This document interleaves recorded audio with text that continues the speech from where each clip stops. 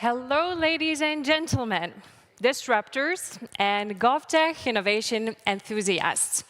Every day you work towards shaping our public sector and making it better one step at a time. So today is a special day and a memorable event to look back at those achievements and celebrate together. My name is Šarūnė Smalakytė. I will be the host for today's event, and it's my great pleasure to welcome you to the GovTech Leaders 2023. Woohoo!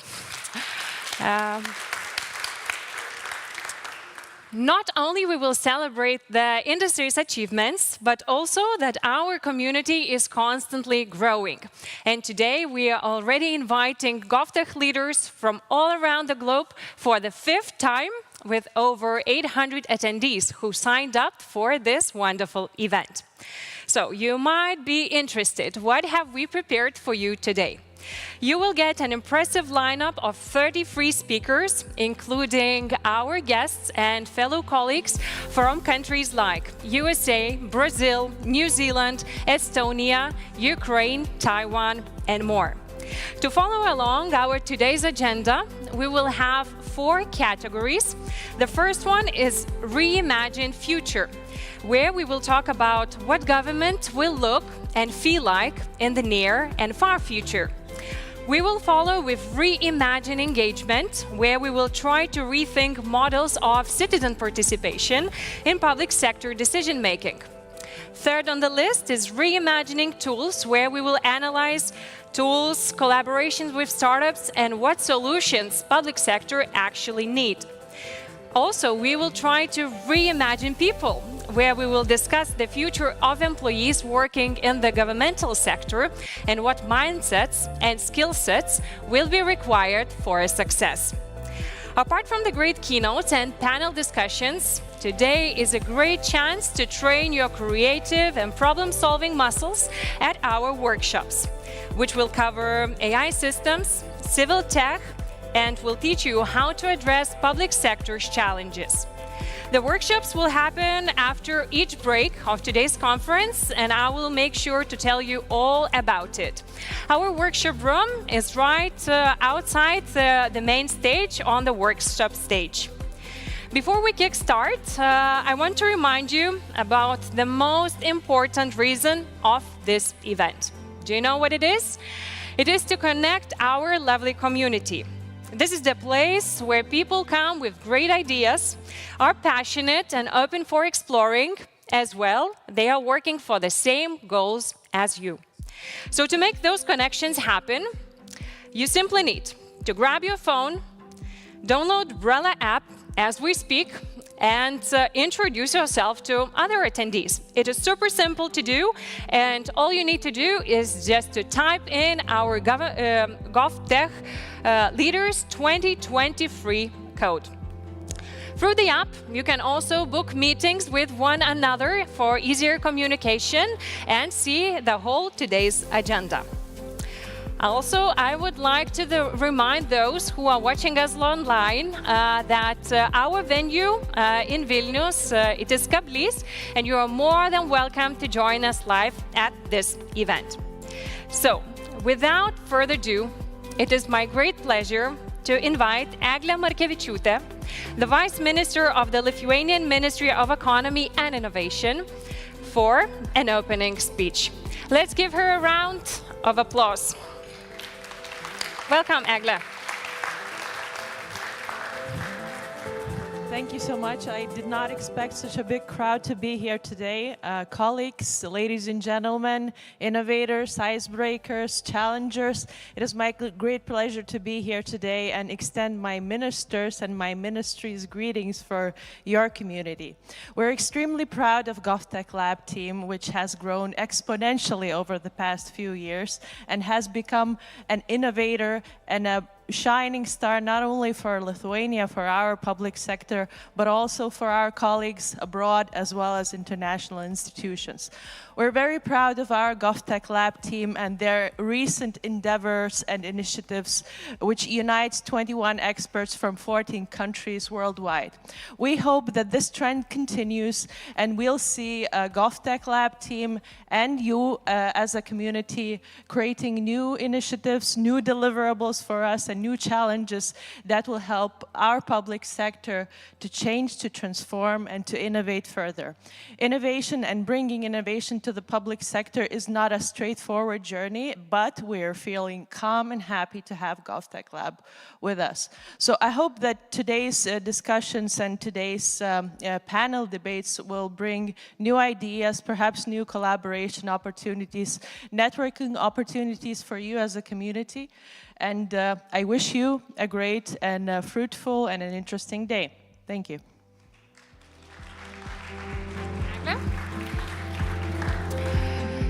Thank you, Eglė, one more time. And I'm very happy to open the first track, which is called Reimagine Future. So let's get started with a fireside chat and discuss the future of digital government. For this, I would like to invite our today's special guest, Audrey Tang, that is joining us online, and we should see her on our screens. Hello. Audrey Tang is a digital minister at Ministry of Digital Affairs in Taiwan, whose visit to Lithuania this January has been a real blast and widely discussed among the top Lithuanian developers community and all technology experts. She is a hacker and digital rights activist who is named as one of the greatest Taiwanese computing personalities.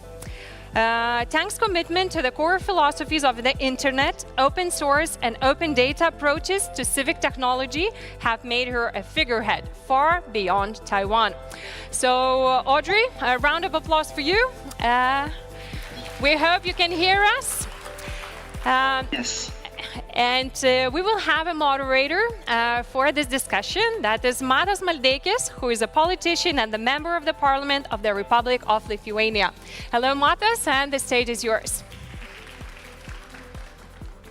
Hello, everybody. It's really nice to be the warm-up group, in this place. So, thank you, Gerst, for everybody. As we humans entering new era of technologies, it comes with growing expectations for all sectors of our lives. People want easier, faster, consumer-friendlier and more efficient. Better and individualized everything. Customer expectations are shaped by the same experiences in everyday personal and professional lives. And if you want to satisfy a consumer, good enough is no longer an option. Same for governments, good enough no longer enough for citizens and voters. Especially for democracies, because democracies function on trust of its citizens. If you don't trust your government, experts, education, healthcare, courts, and army, it's a highway to failed state or autocracy. Governments will have no other way than to adopt to this reality. And that is what I want to talk with you today.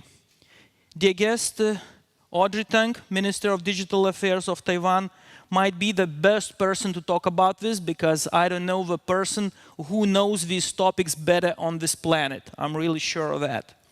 Dear Tang, pleasure to have you here with us.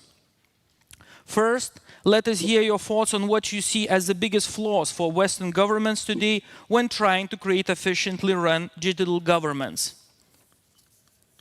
Well, by Western society, I take it to mean liberal democracies. Yeah. Liberal democracies are, of course, the engine of the modern internet and also how the internet can benefit all areas of society. On the other hand, the capturing of the democratic discourse by polarization, party politics, and so on is a real situation that faces, including Taiwan, all the liberal democracies today. And if we meet on social media that are configured not by the pro-social conversations for the liberal part of liberal democracy, but rather for the advertisements or the shareholders' maximization of profits, the capitalist part of the liberal democracy, then that leads to the very real danger of only amplifying the kind of voices that polarizes people's views, that only maximizes extremism. So that is the biggest threat or flaw in modern liberal democracies, including the West and also Taiwan's democracy. In Taiwan, we see it as a kind of epidemic of extremism and polarization, and we counter it as we counter COVID, which is focusing, of course, on personal hygienes, but also on more pro-social habits that shields the mind from such extremist tendencies. For example, participation in fact-checking, in data altruism, in the competencies that allows people to produce, not just consume information, is key to overcoming this challenge. Okay, and this is how the social networks function. When we're talking about Facebook, Twitter, everything, they are functioning on polarization, as I understand, because the algorithms plays. They want the consumers to stay by the computer and consume Facebook, Twitter, and all the other social networks. So they are functioning on the polarization in a sense. So how can we deal with that? Because at one point we have a business model who is running very efficiently. On the other side, we have a business model who is running on that splitting up society and making them, fight between one another and sit in the Facebook or Twitter. How can we deal with this? Indeed, Taiwan's largest politically active social network, the PTT, often compared to Reddit in the US, is run by student clubs in the National Taiwan University.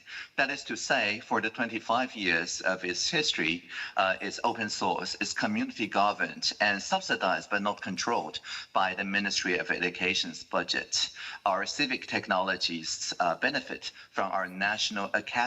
Again, it is not controlled by the government but enjoys independence of academic thought because they don't have shareholder or advertiser profit maximization motivations at all. They become a credibly neutral ground on top of which that all the partisan politics can actually lead to something that is pro-social. Working with the National Academy and the GovZero initiatives, the V-Taiwan project, and so on, Taiwan has experimented in a lot of what we call collective intelligence platforms, such as Polis, POL.IS, that allows us to surface the common values hidden in plain sight while deplatforming the extremist voices, and it's all open source. We're very happy that Twitter, for example, adopted the algorithms I personally helped work on in the community notes features of today so that anyone can fact check Elon Musk's tweets by a pro-social process that's transparent in the community notes. I think more pressure from the civil society and also from regulators from around the world for the social media to adopt something like the community notes or even more blue sky like decentralized protocols at protocol and so on, I think holds the key to depolarize the entire social media and lead to a truly pro-social social media. When there was the boom of social media started, I really was sure that it's a question of time when the autocracies will fall because of spread of information through the internet and things like that. And what happened, autocracies even became stronger with those instruments through the propaganda, disinformation and everything.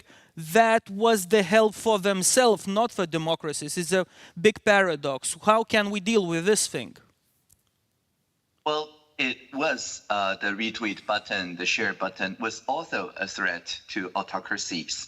It was just that the autocracies some of them adopted a zero retweet policy, right? To ban basically organized civil society on the internet, spending even more than the military budget on the so-called harmonization of the internet, social media, and so on. So it was a very large threat to autocracies as well. It was just that they responded with a top-down, lockdown, shutdown way of doing things. But for liberal democracies, of course, we cannot take such a censorship point of view. Indeed, Taiwan did not pass even the Anti-Spam Act, but rather we work with multiple stakeholders to ensure that as soon as you flag an incoming email as scam or something, it works with the equivalents of spam house and things like that to ensure that the real-time signal is delivered so that the next scams are delivered to the junk mailbox, not the inbox of people. So this kind of multi-stakeholderism, the resilience, that's to say not the absolute quashing of civil liberties, but rather resilience against the abuses of such liberties, I think has been Taiwan's main point in the last decade. And we have seen through this kind of collective intelligence method, people who thought closely about various viewpoints about any particular public topic, they become immune in their mind to the kind of polarization, disinformation campaigns, and the foreign interference, and so on. So I would certainly say, while, of course, good cybersecurity hygienes, zero trust, vital, and all that is important, the most important is for each and every citizen to take an active role in learning what journalists already know, which is how to overcome the infodemic through checking of the sources and organizing on a collective fact-checking initiative. But when again, when we are dealing with the distress of institution that we are having now, who will decide what is true, what is false in this sense?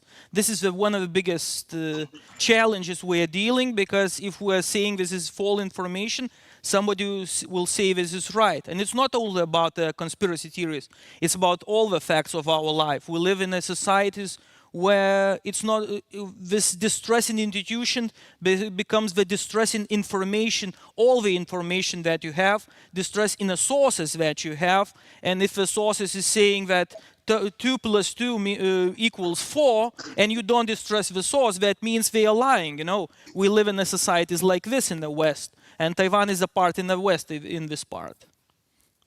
Indeed, I'm a Lithuanian e-resident, so I'm also across different time zones. I think what we are seeing is the need for credibly neutral mechanisms that's not non-partisan, but rather all-partisan or pan-partisan. In Taiwan, when the election counts, for example, the presidential votes and so on, we not only allow the direct filming of the entire counting process, it's a paper-based process, we also really invite the people from the major parties.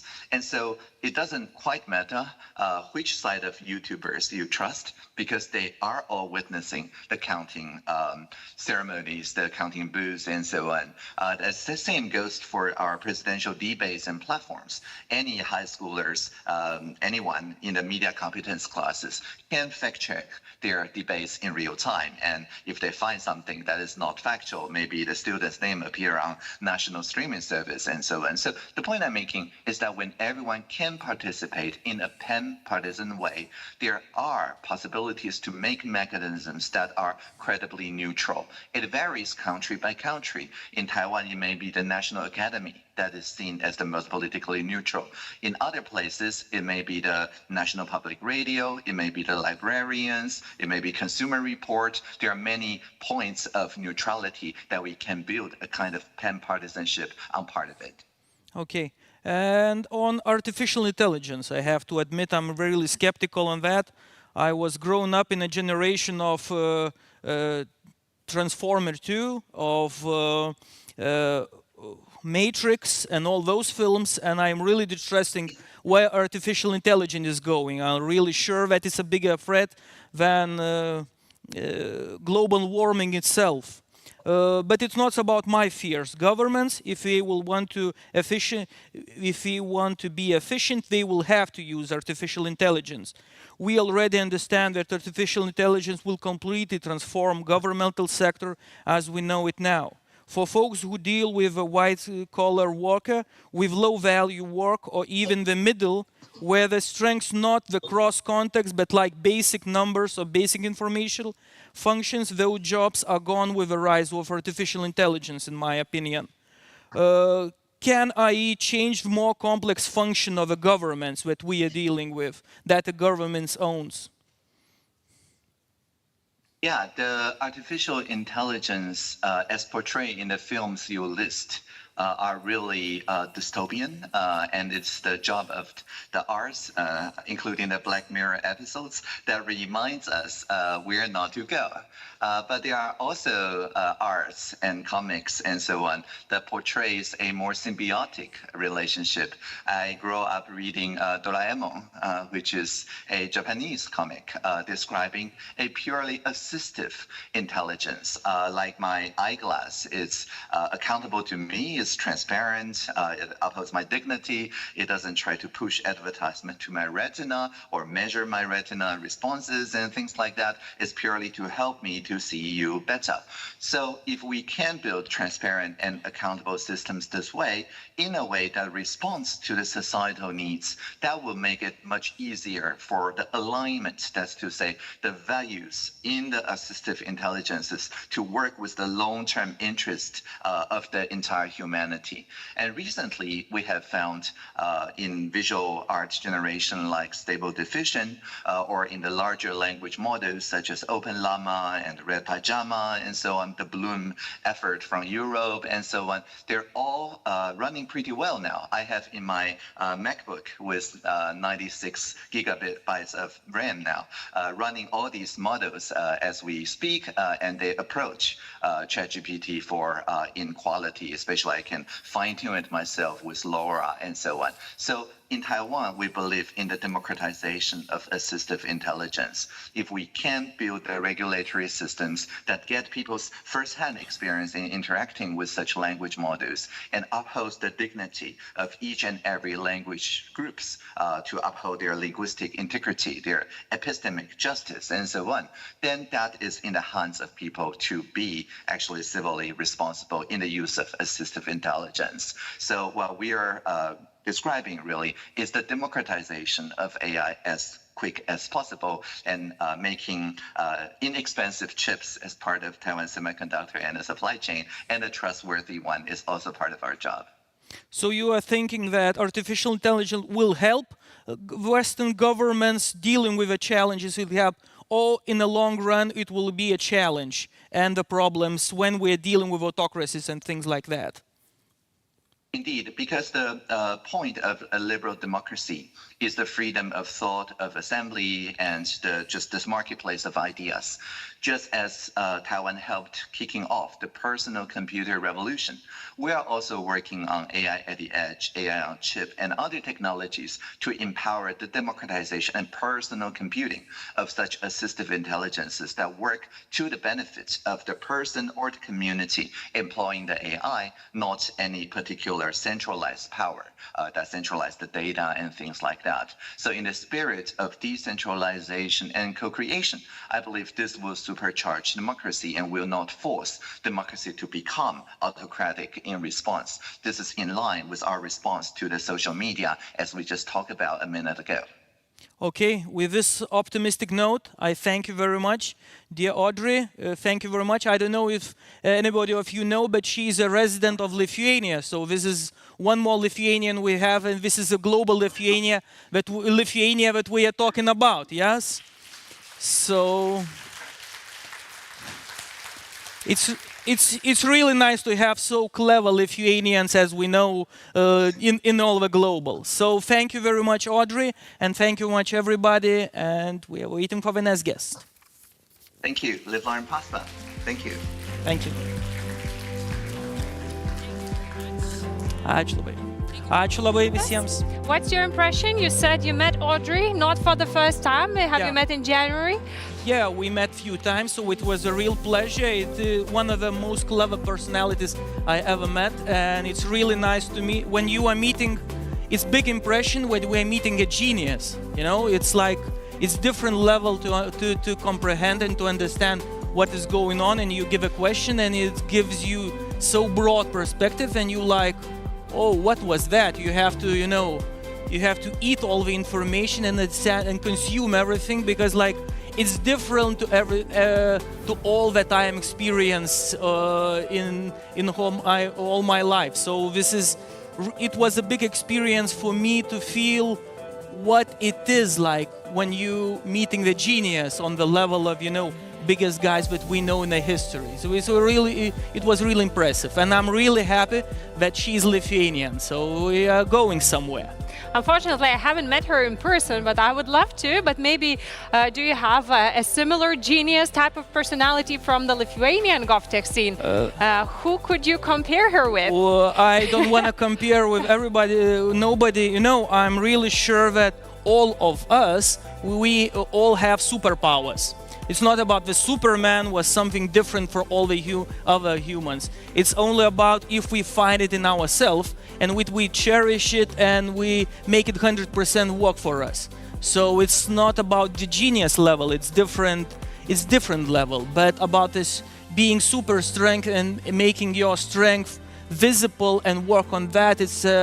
I see a lot of that in Lithuania, and I'm really proud of that. Perfect. Great to hear we're on a clear path. Also, Matas, a quick question for you. You are the opener of today's conference with your fireside chat.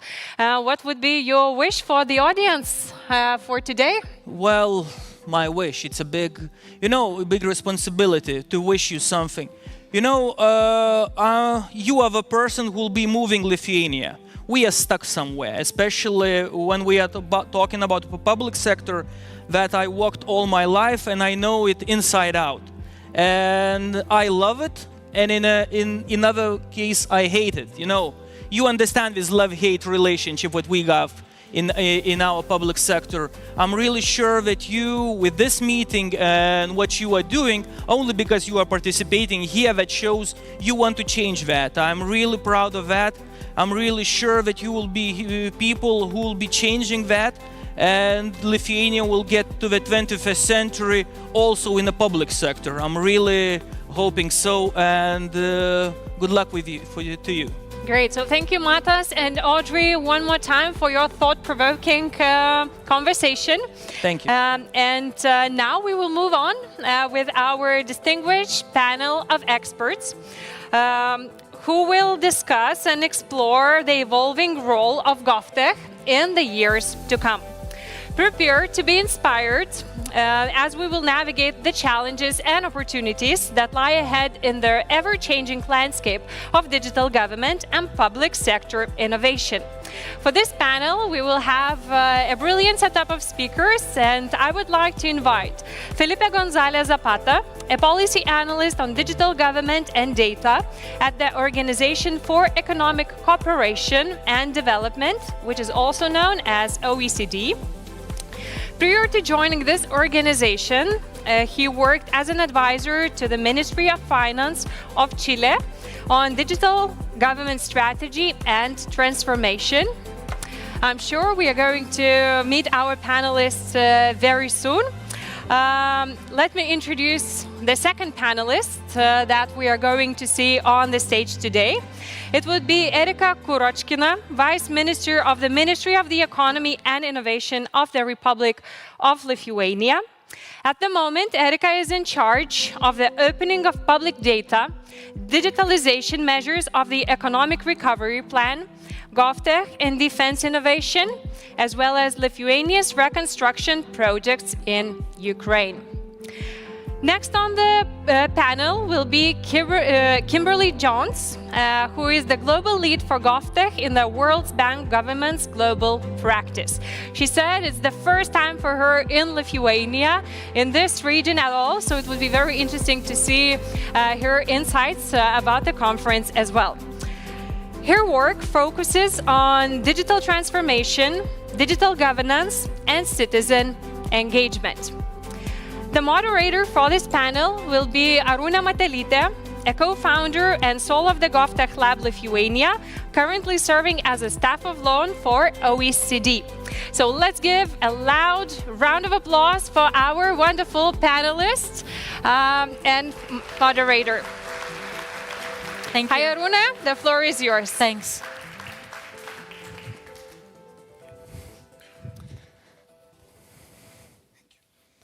Thanks, everyone. Great to see everyone here. And we just heard a very interesting and deep conversation about the future of government, of digital, and digital in government.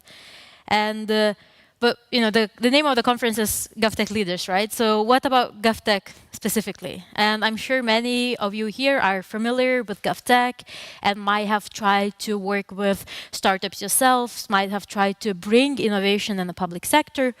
And that's what this conference is about. And it's about that meaningful cooperation both here among you and with the public sector and startups. But today we'd like to, in our discussion, we'd like to set the tone for the conference and discuss the emergence, the growth of the GovTech, and then think about the future, think about potential development paths for GovTech that you could take and what it takes to actually achieve them. So I'd like to begin with the first part that reflects on the emergence of GovTech over the past 5-7 years and what we can understand, how we can understand GovTech through that. So Felipe, I'd like to start with you and from OECD's experience working with numerous countries. In what context has GovTech emerged as this kind of new and distinct topic? Thank you very much, and it's a pleasure to be here, and also I take the opportunity on behalf of the OECD to thank the government of Lithuania for supporting our work on digital government and in GovTech in particular, so thank you very much. If we, at least from the work that we've been doing in the past years, I think we see that governments are increasingly allocating resources and investments on digital transformation. So that's a trend that it even became more clearer after the COVID-19 pandemic, with spending on digital increasing significantly. And also then governments have the need to identify the right partners and the right community and the right ecosystem to implement their digital government strategies intended at, like whole of government, human-centric digital transformation in government. And probably like within Europe, that's quite clear. For example, the Recovery and Resilience Funds, a third or even a quarter of the resources are allocated precisely to digital transformation and the improvement of digital services in government. So I think the trend is quite clear. Now I think GovTech, from what we've seen, became even more relevant at the intersection of three topics. The first one, the emergence of collaborative governance. So we see how governments are looking for partners and communities to co-create services, to co-create solutions that are more tailored to user needs. So getting closer to the communities where the problems are rooted and trying to understand problems from that perspective. The second one is also technology development and the extent to what governments can absorb and adopt new technologies. So the emerging technologies are, I would say, being more easily developed by small companies that have, less cumbersome procedures to experiment, to innovate, and I think for all the ones that are here and are familiarized with the work of government, this is quite difficult from an organizational, cultural perspective, from a procedural perspective. So I think trying to leverage the capacities of the private sector in order to absorb these new technologies is really important. And the last one is the innovation culture. So we see, for example, how governments and even entrepreneurs are trying to disrupt the status quo within governments.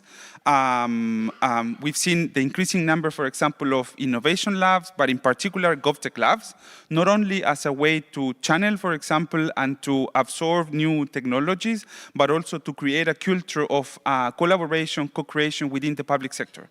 So that's the case that we've seen, for example, with GovTech labs, I don't know, like, for example, here in Lithuania, or in Luxembourg, there are even, like space for co-creation, collaboration, for horizontal discussion beyond just the procurement of innovative solutions. So Yeah, definitely the growth of interest in digital is driving the need to find the most effective and the best way to get the best outcomes, and partly that's where GovTech has emerged as kind of an alternative or different method to get those outcomes. And we've seen that in some countries it's even more successful, in others less. And in Lithuania, the GovTech topic has really picked up and has emerged as even very popular one, as we can see from the conference.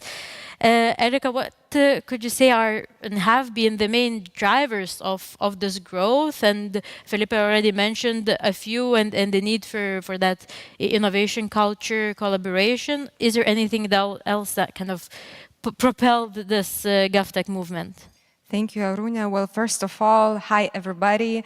I'm a huge fan of GovTech, so it's really a big pleasure to be here. It is strange still to speak about COVID, and I actually don't like to speak about it anymore, but probably the main breakthrough in the mindset of governmental institutions was during that situation, when technologies changed our daily routine. Lots of public servants was forced to learn new digital IT skills. Lots of unseen situations forced public servants to work closely with businesses who create innovations, who think out of the box, who use technological potential for fast, more comfortable services. So public sector work was based and relied on data, various new and unused in public sector technological tools. It became more open to collaboration with startups, innovative businesses. After that, changes in the mindset of public sector started. GovTech became not only an initiative, it became an integral part of innovation promotion culture, as you, Felipe, said, in public sector. And what is important at the moment is to keep that enthusiasm and to encourage experimentation culture, to bring more mature technologies for better quality of not only public services, but also for more up-to-date organizational culture inside the public sector institutions. Yeah, I think many who during the COVID tried this way of actually, they needed to look for outside-the-box solutions, and when you try it once, it becomes a habit for some, and that definitely helps GovTech to then grow, because if people want to innovate, they want to find outside-the-box solutions, they'll find a way to do that. But Kimberly, Wellbank works, all around the globe, and we speak here a lot from European, Lithuanian experience. How have you seen the GovTech has been understood and perceived, beyond that in different continents and different countries? It's a great question, and thank you so much for having me. Thank you, Government of Lithuania and the GovTech Innovation Lab, who is a key partner for the GovTech Global Partnership, which I also represent. I think what we've seen, so last week we had another GovTech conference in Washington, D.C., and I think over 42 different countries participated. So what we're seeing is that GovTech may be new, but it is global. Every country is working on this in one way or another, and they define it in different ways. So this is, I think, one of the big challenges that we may discuss today is the different definitions of what GovTech is. Is it an ecosystem? Is it a policy? Is it a reform effort? Is it an institution? I think it's all of these things. And when we look at the similarities in the definitions across and how we're seeing this is there's three commonalities, and one is partnerships, whether it's with startups, MSMEs, SMEs, the private sector, academia, research bodies. Second would be the aims of technology, have purpose-driven technology, and have it be around. I've heard a lot already today about citizen-centric service delivery, which does my heart good, but also facilitating that engagement between the interface between citizen and government, as well as finding efficiencies within government administration. And finally, I feel like I'm just enforcing and reinforcing all of what you've both already said, is the focus on enablers of these capacities, the skills, and the culture. So do you have policies that are providing that enabling foundation, the legal framework, the policies to drive, but the skills to utilize this in day-to-day, and of course the cultural change that's required.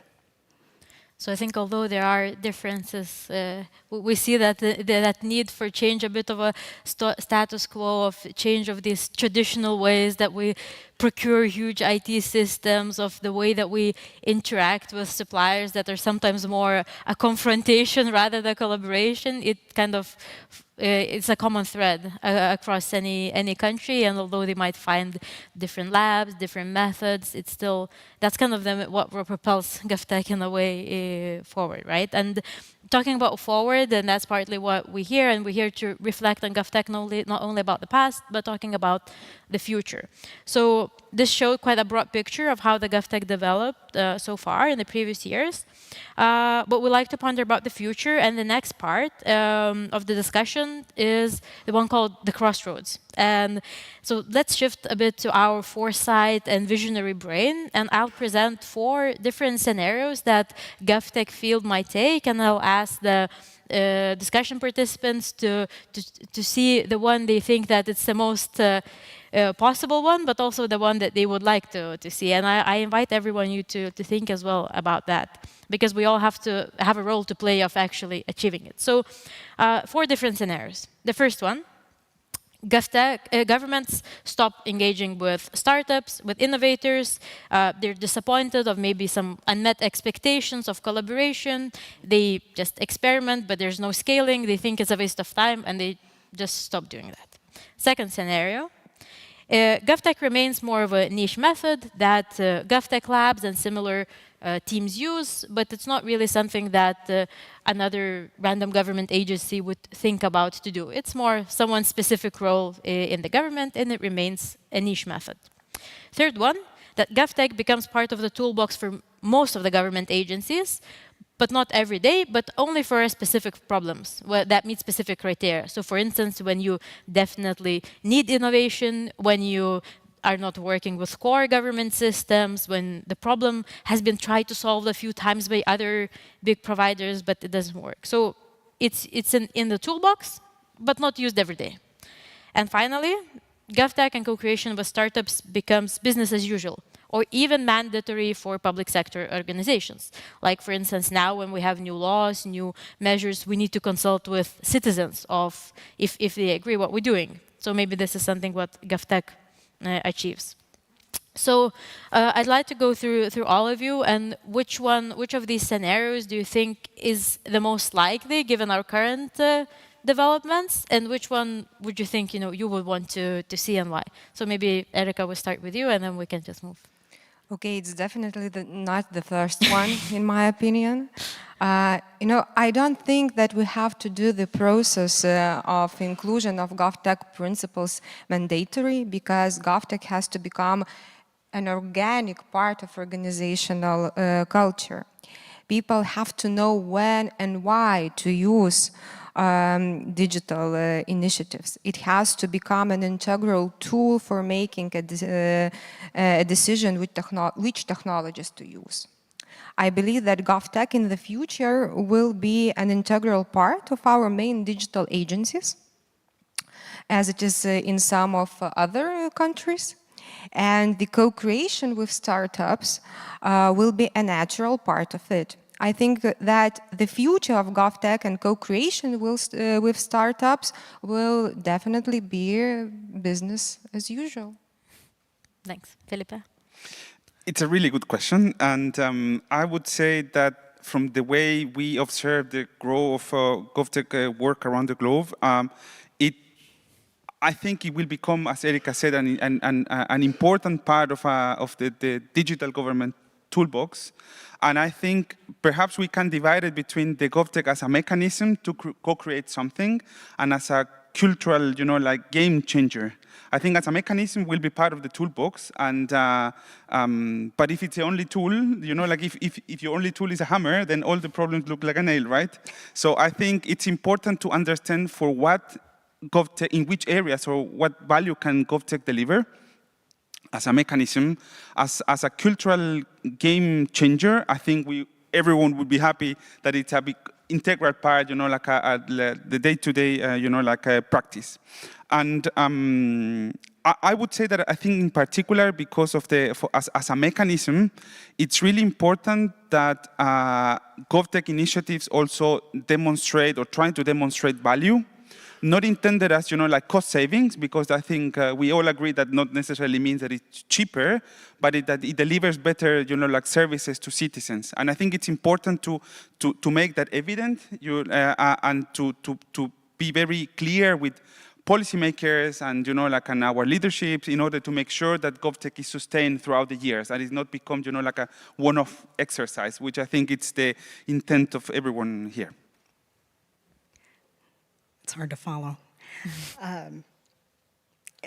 Coming from the development perspective, we have a lot of countries that still haven't started, or they're not having meaningful dialogue with the private sector, with SMEs. So I kind of see, I love the question, Aruna, because you run the gamut. And I think one big concern is that GovTech becomes a tool that's only accessible by the most advanced countries. And so one of the big things that I'm concerned about is to make sure that it's inclusive and that it's done in a responsible way. So if you can start from zero and you set the rules of the game where they do feel like true collaborators, I think this is really important. One thing that Felipe just mentioned is impact.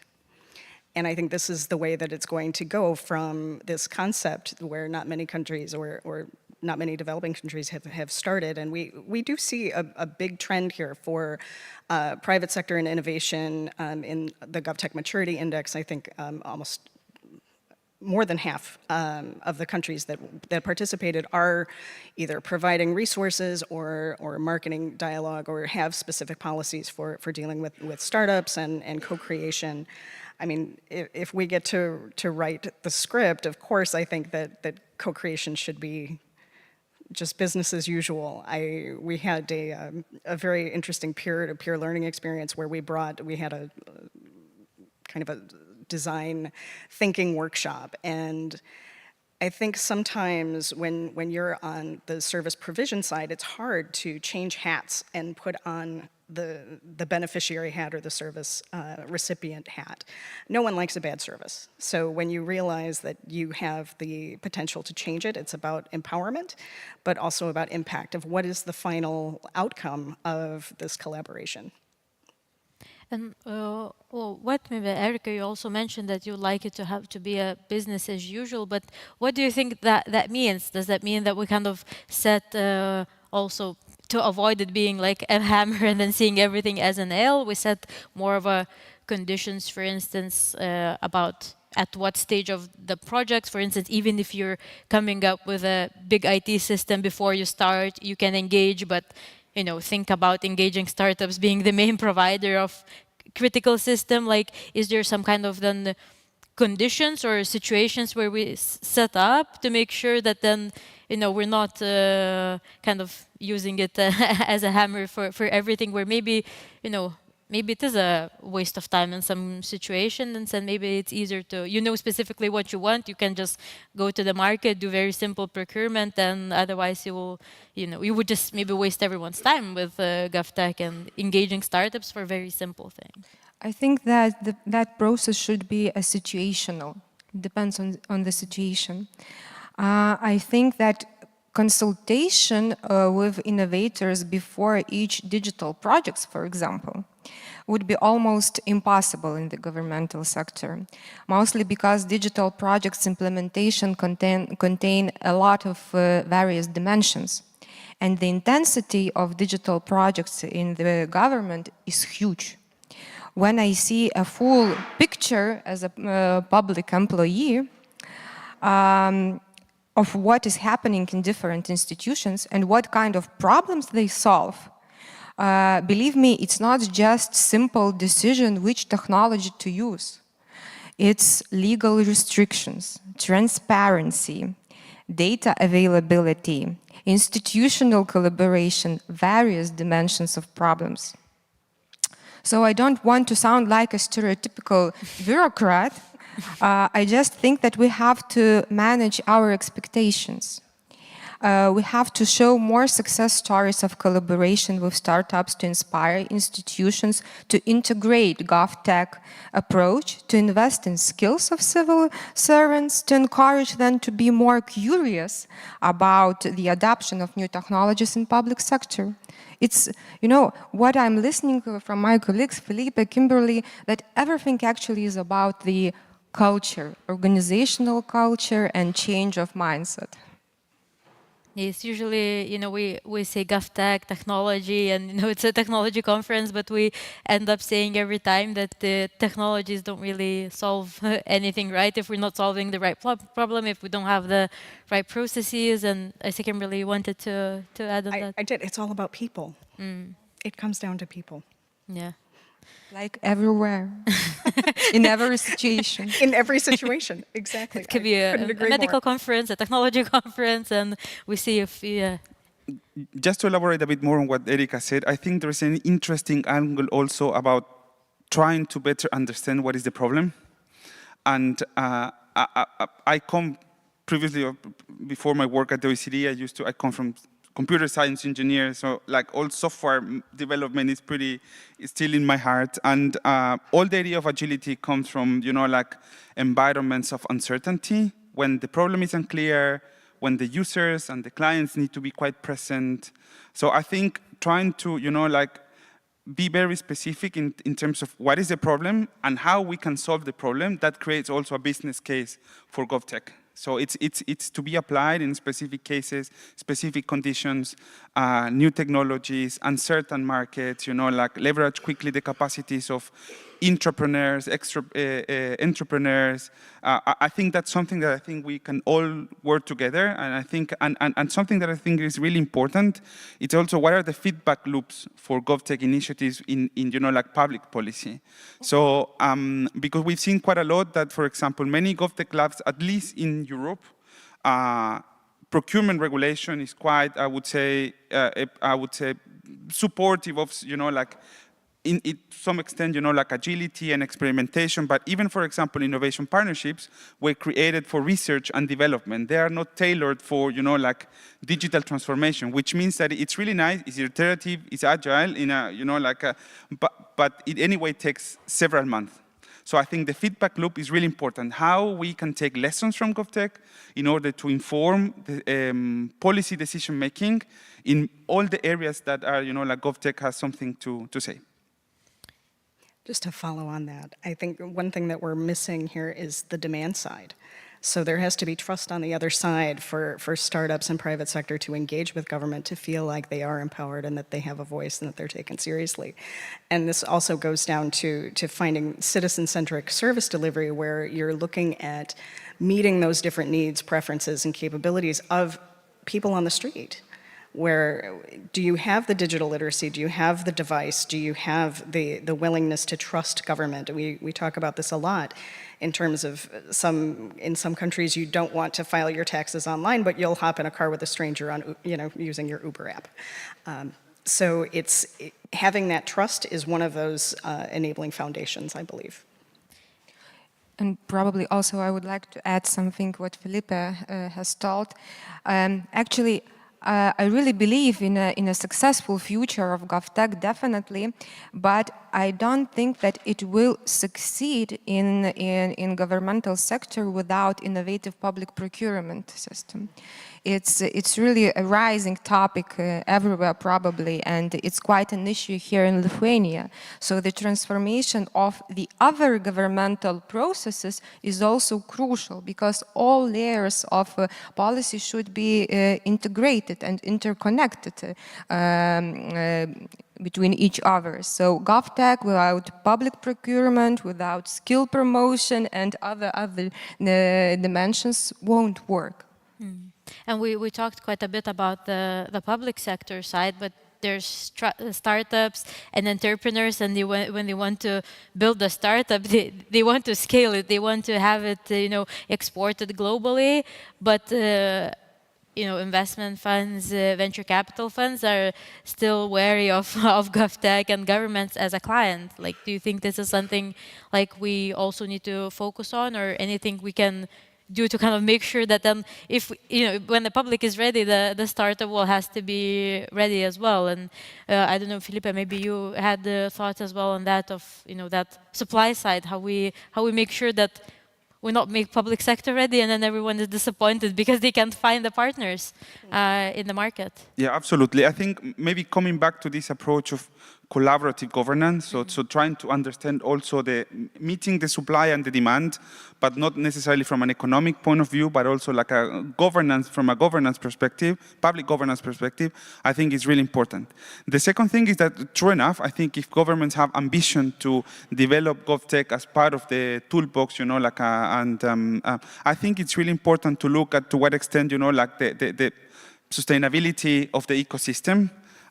We've seen in some European countries, for example, in France, where the public sector, in particular the Ministry for Public Transformation, has dedicated also funds to support the development of GovTech, startups, intrapreneur solutions. I think that's also, it's also really important. But I wanted also to add something related to this risk-averse culture within the public sector.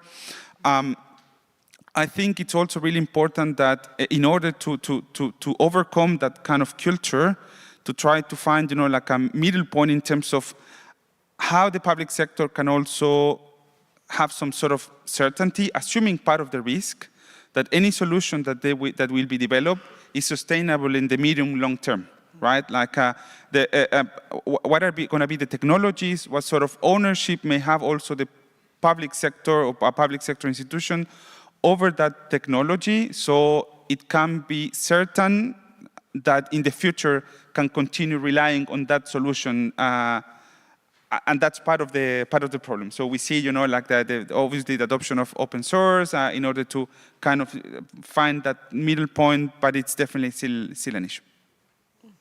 Yeah, it's having that certainty where you're not just investing your time and money, and time sometimes even worth more than money to then startup or entrepreneur fail in a few months, and then you have to do it all over again. So we talked a bit of how we can achieve that GovTech can become more mainstream, but let's touch upon a bit from a different perspective, how to make sure that it doesn't become in a way too mainstream, that it's it becomes another KPI that public sector needs to meet. And Erika, maybe you had ideas, how do we balance that? How we do, ensure that public sector organizations have incentives to innovate, but they're not just made you have to do 2 GovTech projects every year, and then they're trying to match any project that looks similar to technology to GovTech. How do we balance that?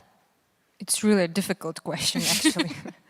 But basically, I think that we have to find an answer how to build trust of public sector employees in technologies.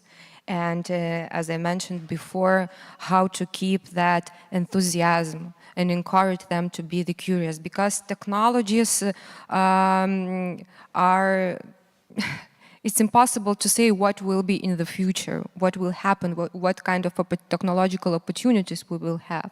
So probably education, the constant education of public servants is one of the answers. Maybe, I don't know.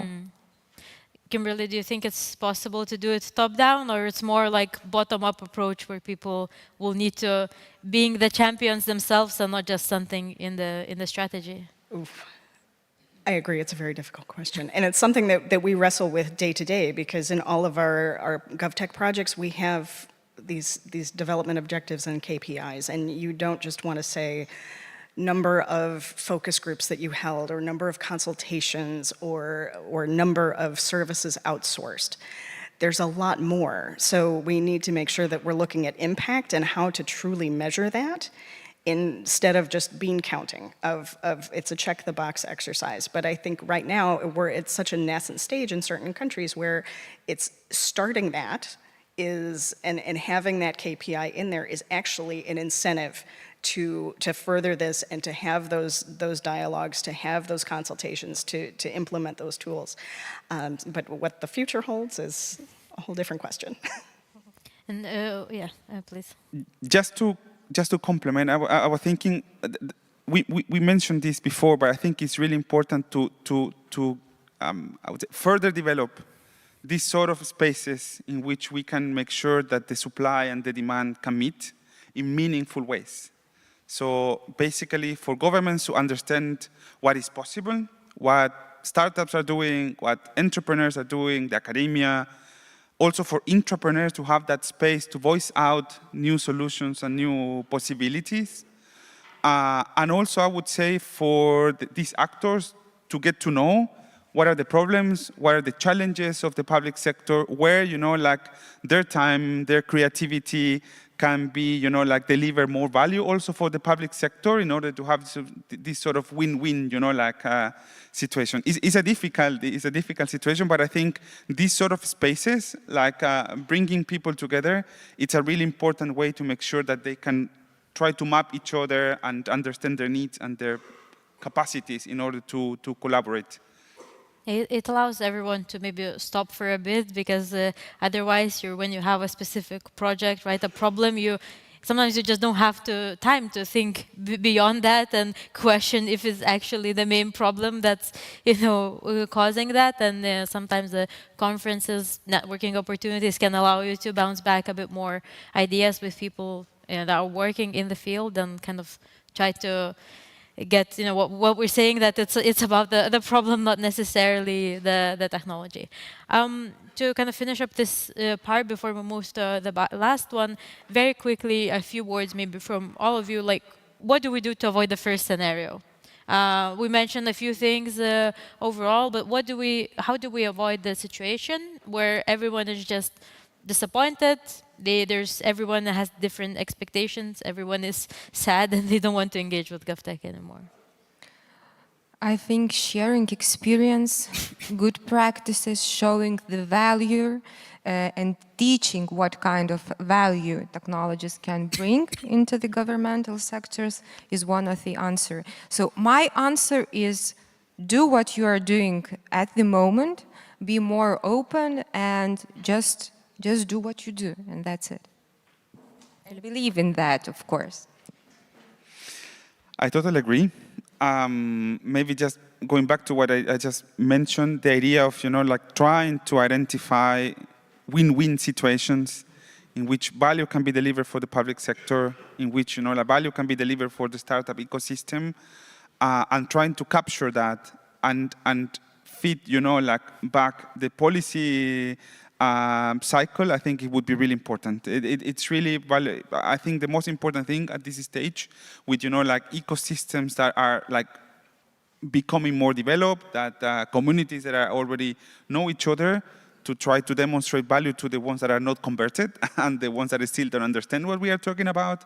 I think it's really important. I would just add that add a phase of evaluation and adaptation. So take a look back and discuss with the counterparts, discuss with all of your co-collaborators what went well, what didn't go well, how would you change things in the future, and then use that to adapt the policy, to adapt how the approach to GovTech in the future. Thank you. So I think most of us agree that the third scenario where it becomes part of the toolbox, but we don't use to solve every single problem is the scenario that we want. And there are, of course, skills, infrastructure-related elements, impact measurements that need to be taken, ensuring the supply, to make sure that we actually can achieve that scenario. And for the final bit, we'd like to discuss a bit exploring beyond GovTech and even further into the future.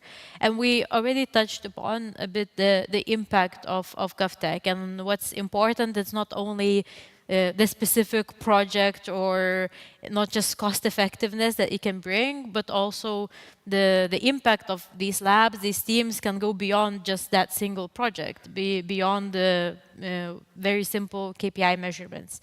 And do you think that we touched upon that a bit, but how and could GovTech become this kind of a gateway drug to more innovation in the public sector. This is something that we actually touch upon, I think, a bit on the very first question, where we talk about GovTech and about COVID and how that, for some, opened their mind. But do you think that's possible to happen? And maybe this time we can start from the other side, Kimberly.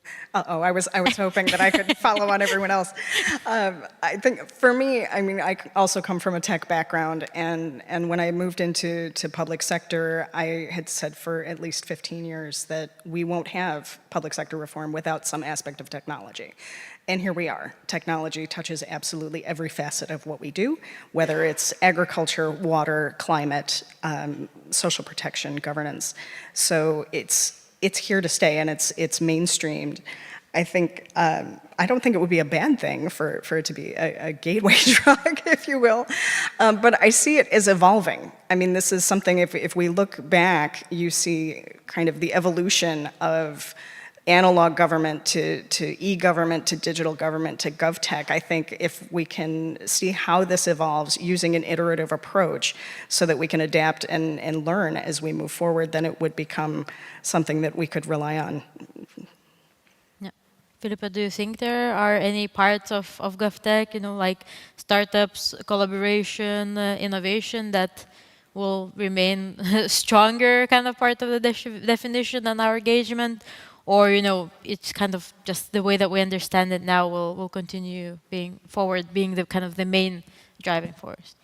What we have seen, for example, in the development of GovTech labs and within, like the members of OECD members, is that really they're becoming, like catalyst for more collaboration within the public sector. So there is something about creating these spaces for experimentation, agility, horizontal collaboration with the external ecosystem that is somehow penetrating within the public sector, maybe still at that early stage, but we see how, for example, these sort of spaces become, spaces to meet, entrepreneurs with similar issues that they don't have a space to discuss, and try to find common solutions.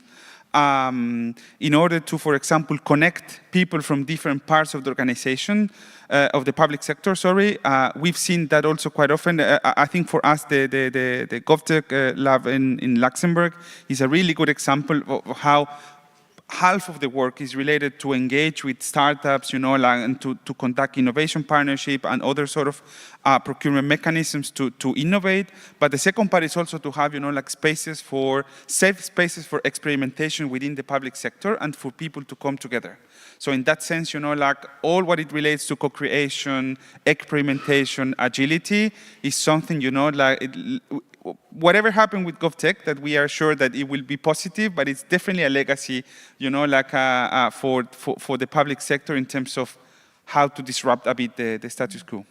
And we mentioned a few times over this discussion entrepreneurs, and I realized that maybe we haven't introduced the concept very much to the public as well. Maybe you can just say a few words of, because we mentioned France as well, their BetaGov team, just mention a few words, what they are and how they're different from entrepreneurs that we're more used to speaking of when we speak of GovTech. Yeah, absolutely. So we've seen, as you mentioned, the case of France, in which the government, the Ministry for Public Transformation, has a dedicated also space for civil servants to develop ideas and to transform those ideas into possible solutions that can be scaled up across administration.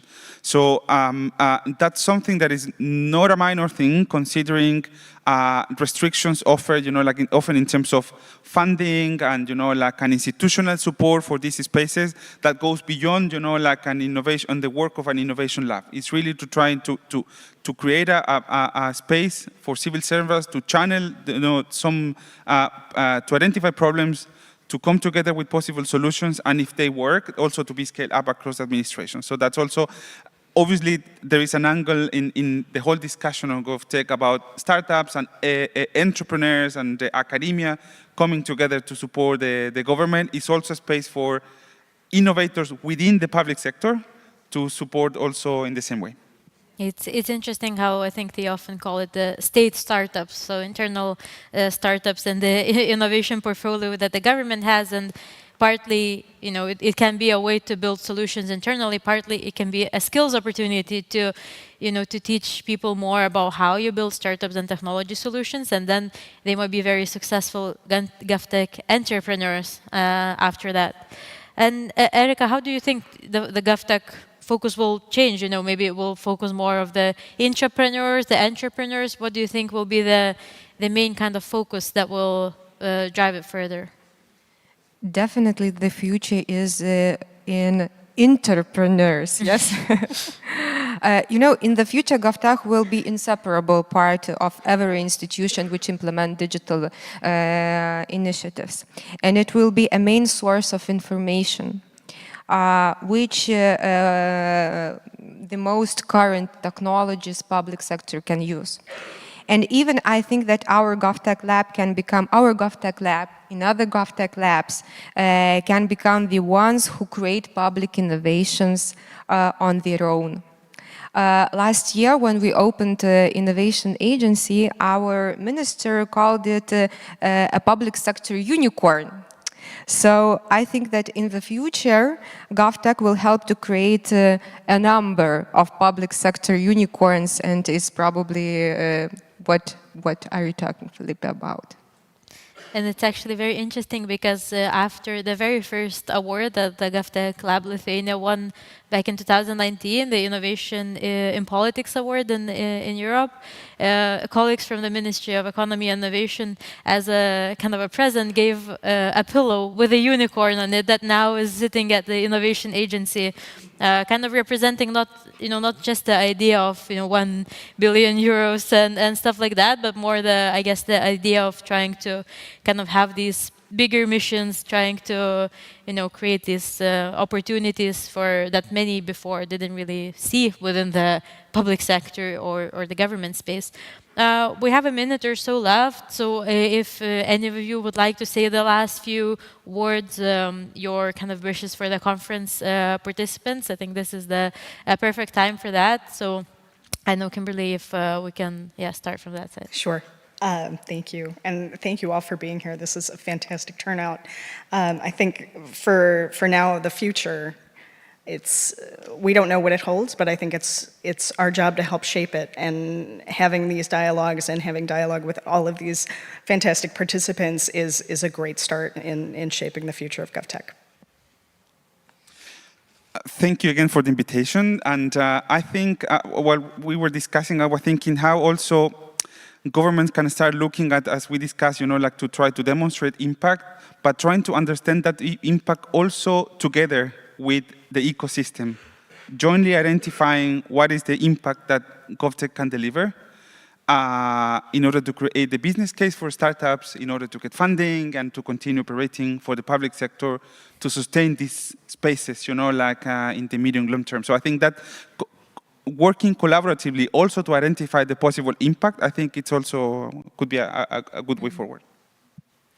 Yeah, probably here the most of the people are from public sector, so it's important for everybody who are here and you will come back to your institutions, what you can bring out of here. So what can GovTech can teach you? So probably GovTech can teach you to be more brave, to experiment first of all, to be more open, of course, more flexible, naturally, but the most important, what Arūne you like to say in various conferences, not afraid to do mistakes, because usually I think that GovTech is about doing mistakes sometimes.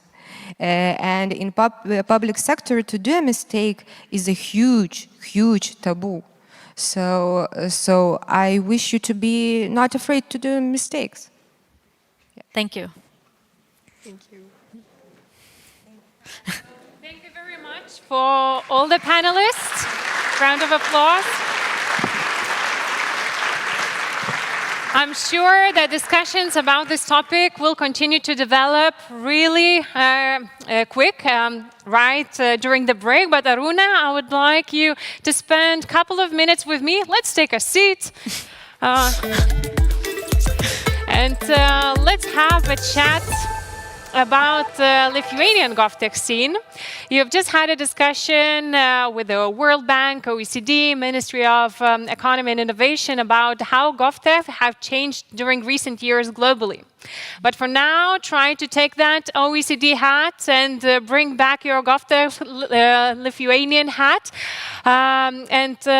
Let's summarize and give an overview what really Lithuanian GovTech scene has been like in the last 4 years since the GovTech Lab was created.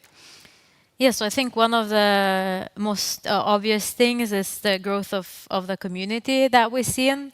The first conference we organized for GovTech was in 2019 in September, and that was very, it was smaller. It was like much more do-it-yourself vibe, and we can see that throughout the years, from like smaller meetups to the conferences, like we see new and new people every day in the conferences, and that's, I think, very exciting because it's both seeing people coming back and seeing the value of it, but also new people joining the movement, the buying into having more innovation in the public sector. So that community, has been crucial for us because that's the main thing that someone who can collaborate with.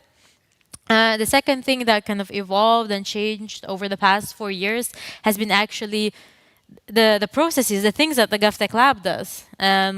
We started with our GovTech Challenge series, which was very, without any funding, just as market consultations, trying to get every startup to just pitch the solution for free. And that grew through 5 iterations into something where we can fund innovation, we can fund actually public procurement, and you can use public procurement to work with GovTech startups. So that changed massively. And actually over the past, more like to 2020, we had overall around 70 different challenges. And my colleagues have done the research around half a year ago that actually over 70% of these projects that we work with are continued to be built. So we help them move primarily towards the pilot and the MVP stage, but they continue to work on that. And that's extremely important and something that we discussed with colleagues here as well, the continuation, the understanding the impact. So for us, this, the change from more local garage type of activities into more scaling has been very crucial.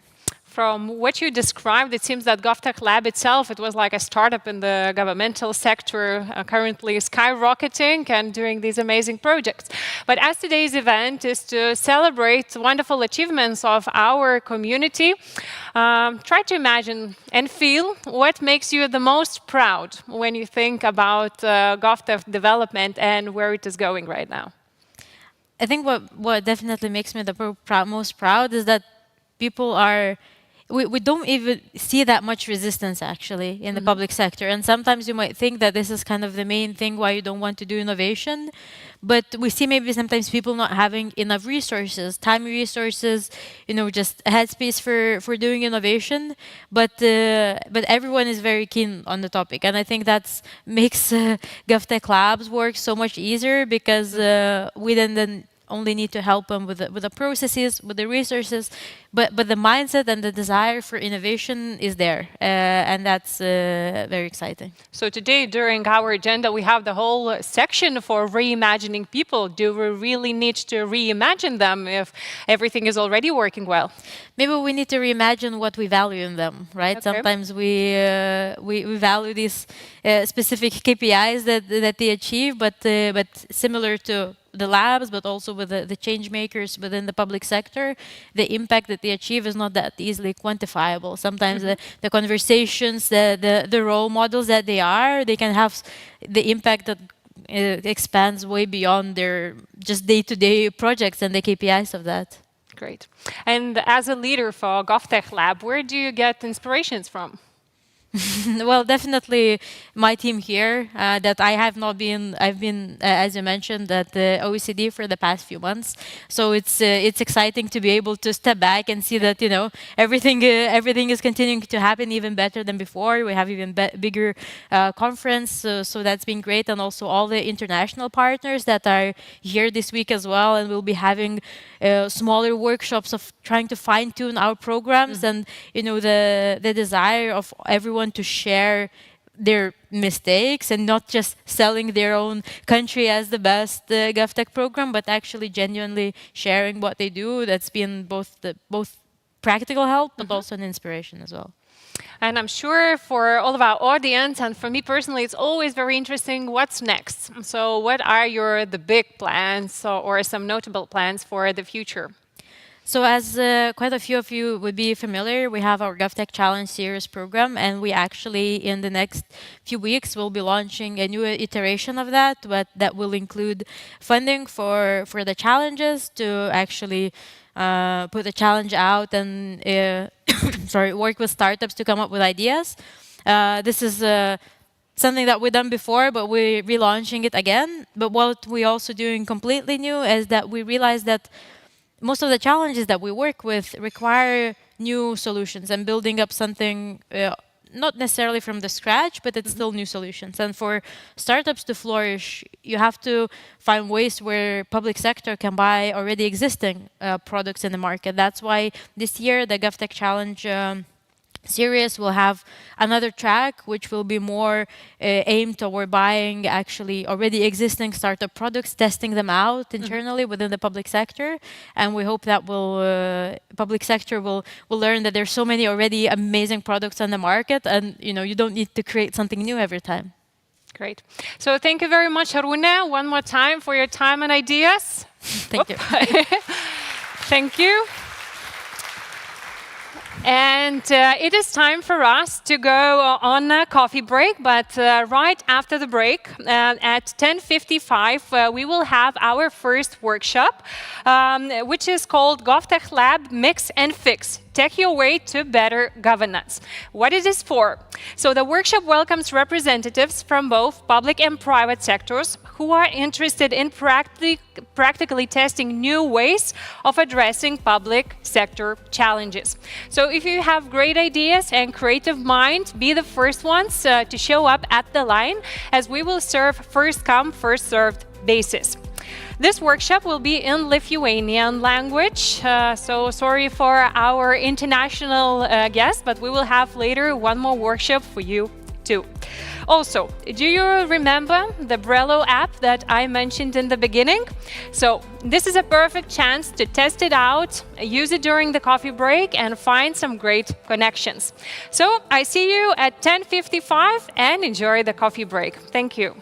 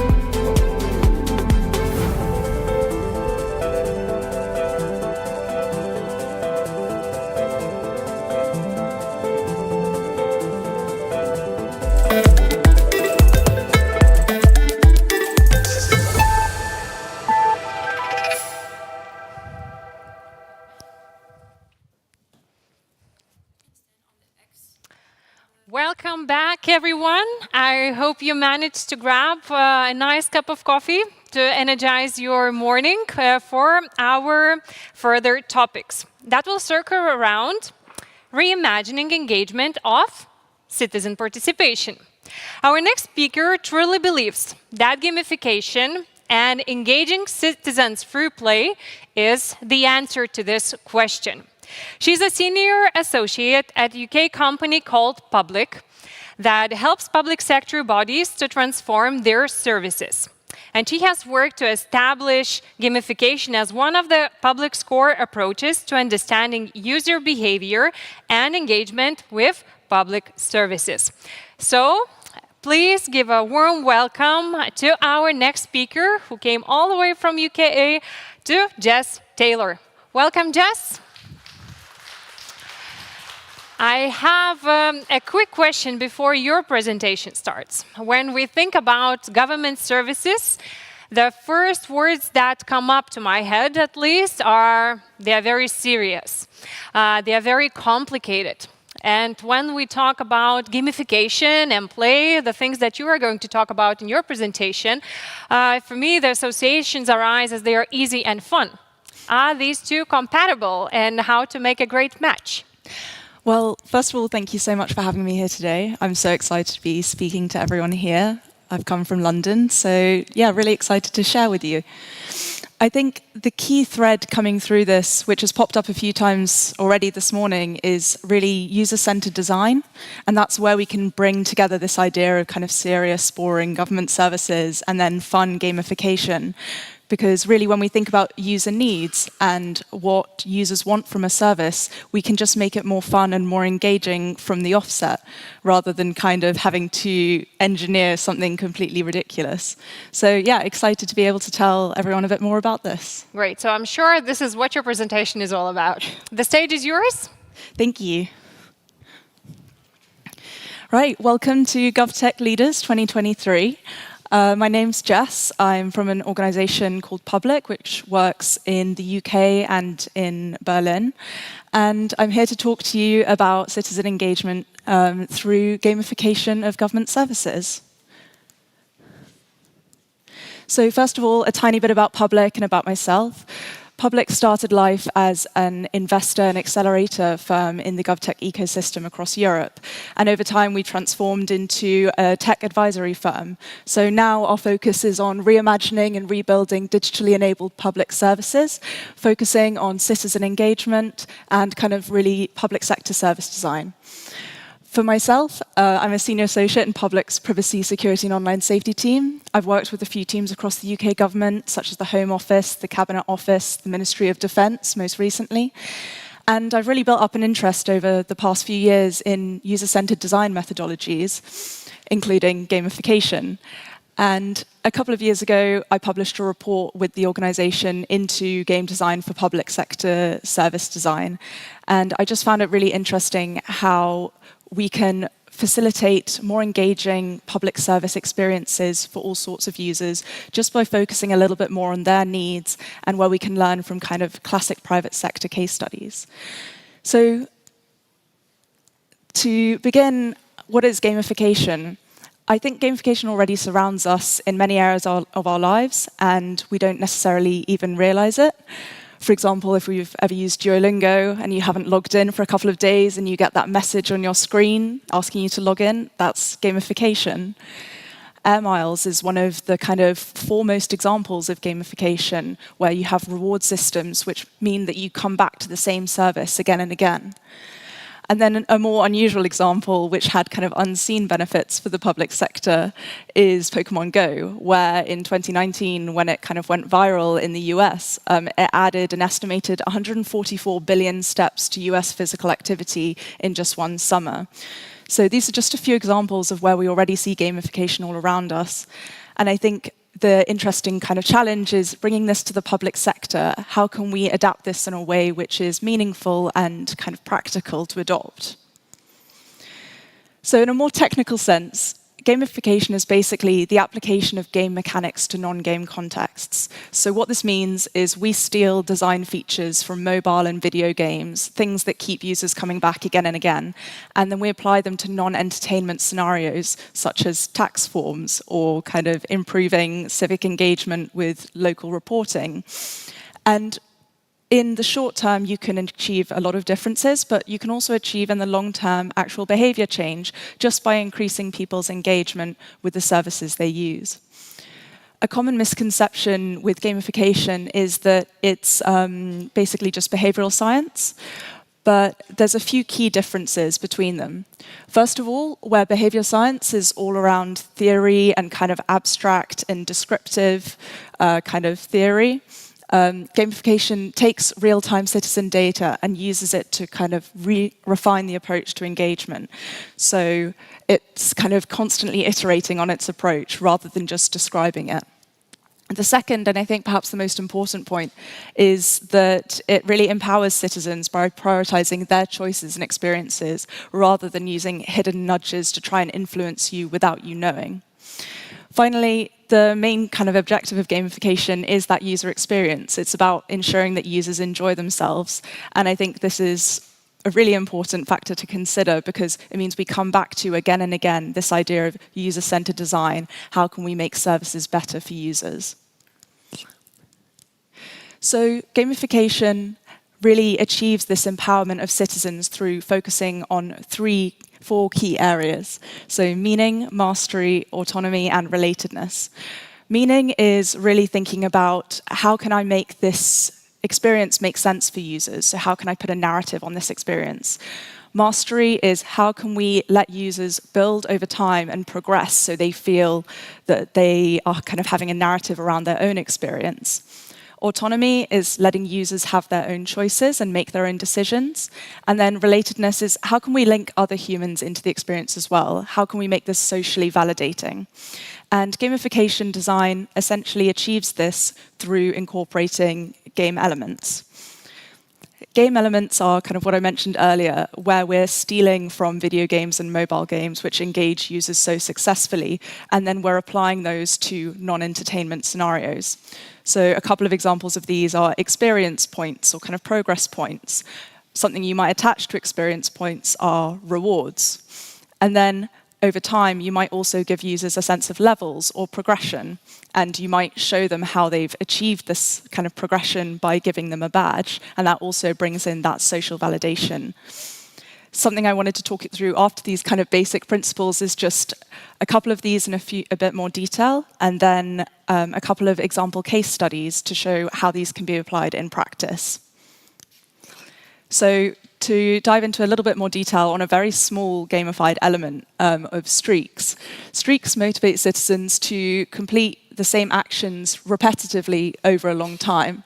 So they ask users to keep coming back day after day or week after week in order to maintain a streak. And sometimes in social games, users are then rewarded with streaks for kind of playing the game, and then there are rewards attached to building a streak in and of itself. A great example of this is in gamification in the private sector is the Octopus Energy company, where if you come and input your energy kind of meter readings month after month, you get to spin a wheel and potentially win a reward. So that's an example of how a really small factor can be implemented in practice. And a bit of a larger case study actually goes to Australia with the Council of Brisbane's Reduce Your Juice kind of initiative. And what this is, it's been running for the past 8 to 10 years, and it's an 8-week program which aims to engage younger, more digitally engaged citizens in reducing their energy bills, something that I think is really relevant at the moment. And essentially what they do is they deliver mini educational games, text prompts, and rewards for kind of inputting your energy readings frequently, and it delivers that over an 8-week program. And I think what's important is kind of the user engagement that's achieved with this. So whilst households saved about $50 on average on their quarterly bills and reduced their energy consumption, over 82% said that the program helped them monitor their usage, and 90% would then go on to recommend the program to family and friends. And when you think about this in a public sector service design context, if you can continue to bring users back again and again and recommend it to other users, that's exactly what we're aiming to do when we think about citizen engagement. So that's one small example of how this has been really successfully implemented over quite a long time period in the public sector. Another set of game elements, this is more of a group than just one individual feature, and I think this is a good example of how things can be used in collaboration with one another to really build a cohesive design approach, is social game elements. So these really help users to find meaning by connecting them with other users, whether that's in their community or across the whole country. And these can consist of a real variety of different features, such as adding friends, leaderboards, community forums, and really just a whole diversity of features where any number of them can be implemented at the same time. And what these really focus on is that kind of, when I was talking about the 4 areas of gamification, we had the meaning, the mastery, autonomy, and relatedness. These are really all about kind of meaning and relatedness to other users. And I think something really powerful that can be achieved with social game elements as well is the building of a community. If you can build a community around the service that you want to engage users in, then that's a really powerful way to kind of keep on building engagement, draw more users in.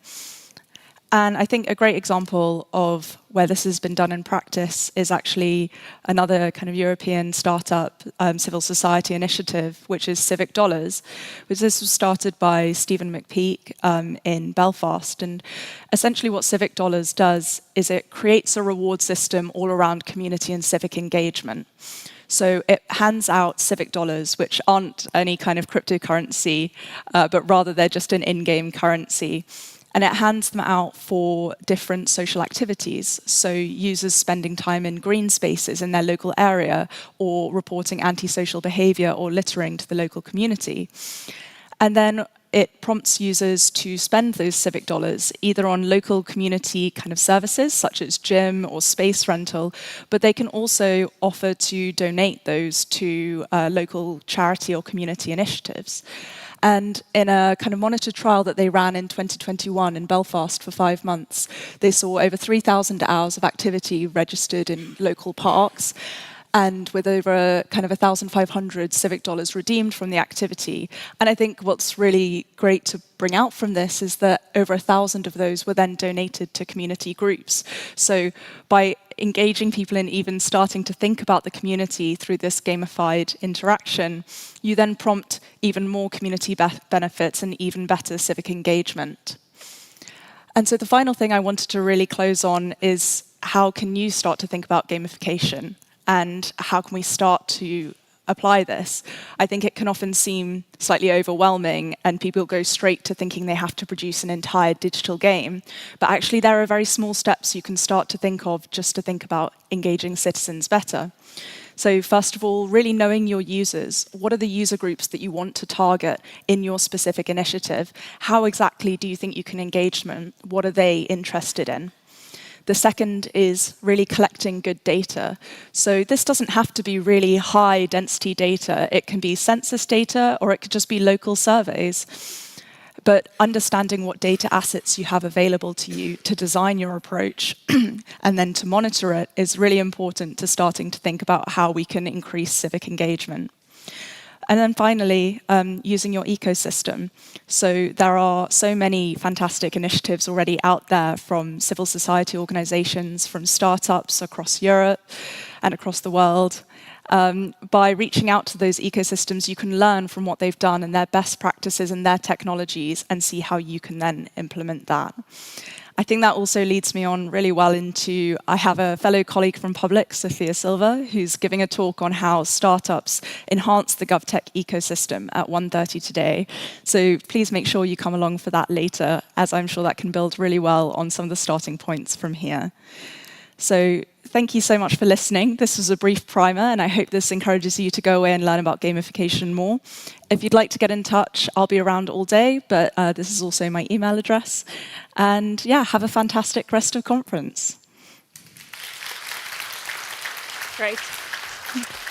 So thank you very much, Jess, and I hope you will stick around with us for the conference. And if you're interested to hear more, make sure to catch her up.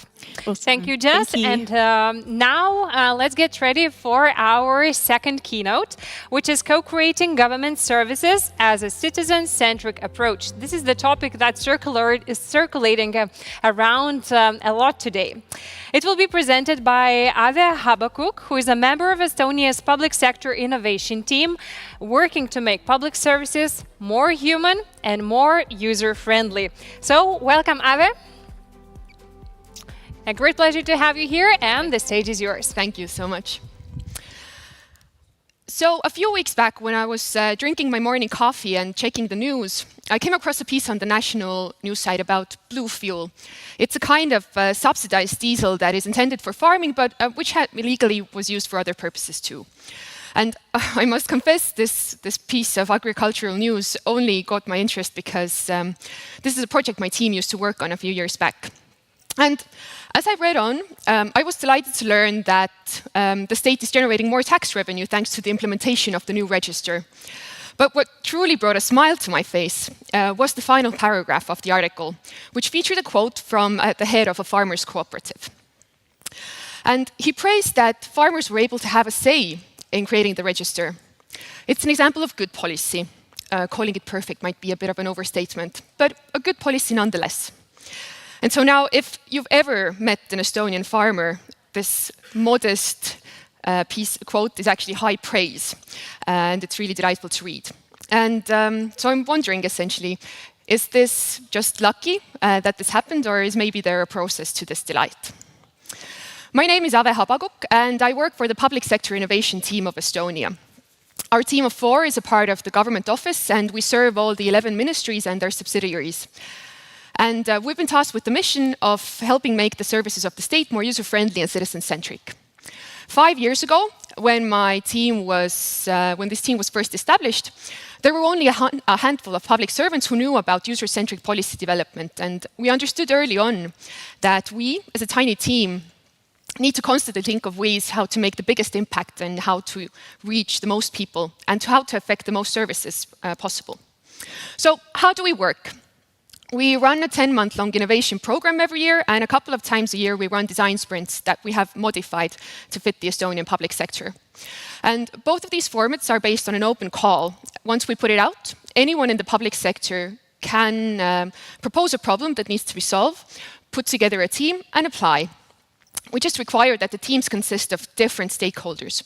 It's not just one ministry working on a problem, it's individuals from different ministries, subsidiaries, but also from the third and private sector. And we, as the innovation team, we kind of lay out the path and guide these teams through the process in the problem solving. The underlying framework that we use is one of service design. We take a problem and we walk it through the double diamond. We learn about the problem, discover and define its root causes, come up with novel solutions, and then develop and deliver them. And today I'll talk a bit about how we involve citizens with us on this path. So this co-creation, it all starts with understanding the citizen's perspective. When we start any of our service design programs, we don't just sit around the table and brainstorm. We ask the civil servants to roll up their sleeves, maybe find their wellies, because we're going out to the fields. We're going to do field work. And I can always sense this fear and anxiety when we first bring this out, that we're going to be doing field work. It's scary. You have to go outside. You have to talk to real people. But we very gently train the civil servants to do in-depth interviews. And whenever possible, we like to mix it up with other anthropological methods, like walk-along interviews or just deep hanging. So in a project that dealt with wasting food at households, the team members shopped together with various people in an attempt to understand how purchasing decisions are made.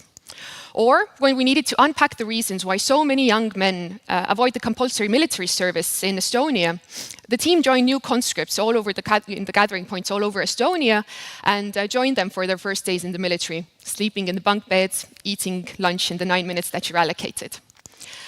And the Blue Diesel project began with interviewing farmers in the fields by civil servants. But there was also research to be done at the desks. So for instance, one of the team members joined the Facebook group to understand the mindsets of people who use the diesel illegally. So during the field work, we asked civil servants to listen, observe, and to truly understand what makes the people tick. The value in this is obviously in kind of involving the user's voice early on in the process, but also the interviews help situate a narrow service agenda or problem, something that's front and center for the civil servant within the context of people's day-to-day lives. And this is what helps us open the door into the next topic, which is about complexities of human behavior. Whenever we come across a problem, we all hope that the solution is going to be something clear-cut, easy, rational. And so often after field work, the teams we work with, they come forward with knowing that we have a solution. All we need to do is simply engage in an extensive awareness-raising campaign. We just need to tell people how it is that they should behave. And I'll admit, our eyes twitch a little when that happens.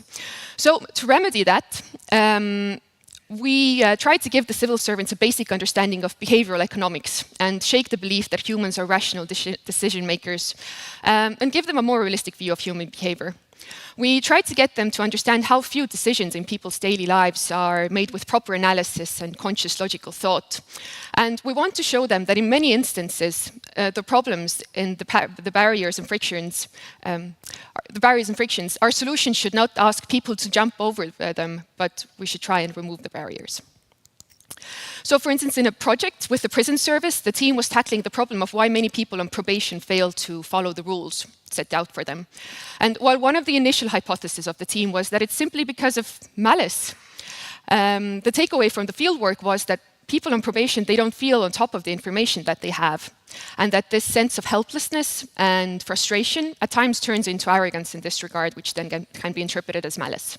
So rather than increasing the fines on people who miss the probation deadlines, we need to make it easy for them to follow them. We also highlight in this stage how much social norms matter and what kind of the emotions do when we're making decisions. So in a project tackling harm reduction in nightlife, we realize that people often don't ask for help because of shame. It's very uncomfortable to ask for help if you're drunk too much or out of fear. For instance, it's very hard to admit that you've done illegal drugs and ask for help then from a police officer, say, even though it is the way to help yourself.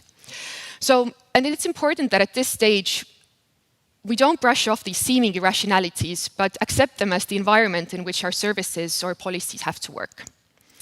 So co-creation methods, they don't just yield better discussions or better, more innovative ideas, but they also give more ownership and buy-in from the stakeholders.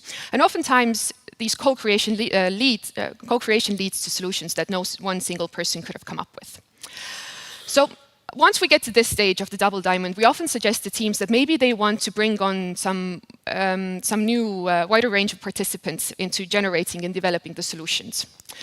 But sometimes what happens when you bring together into a room, say, companies and the civil servants who regulate them, or maybe like juvenile delinquents and teachers, there's a certain power imbalance there.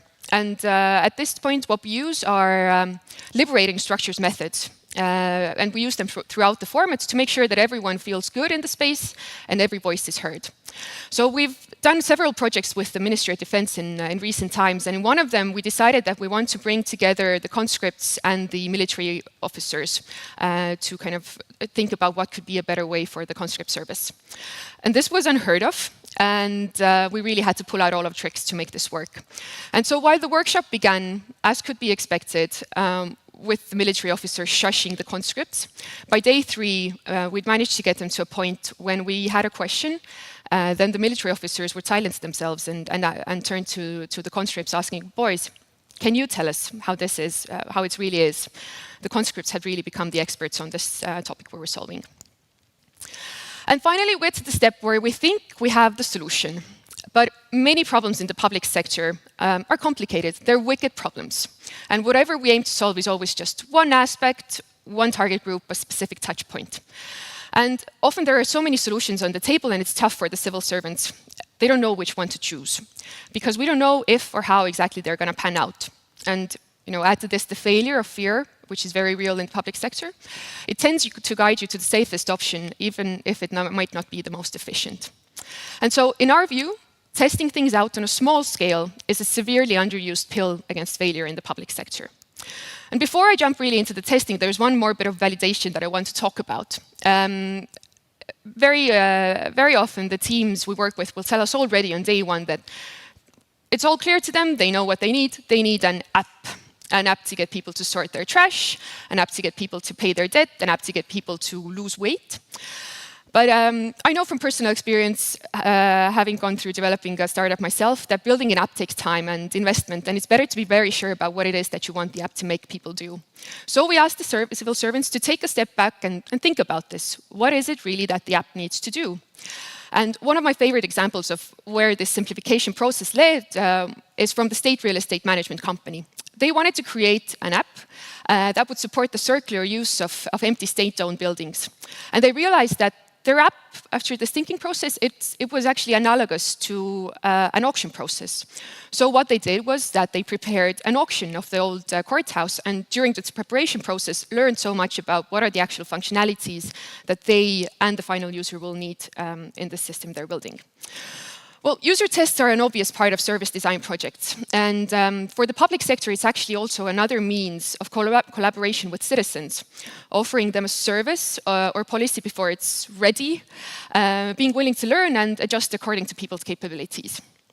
So in a project about reducing household waste, the team came up with signage that they expected would make it easier for people to sort their waste.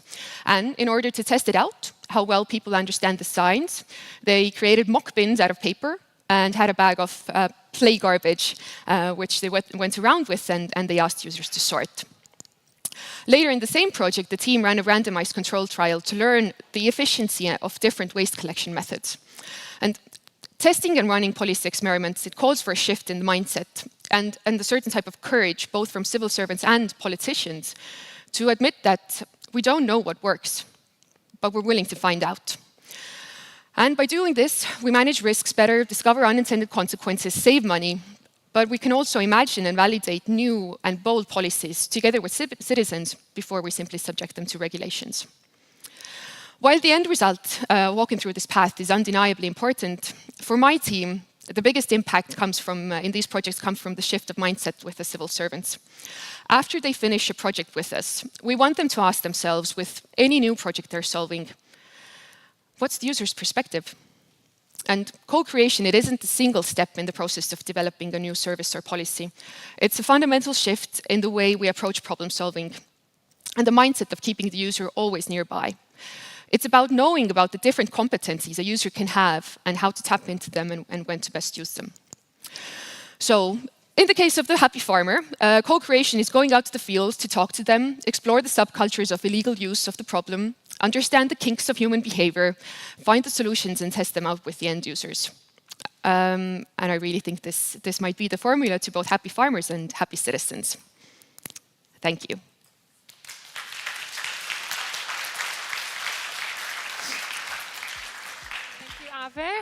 Very much for insightful presentation, but I have a question related to our short discussion during the coffee break. You mentioned that with your colleagues recently you've been working on one more military-related project, creating more favorable image of voluntarily military service. So can you share a bit, what were your main findings and solutions adopted after that project? Of course, maybe you can introduce it a little bit with a few sentences as well.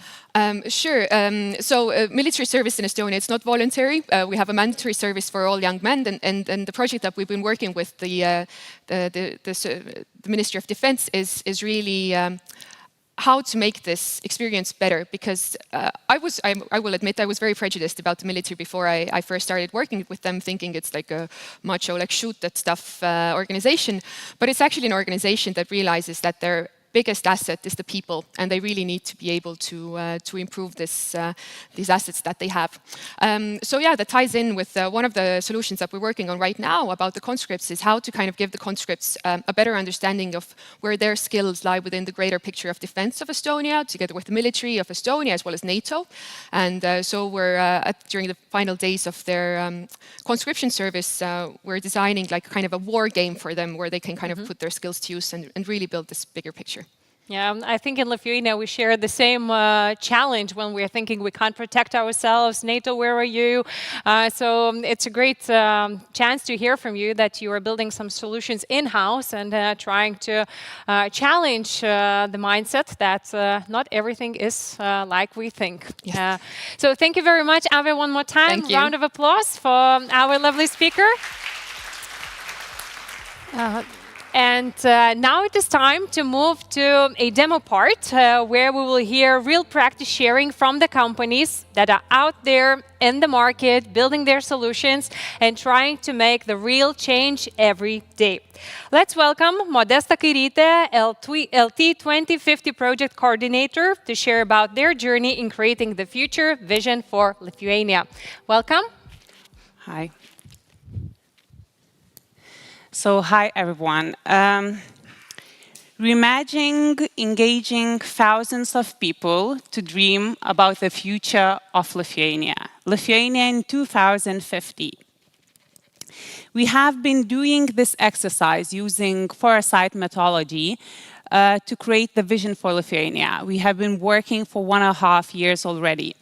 And we actually included more than 200 NGOs to co-create this vision. 51 and more events happened during this process, and more than 2,500 people were somehow included in the project. So actually, I will come back a bit here. The most important thing, like preparing this strategy, actually is engagement. Because if we include enough people of the preparation of the strategy, actually the vision can happen. And I really believe that dreaming can be some kind of planning. So why we even need this vision so far, 27 years ahead. But actually, if we scan, if we prepare for the future, we can be more resilient. And if we really have a goal, a vision, we are motivated to move forward. So the process itself is even more important than the vision document. And throughout this process, we learned some lessons, and I want to share with you. So these are the 3 main lessons, I would say. The first one is look people in the eyes. Quite weird, right? Especially after COVID times. But it's very important to build trust in co-creation process. And you have to have face-to-face events. You not only have to invite people to come to your events, but actually go and meet people in the regions, meet where they work, where communities gather. The second lesson is play with engagement formats. So you have different target groups and you have to personalize events and communication to each and every one. Maybe some would be attracted to participate in this process because they want to participate in civic council. Someone might be just eager to answer questionnaire. So we have used different locations, different methods, different communication. And engage tirelessly. Like, ongoing engagement is so important. People have to have opportunity. If they could not participate in one event, they have to have more and more opportunities to engage and be in the process. And also communicate. You have small success. You have some milestones. You have to communicate to your co-creators about the process. But even we did all that actually. We looked people in the eyes, we played with them, we engaged. I think we bothered with a lot of emails and events. But at the end, we understood that it's very hard for people to think so far into the future. Actually, the main challenge was that people quite focus on their current goals, on their current challenges. So what you need to do is just find one thing they're interested, how it will look like in the 2050, and then you have an opening where you can, from that point, dream on.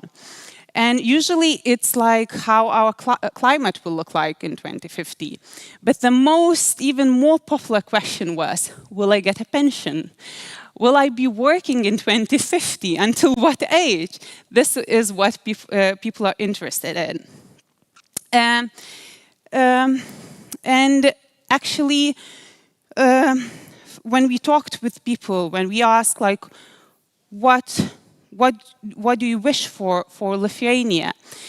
The answers were kind of basic. They want a safe environment, they want good education, they want that society would be more tolerant, they want that it would be just good to live in Lithuania. So when we get actually sometimes like this comments that, well, maybe it's like it's not ambitious enough, and when we think about the future, we think, oh, crazy innovation, unimaginable future. Well, maybe not so much things and needs won't change in 27 years. Our basic needs are just being happy. And actually, the main goal is persist through the challenges by being just good human being. So the focus of this vision, Lithuania 2050, is actually the welfare of human being. We talk about the person who is free, who is socially responsible, who is educated, who is nature-loving. And actually, Lithuania is a country which is powerful in international politics. It's recognized for its art, for its businesses, and all of it can be put in one vision statement, guiding star Lithuania, a country where I want to live and create, a country I want to protect. So this is the vision, and I really want to invite you to create together that we would really reach the goal. Thank you so much. Let's engage. Thank you, Modesta. Next speaker for a demo presentation will join us from the Netherlands. He will talk about the new vote that started in 2015 as a proposal for a modular voting system to give more freedom of choice to its citizens and increase their participation. Interested how they did that?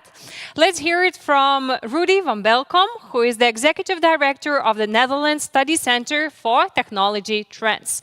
Hello, Rudy. Can you hear as well? Yes, I can. Thank you. Perfect. You have shared your slides with us, and the virtual stage is all yours.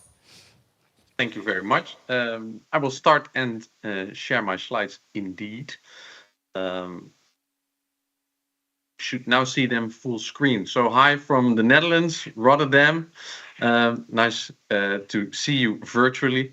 My name is Rudy van Belkom. As he said, I'm the Executive Director of the Netherlands Study Center for Technology Trends. I'm a futures researcher, but above all, I'm also a citizen. And as a citizen, I was or am frustrated by our political system. In this image, you see our Prime Minister putting a party hat on the leader of the opposition. So today's politics have become more and more a popularity contest. And in my opinion, the content is more or less pushed to the background. And I'm not the only one who feels, well, a bit disappointed. 76% of the Dutch people have very or little confidence in national politics. That's quite a lot. Only 2.8% of the voters in the Netherlands is actually member of a political party.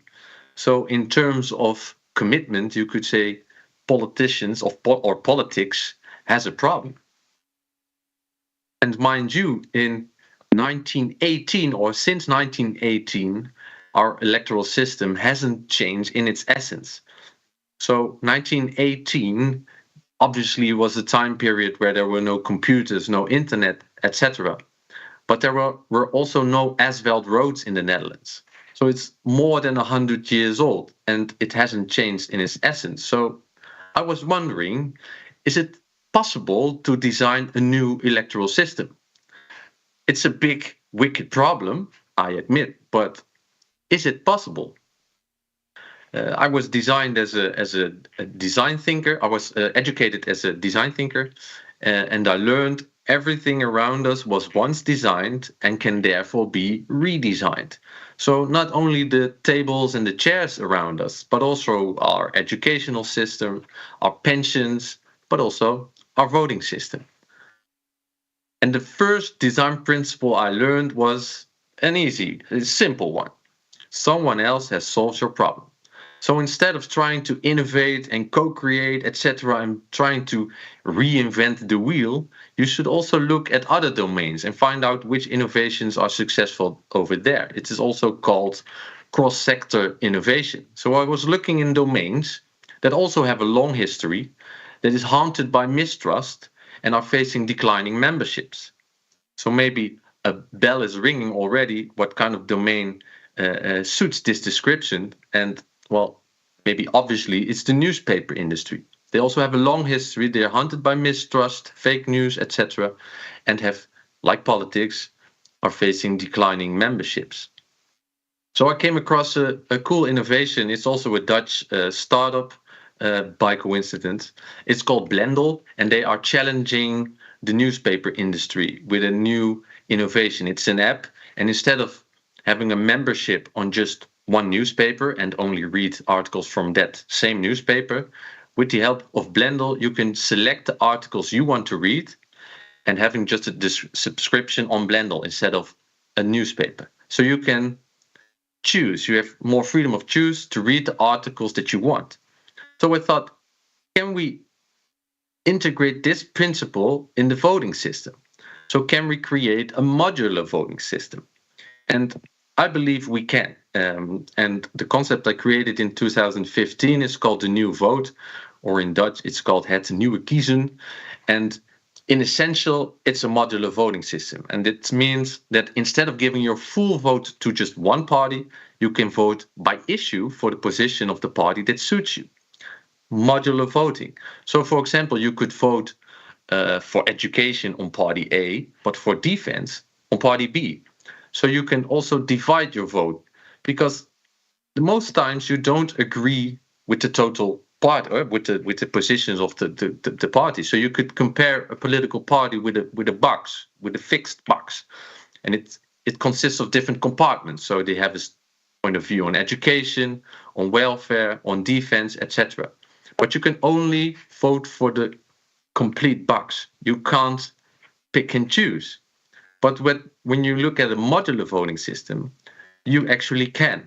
So you could say, I want this part of this party, but I don't want the rest of it. Because, well, in the Netherlands, we have a lot of voting tools, and you can find out which party suits you. But when I fill in this voting tool, most of the times I only agree, and I'm optimistic, I only agree around 40 to 50% of a political party. So the half of my vote I just throw away because I can only vote on this singular party. And in the end, it should be about a more or less of a cultural change. I also heard previous speakers talking about a shift in mindset. And I think this modular voting system could also lead to a cultural change, a change of mindset, because politicians, they have to or they have to campaign based on the content instead of just throwing around populistic statements. But also voters, they have to orientate on the content instead of gut feeling. So we actually have to look to the party programs and actually have to know what is the point of view of each party on different topics. So for example, if I ask people on the streets, what would you vote on education?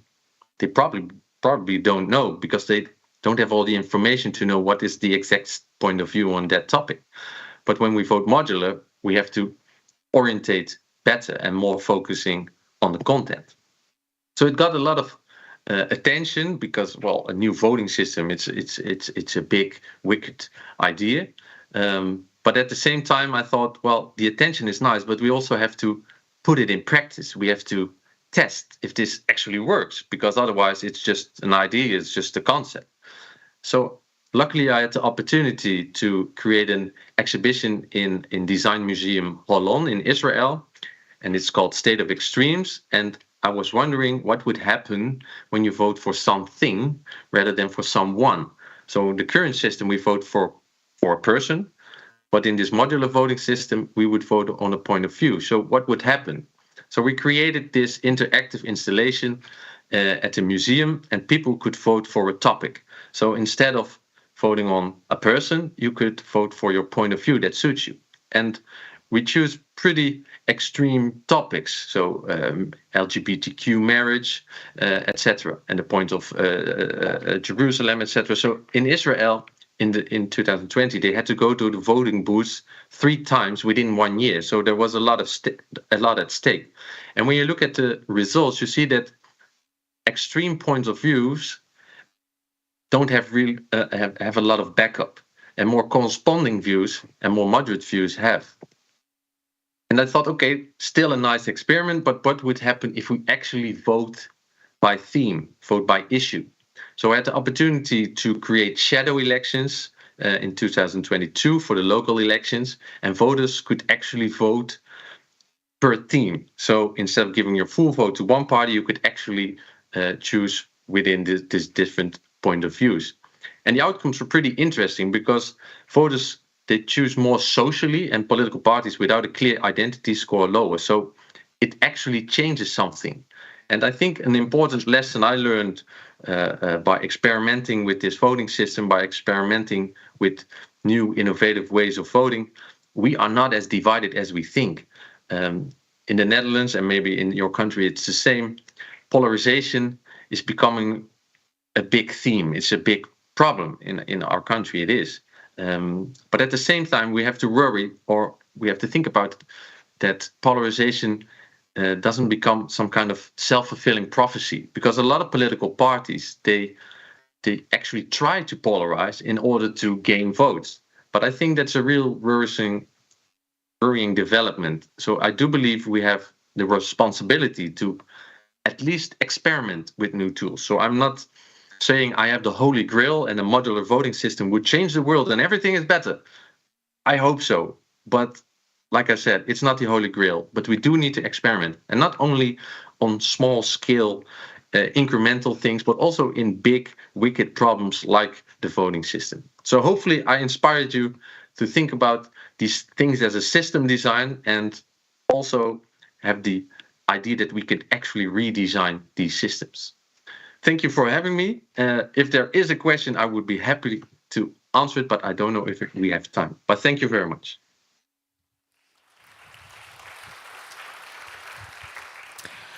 Thank you, Rudy, very much. I look at the screen as if I'm having you here on the stage. So I really hope we have people who are working with the voting systems and will get inspired by your presentation. So have a lovely day, and I have to say goodbye for now. Unfortunately, you can't join us for the networking part. But maybe next year. Great, maybe next year. Now we will take a moment to prepare a stage for our upcoming panel discussion. See you in a moment.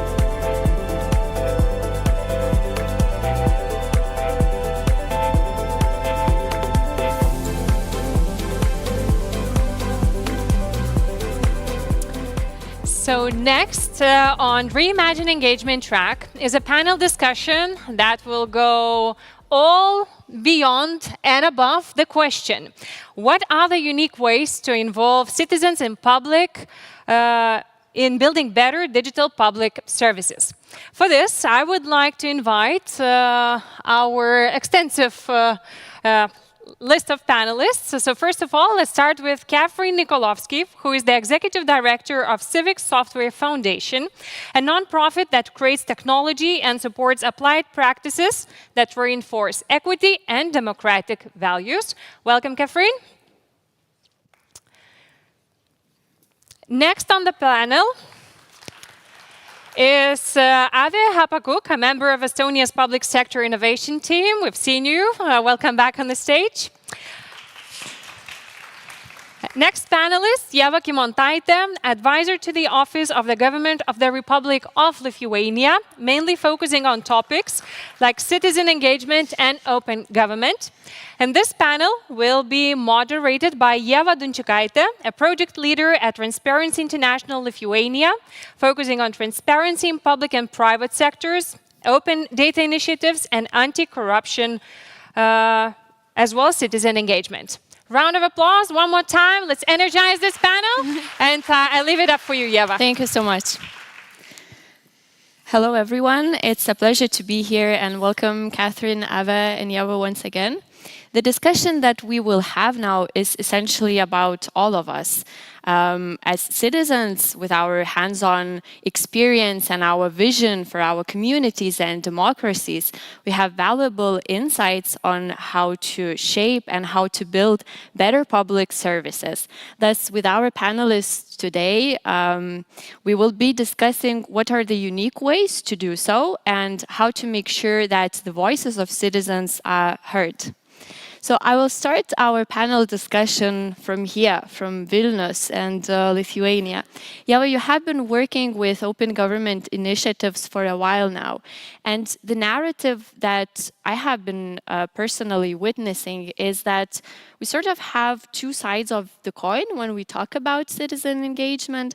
That on one hand, we think that public sector maybe is not open enough or not trying enough to engage citizens, while on the other hand, public sector is saying that, well, citizens are more concerned about their personal lives, about their work. Do you see this challenge in Lithuania, or is it more as a stereotype that we have to deal with? Thank you for the question. Hi all. Well, actually, this is the thing that I hear every day. Because at the Open Government Unit, we work mostly with the ministries and other public sector institutions, and we try to help them out to understand how they can include citizens better into their decision-making, meaning we have to talk to both sides, meaning we have to connect to NGOs, businesses, other stakeholders. And, well, unfortunately, the surroundings for the citizen engagement initiatives are quite diminishing during these days. Because we've seen during the last researches that the civic engagement index is diminishing. Also, only 3% of people are engaging, are attending different citizen engagement initiatives such as participatory budgeting or simply public consultation. On the other hand, we have a public sector, and we do this study every year at the Open Government Unit, where we see how many public consultations are being held and what is the quality of those consultations. And we can see that the amount of consultations is growing. Something around 100 consultations every year has been announced during the last few years. However, the quality is quite low. We still do not know our stakeholders, we still do not know how to talk to them. So this is the surroundings that we are working on. However, I can see that during the 2 years I've been working in the government office, there is some slight change, at least. For example, when I talk to the ministries, they do not ask me anymore, why should we do that? Why should we engage with people? Why should we talk to them? They ask how. So I think we are on a good path, and we are trying to find enough space for the dialogue. So we are working around various initiatives, small pilot initiatives, to try out. For example, citizen jury, which is a deliberative democracy initiative that we had for the Lithuanian 2050 strategy. You've heard about it just yet from Modesta. And I think that these kind of small experiments can actually lead the way to find a better understanding between public sector and the private and the NGO and the society. Thank you, Yava. Moving on to the north, to our neighboring country, Estonia. Ave, you have been working with Innovation Unit, which is rather new in Estonia. It's been, what, about 5-6 years now, right? And you have been focusing on engaging citizens as well to create better digital services through user-friendly, through human-centered approaches. You shared one approach with us earlier, design thinking. Is this the approach that you use the most and see that it works, or are there any other ways how you try to engage citizens?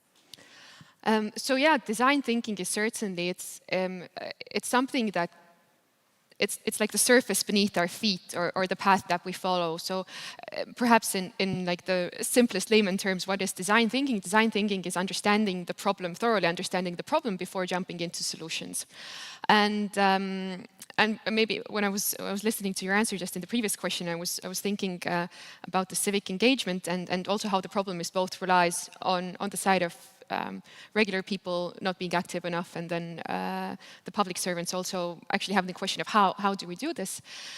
Then yeah, it kind of, in a sense, it all comes back to we're all people. We're all kind of people with our day-to-day lives, and how do we simply put this question of governance in the most in the kind of most practical sense.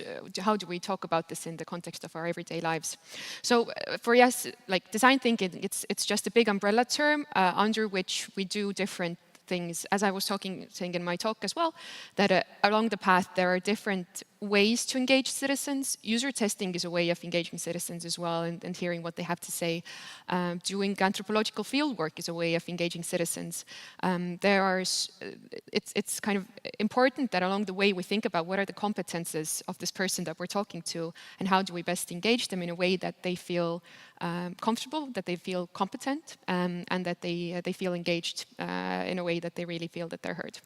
Do you have a lot of freedom to experiment? In the earlier panel, we heard about public sector not being open enough for failures because it might cost a lot.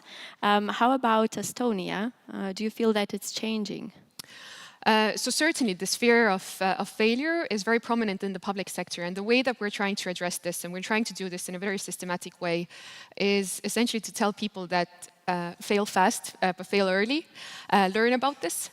Failure is only bad if you don't learn anything from it. So really kind of trying to reframe these, well, failures as learning. It's really something that we as a public sector need to be better at, is about learning, because the problems we're working with are continuously changing. There's no one solid solution. We just have to keep adapting. So no, in Estonia, we have a long way to go, but we have chosen that what we want to really do is to do this through experimentation.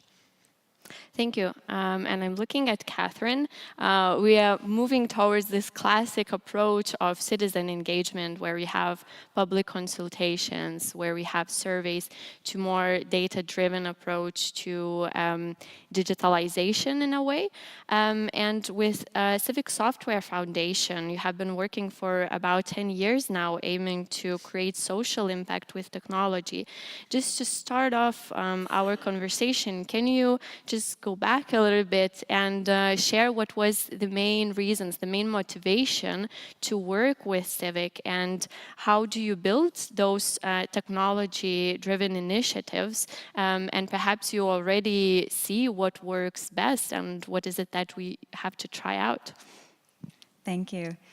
Well, we have been working in challenges for about 10 years, as she mentioned, and the entire point of Civic Software Foundation is to develop digital technology, but also the strategies behind what it can look like to create innovation without profit distortion. And when you really look at the constituent as the user and as the beneficiary of technology, how does that change everything about the practices within the life cycle? You know, in what ways can you have industry standards that are upheld to make technology reliable and scalable and also innovative, while at the same time there's something a little bit different than working in the private sector. When you're in collaborative partnerships with governments and the ultimate goal is to create something that serves citizens, I think it changes the possibilities for what innovations can arise.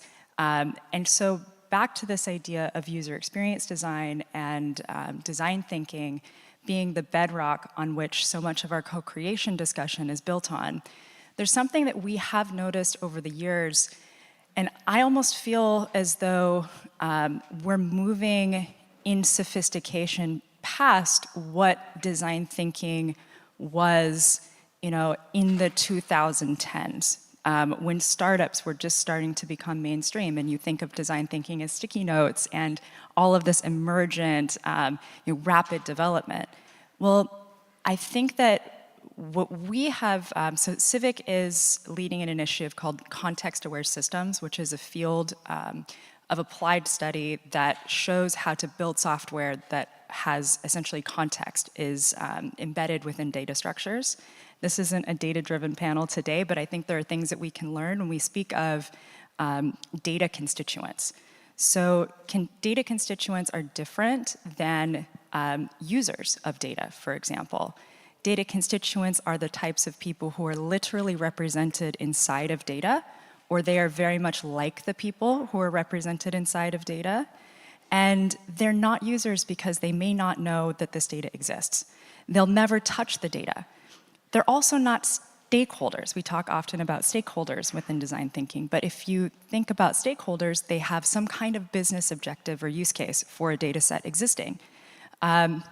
Data constituents can also be people who are administrators along a pipeline that may be contributing to a data set or inputting numbers, but they don't know how it's used, and they don't know exactly how that data travels. And so what's important about this is that when you think about a design thinking process that centers users, and you think about constituents, sometimes there can be friction and distance between those two practices.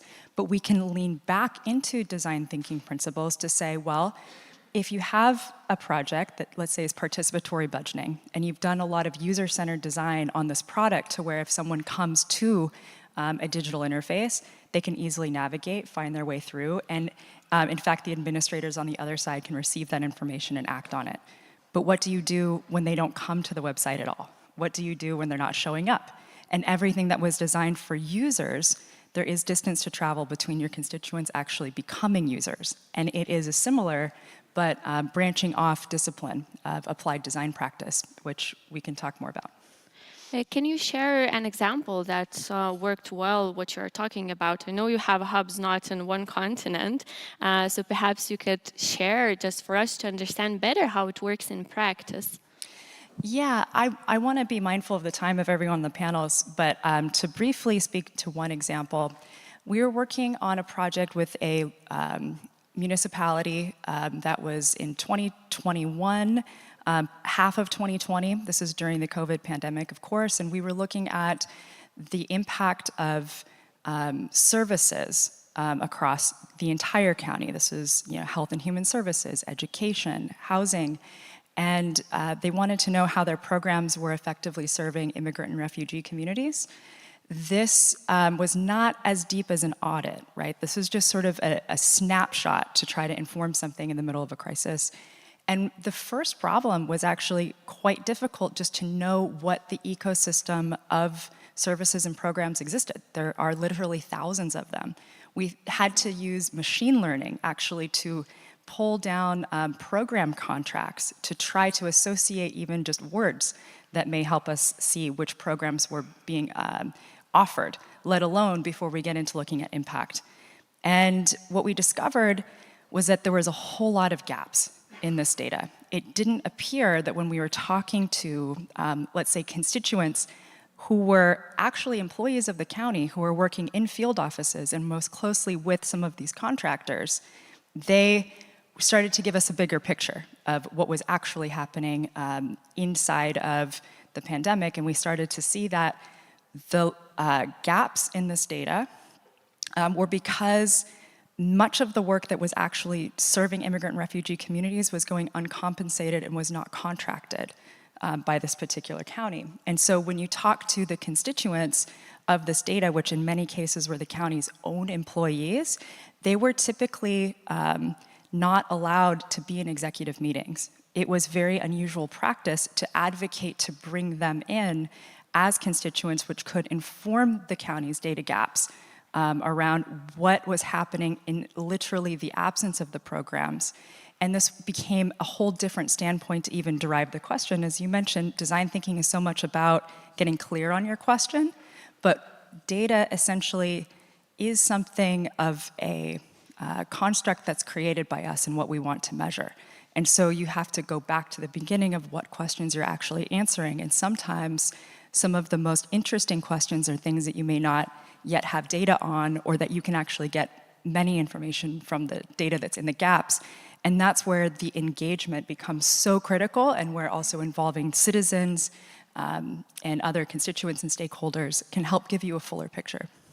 Thank you, Catherine. Circle back to Ave and sticking to the practical examples, what works and what doesn't. Can you also share from your experience, what have you seen as one of the best initiatives that you implemented? And do you have some data or measures to back it up to say that it actually works? If we, for example, in Lithuania or in other countries are thinking about implementing certain initiatives, what is it that we have to think about as the end goal, and what is it that we have to think about to know that our initiative is successful and we're actually building better quality digital public services? Yeah, when you were just talking, I was thinking about, this is also how we begin all of our processes, is that we send the public servants out, because there are certain things that they know about their problems, often based in data and quantitative data, but we want them to find the unknowns, the gaps in the data, and this is where the civic engagement really comes into play. But so yeah, my role in a sense is, my first and foremost role is towards the civil servants. So obviously I deeply care about us having better public services, but if you're asking this question, then maybe I won't give a case of a particular public service that we worked on, but instead of how we've institutionalized this idea of civic engagement maybe through our work. And this is through these design sprints that we do. So design sprints, I believe it was Google who invented them. It's like a 5-day method of opening up a problem, involving the stakeholders in the right places, quickly prototyping and testing it out. And so we've modified this to the public sector, and we've also modified this to our team. So there's only 4 of us, but by today we're good enough at it that we can run, and my team right now in Tallinn is running the sprint where we can have 24 teams simultaneously. So it's 24 problems from all across the public sector, starting from like lighting problems in Tallinn to how can prisoners lead some sort of programs themselves in the jails, how do we get people to pay taxes, and so public sector, everything comes together. And I'm just really, yeah, I think that this backbone that we've kind of set for the path of civic engagement, the way that we ourselves with the team have tested and tried them, and how we're kind of confident in passing these on to public servants, and I think this is something that has really come through. And yeah, so how do we know it works? There's a lot of qualitative data behind this, and it is really about you hearing back from the civil servants saying like, wow, I had no idea that the problems are such.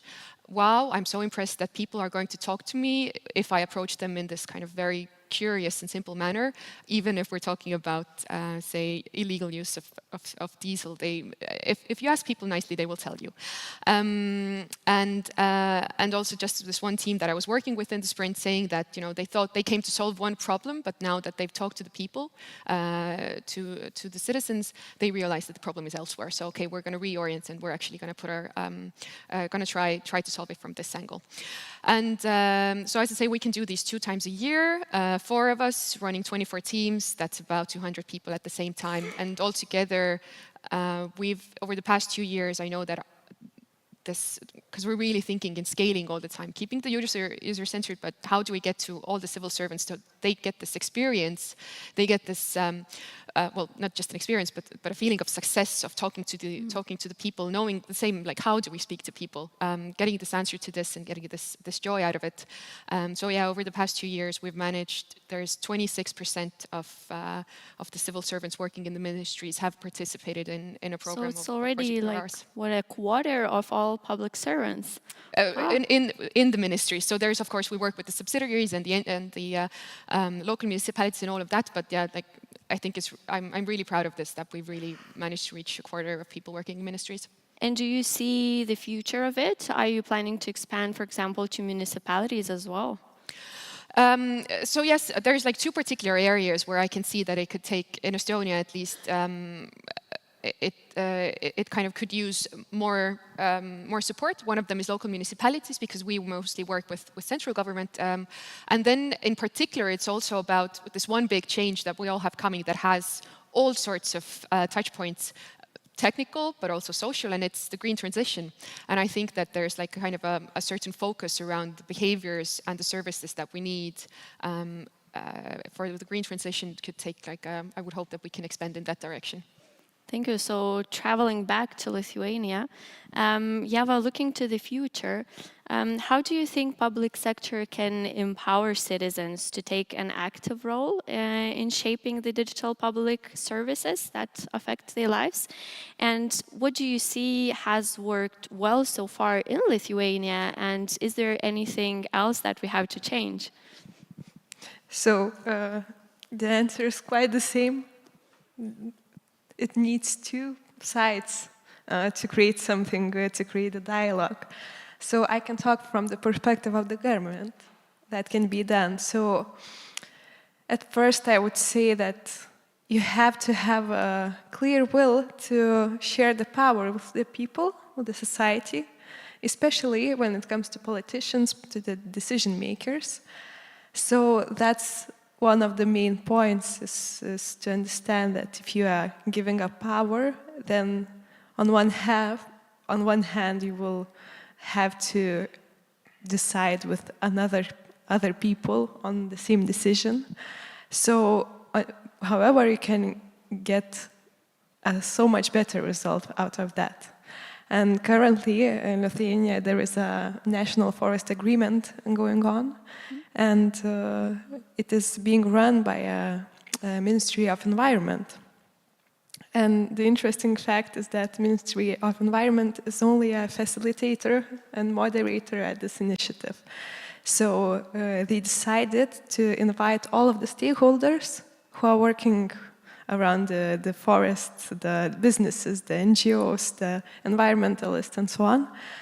And they sat everyone down around a table, and they gave them space to talk to each other, to decide upon things. Of course, it's not an easy task to do, because co-creation processes in Lithuania are only starting. You know, we do not even have enough words in our dictionary to talk about the co-creation processes, but it's going on.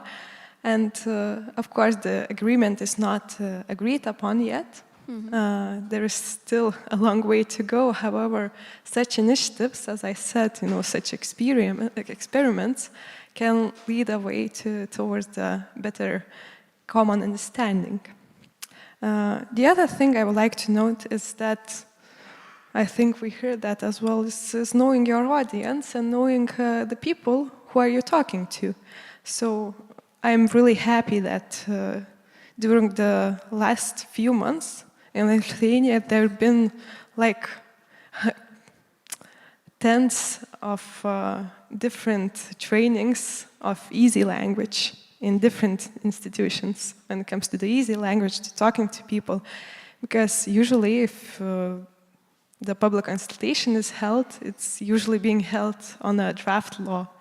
And people are invited to comment a legal document with bureaucratic language. And we all know that, it's only a handful of people can comment on that.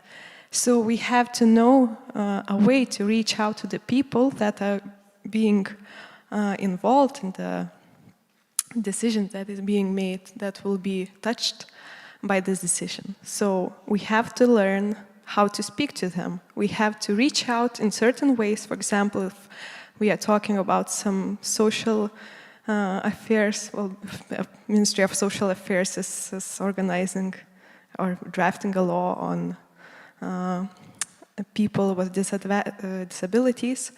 They should know how to talk to them, and they do know how to talk to them. We have NGOs who are representing them, so maybe we can go and talk to them. So these kind of easy things that we can do can really lead the way towards better decisions and better common understanding. If I may, maybe Yes, I found myself in what you were saying, because I realized that one of the things why I'm today working in the public sector, it's because of a public consultation that happened where I was the one to be consulted with about the project on my street.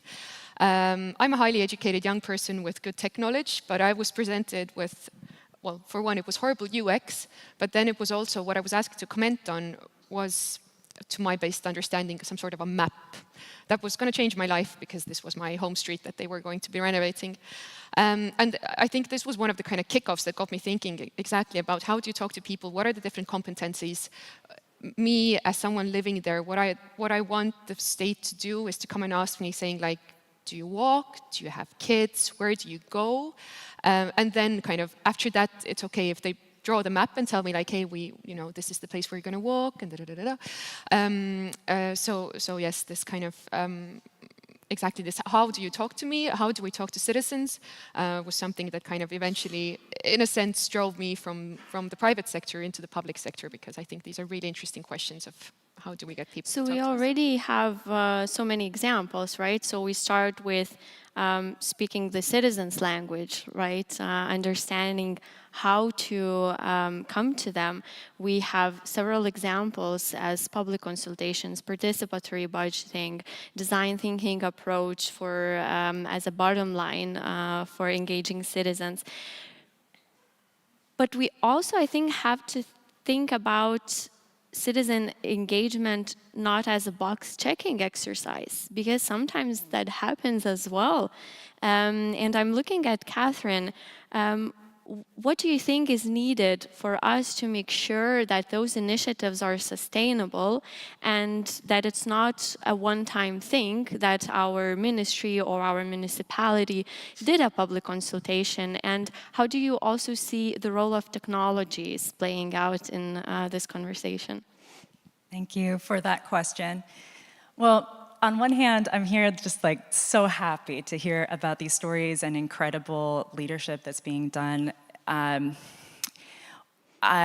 Civic Software Foundation does a lot of work in the United States, and I think that as well as globally, but mood that I think is important to acknowledge is that the US in particular is very tense right now between the public and the government. And fundamentally underneath a lot of the co-creation efforts is that you need to have trust with your constituencies. And if that is missing, you are starting from a very different implementation place. And some of this mistrust is warranted in the sense that when we talk about co-creation is just the creation moment is small in the overall lifespan of a system or institution, right? I think that some other ways of thinking about co-creation is alongside co-custodianship, right? And that with the box checking, one of the things that I think about is the key performance indicators and the types of impact that you want to be able to measure that's very necessary on the bureaucratic side in order to maintain, let's say, funding or to continue to provide management on programs, that ultimately there are great people in public service who are trying to have impact on communities.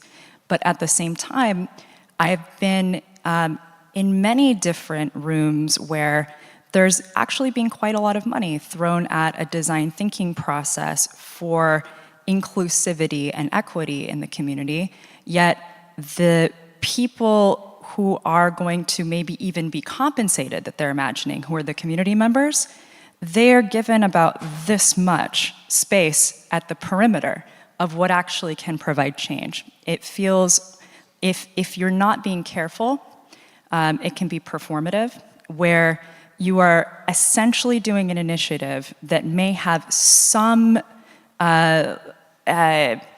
influence from the public, but that there is a fundamental structure that is in place that feels almost like you are coming to the table for a $50 Amazon gift card to provide feedback on something that is very unclear whether or not that's going to have an impact, but in fact may feel even more extractive, right? And so at a certain level, all data fundamentally is extraction, but there may be a cost benefit to asking that of your constituents, if they even have an opportunity to consent to giving data into a system.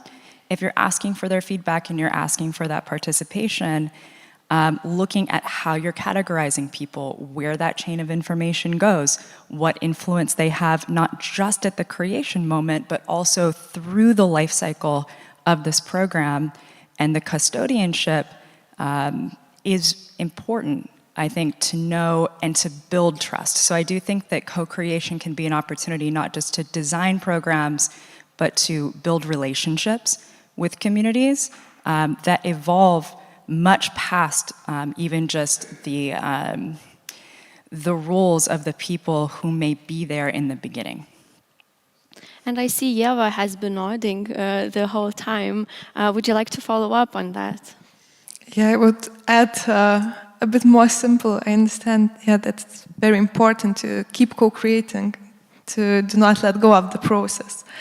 But also from what Ava said, sometimes when I am talking to the ministries, to the public servants at the ministries, for them it's a bit difficult to understand how should they engage people, because it's not a day-to-day thing that they are doing. For example, it's not like putting a pathway in one way or one direction or the other. It's a bit further from the people. So, but still you have to co-create, to find a way to for that space to talk to people and ask them questions. So one of the things is that to have a clear goal, why are you engaging? What do you want to ask? And when you engage, what we suggest, at least give them feedback, and at least give them feedback during the whole project, that the people who are being engaged, the people who give their time, give their resources, power, especially when it comes to the draft laws, as I told you previously, at least give them feedback and note what you did with their answers, whether you are laying down. So that's one practical example that we can do now, already now. As a public sector, yeah. Right. So I'm looking at the time. We have 10 minutes left, and I very much would like to wrap up our session by hearing from each of you a final piece of advice or suggestion on how we can make sure that citizens are meaningfully engaged, and how we can make sure that we are actually building better digital public services with the use of citizen feedback. And if there is anything else you would like to mention, please go ahead. I will circle back to Catherine and give you the floor. Okay.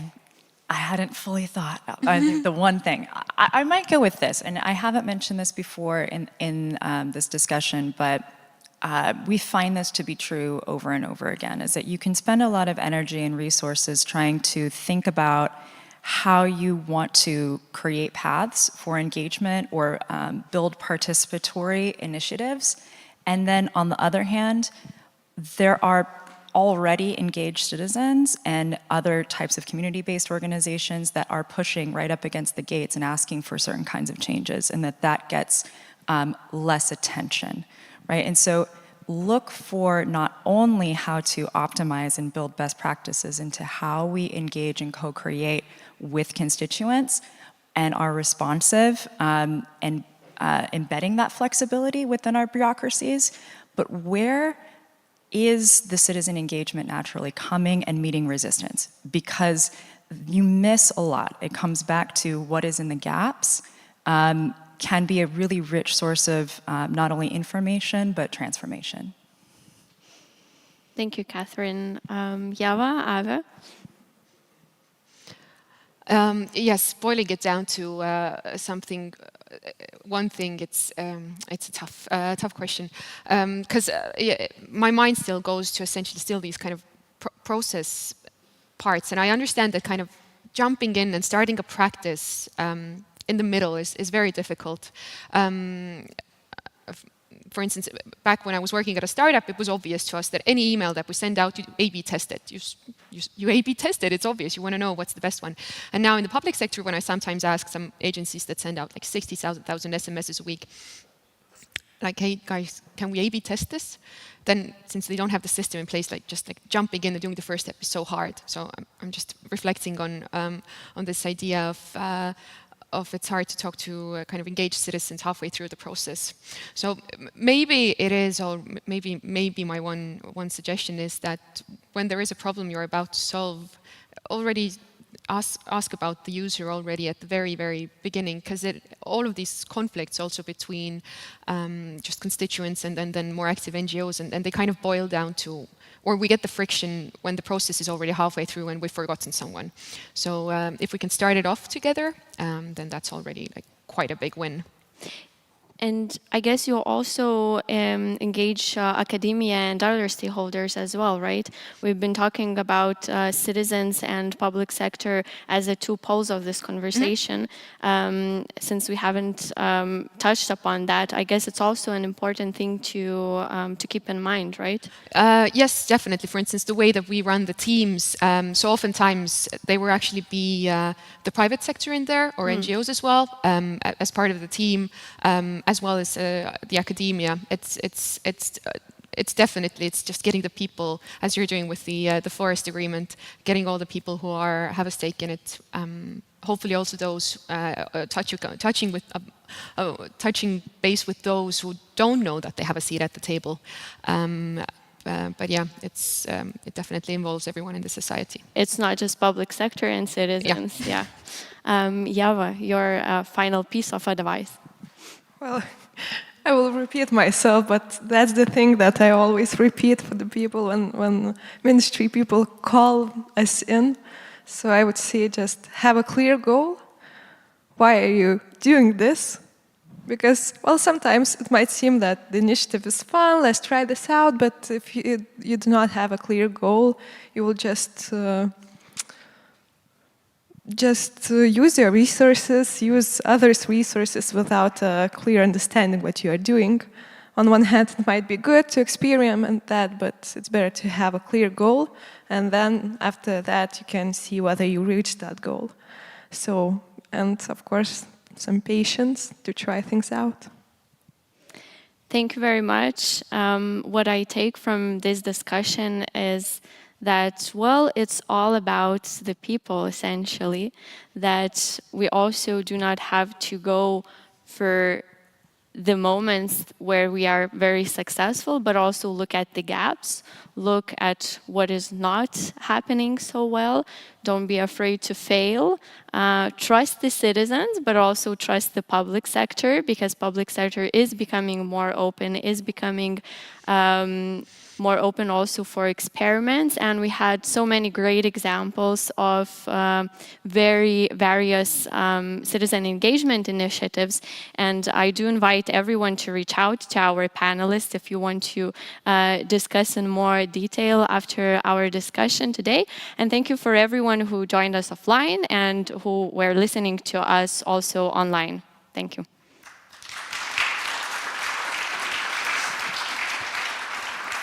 Thank you very much, ladies, for ending on such an inspiring and positive note. Now it will be a time for a lunch break. But I would like to remind you that we have our workshop stage where after the break and a bit later on, we will have 2 more workshops. The first one will be about civil tech in Lithuania and how to unlock its potential. It will be organized in Lithuanian language. And the second one in English, where we will unpack possible harms, benefits, and opportunities of AI. So, how to join them? Just show up at the line and enjoy your practical session. Now it is time to get some tasty snacks. You will find some of them at the same place as before, but also feel free to enjoy and explore our lovely Vilnius neighborhood. So see you at 1:15.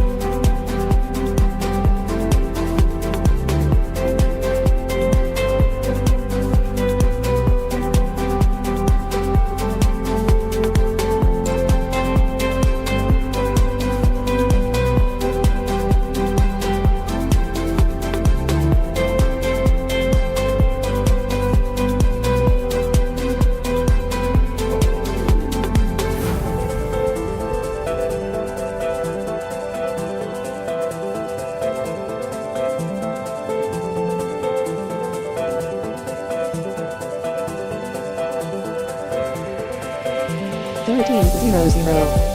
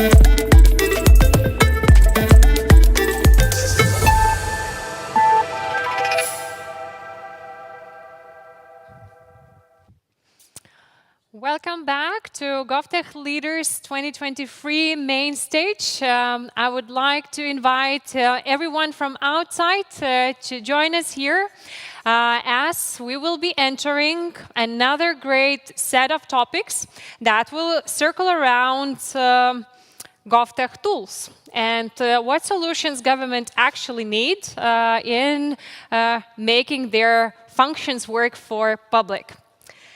Our next speaker will talk about how to manage a country in the times of the biggest uncertainty, in the times of crisis, and when not only the tools, but the whole strategy for the country and its development need to be redefined. Let me invite Valeria Ionan, who will join us online from Ukraine. She is Deputy Minister of Ministry of Digital Transformation of Ukraine. Within ministry, Valeria is in charge of the National Digital Literacy Program, supporting SMEs and entrepreneurship, developing regional digital transformation, and leading the Euro integration team. Hello, Valeria.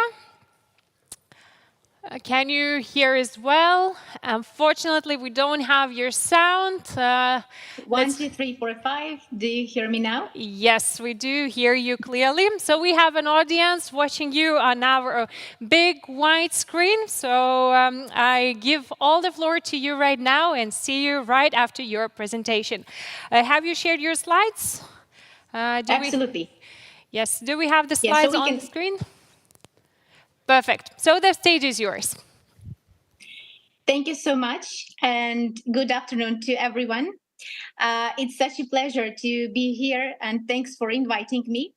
Well, let's start directly with the topic. First of all, I represent the Ministry of Digital Transformation of Ukraine, which is the newest ministry in the Ukrainian government. And we have a big vision. We want to build the most convenient digital state in the world as possible, without bureaucracy, without corruption, and absolutely paperless and open for everyone. Thus, we have created an ecosystem of digital projects, which is called DIA, which is translated into English as an action.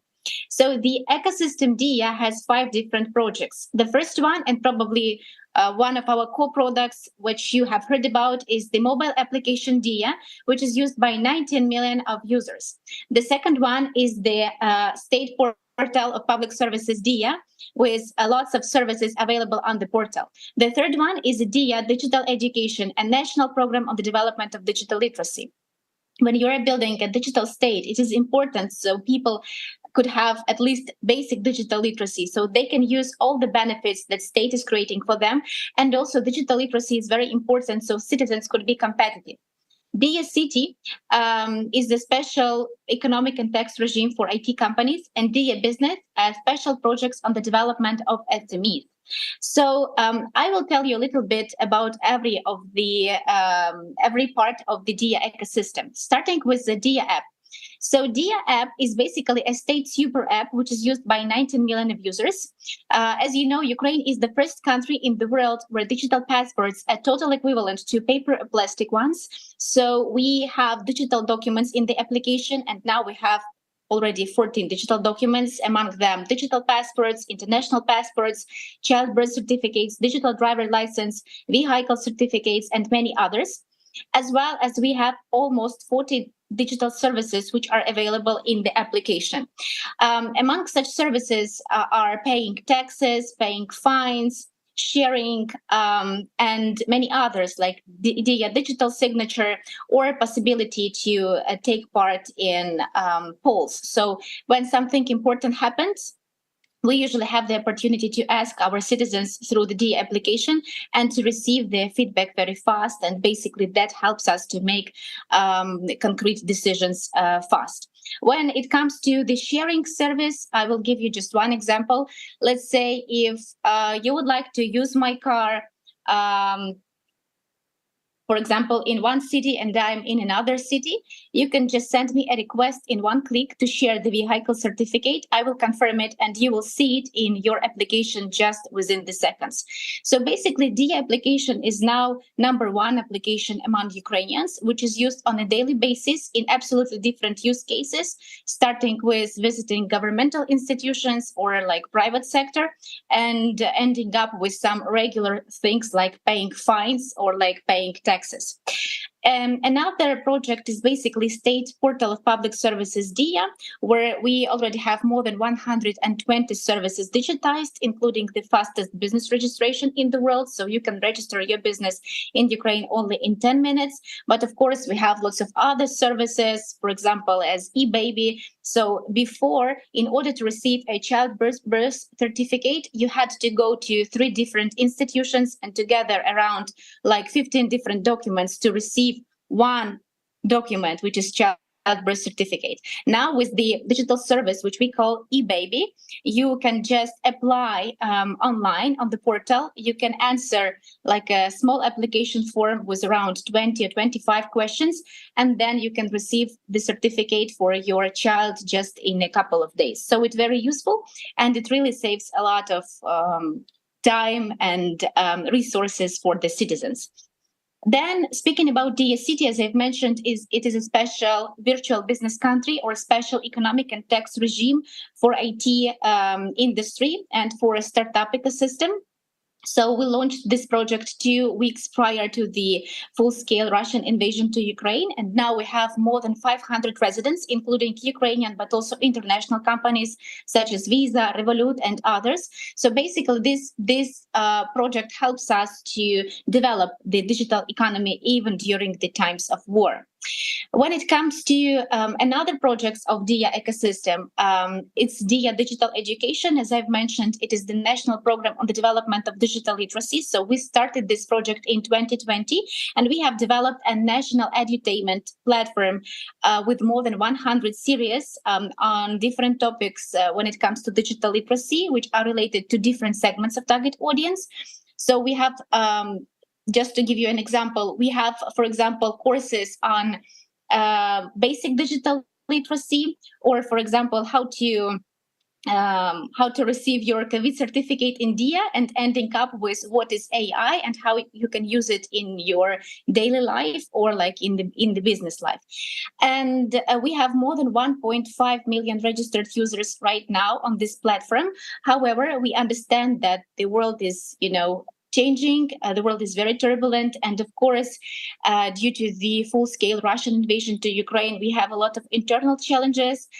For example, we have a lot of IDPs, internally displaced people, who lost their jobs or who lost their businesses, and now they are trying to build their careers from scratch.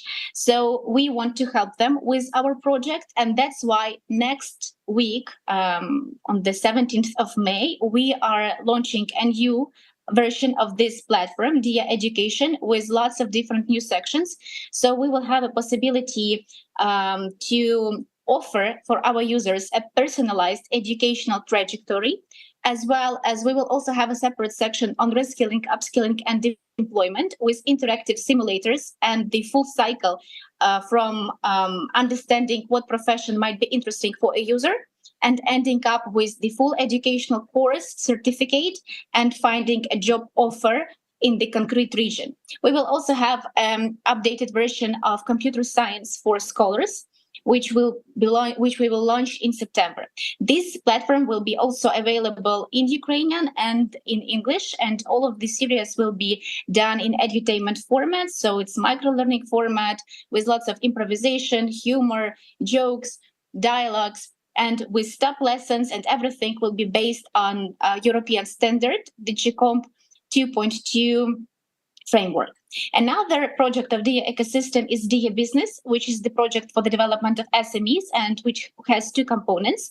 The first one is the national online platform for SMEs with more than 120 products, including free consulting on 70 different directions, a marketplace of financial products, impact investment platform, expert section. So basically, you name it, and you will find the needed information for SMEs on this platform. So whenever you would like to start your business or to grow your business, all of the answers, all of the consultations, educational platforms, access to finance, you will have it basically on the DIA Business platform. The second component is the network of offline hubs, DIA Business, which are located now in 13 cities in Ukraine and one abroad, and in Warsaw, which was opened again last year during the wartime. So the main idea of these centers is basically to give the opportunity for those SMEs who would prefer to receive consultations offline or to visit educational long-term and short-term events offline, or to find partners, investors, and clients offline, to do it in their cities. So also a very important thing is that those centers are led by local NGOs according to the unique standard which was developed and shared with them by our ministry and the State Institution Entrepreneurship and Export Promotion Office. Another thing which I would like to pay your attention to is basically to the new services in the application which were developed last year during the wartime. As you know, the war started on the 24th of February. The full-scale Russian invasion started on the 24th of February last year. And of course, we had to shift our strategy in the ministry. And we basically had to react fast on the demands and challenges which we saw were happening. For example, we understood that we have to launch a service which will give the opportunity to our citizens to receive a special status of internally displaced person. So we as the state could basically provide those people with financial social assistance. So we have launched these two services, the possibility to receive the status and the possibility to receive a social financial assistance. As well as we've launched the separate service DIA TV and DIA Radio, which are embedded into the application.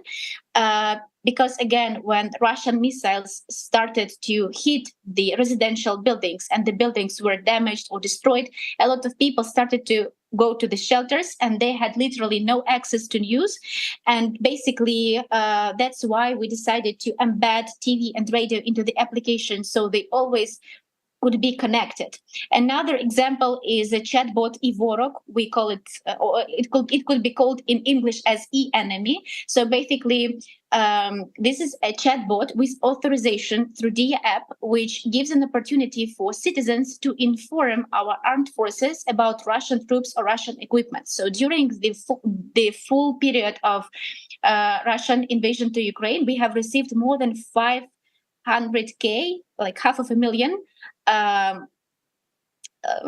requests from citizens on this information that really helped our armed forces. And of course, we have lots of other great examples of services which we never planned to launch, but we basically launched them that year. We continue to launch this year.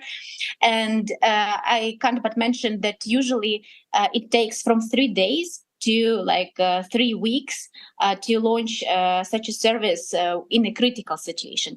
And I have prepared a small video for you on our services during wartime, so hope you will enjoy this video. Please attention to the screen.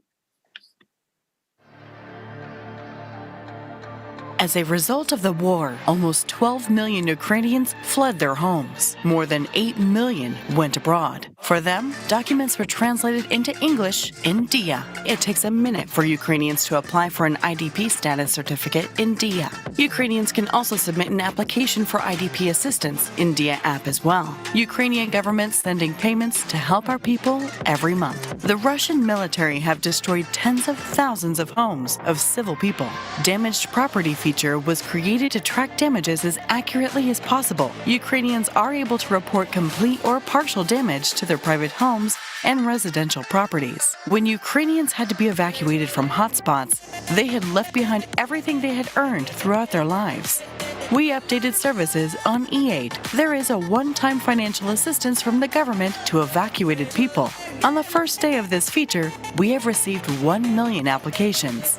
Due to full-scale war, a lot of people lost their jobs in a moment. In order to support them, Unemployment Benefit Service was launched in DIA. Citizens can apply for receiving unemployment status and financial support from the state, depending on previous income and experience. When the Russian army attacked Ukraine, it destroyed a number of TV towers. In order to provide Ukrainians with uninterrupted access to information, DIA TV and DIA Radio were created in the DIA app. Using this feature, the population follows all the news and even had watched Eurovision recently. The state has supported Ukrainians. Now Ukrainians are able to support the state in turn and invest in victory by purchasing military bonds in DIA. They are named after temporarily occupied Ukrainian cities.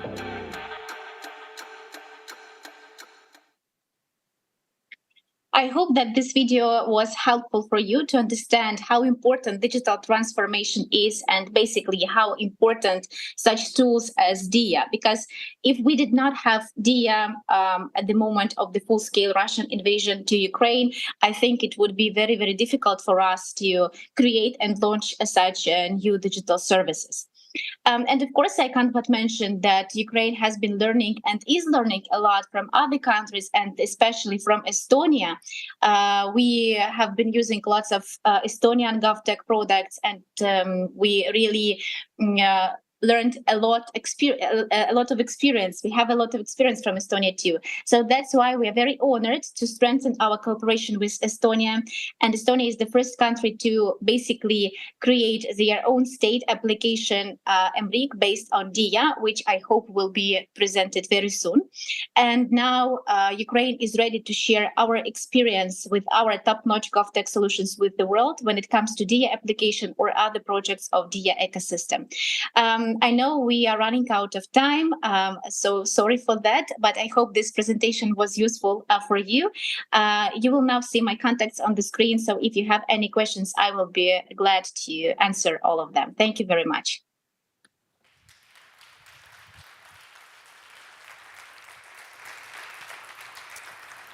Thank you, Valeria. On behalf of all of our audience, we want to say sincere thank you for finding a time on your agenda to come join us and share what excellent projects you're working on.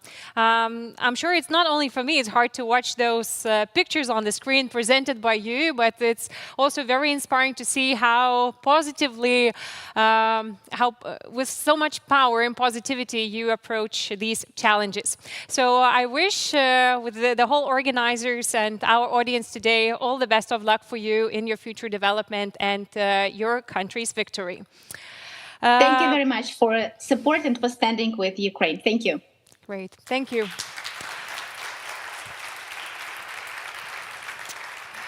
And as we can see, our neighbors already started a little rave room next door. I hope it doesn't make a lot of inconvenience for you.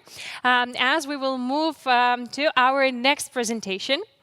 Dear audience, I'm sure you're familiar with the saying, if you want to go fast, go alone.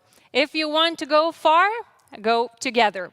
I think the similar thing could be said about startup and public sector cooperation, when sometimes it is hard to find a common ground, to understand each other's language, processes, but solutions could be built at such a high impact. So I would like to invite our next speaker, Sofia Silva, who focuses on the delivery of startup open innovation and acceleration programs for public administrations and international organizations. She has worked extensively to foster GovTech ecosystems and design GovTech programs in Ibero-America. So round of applause for our next speaker, Sofia. Welcome.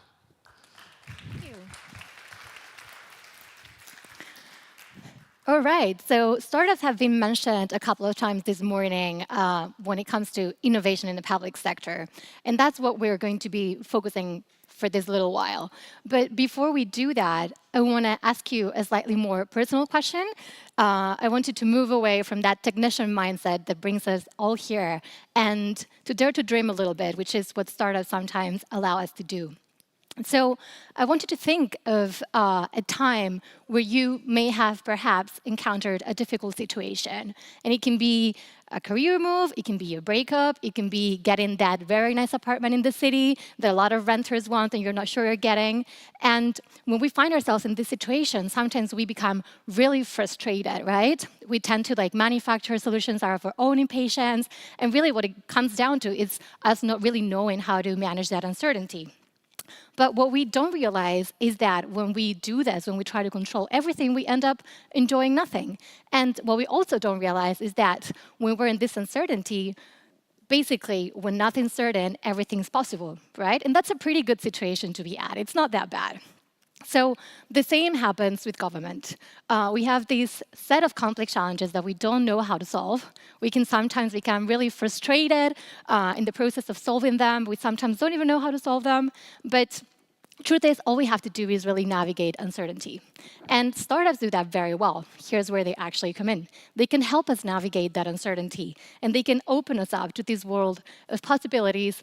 And that comes from basically, if nothing's certain, anything's possible, right? So we can see that startups are a tool and a mechanism for change, helping us to innovate, modernize, and transform the public sector. And they do that in different ways. They can help us solve complex challenges in innovative ways. They also are very complementary partners. They create powerful context for change through that collaboration. And they also create a blast wave of impact that goes beyond transformation.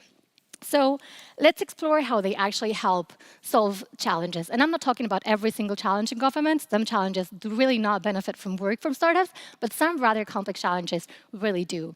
And this is basically because some challenges really don't benefit from adding complex layers of technology and from reinventing the wheel.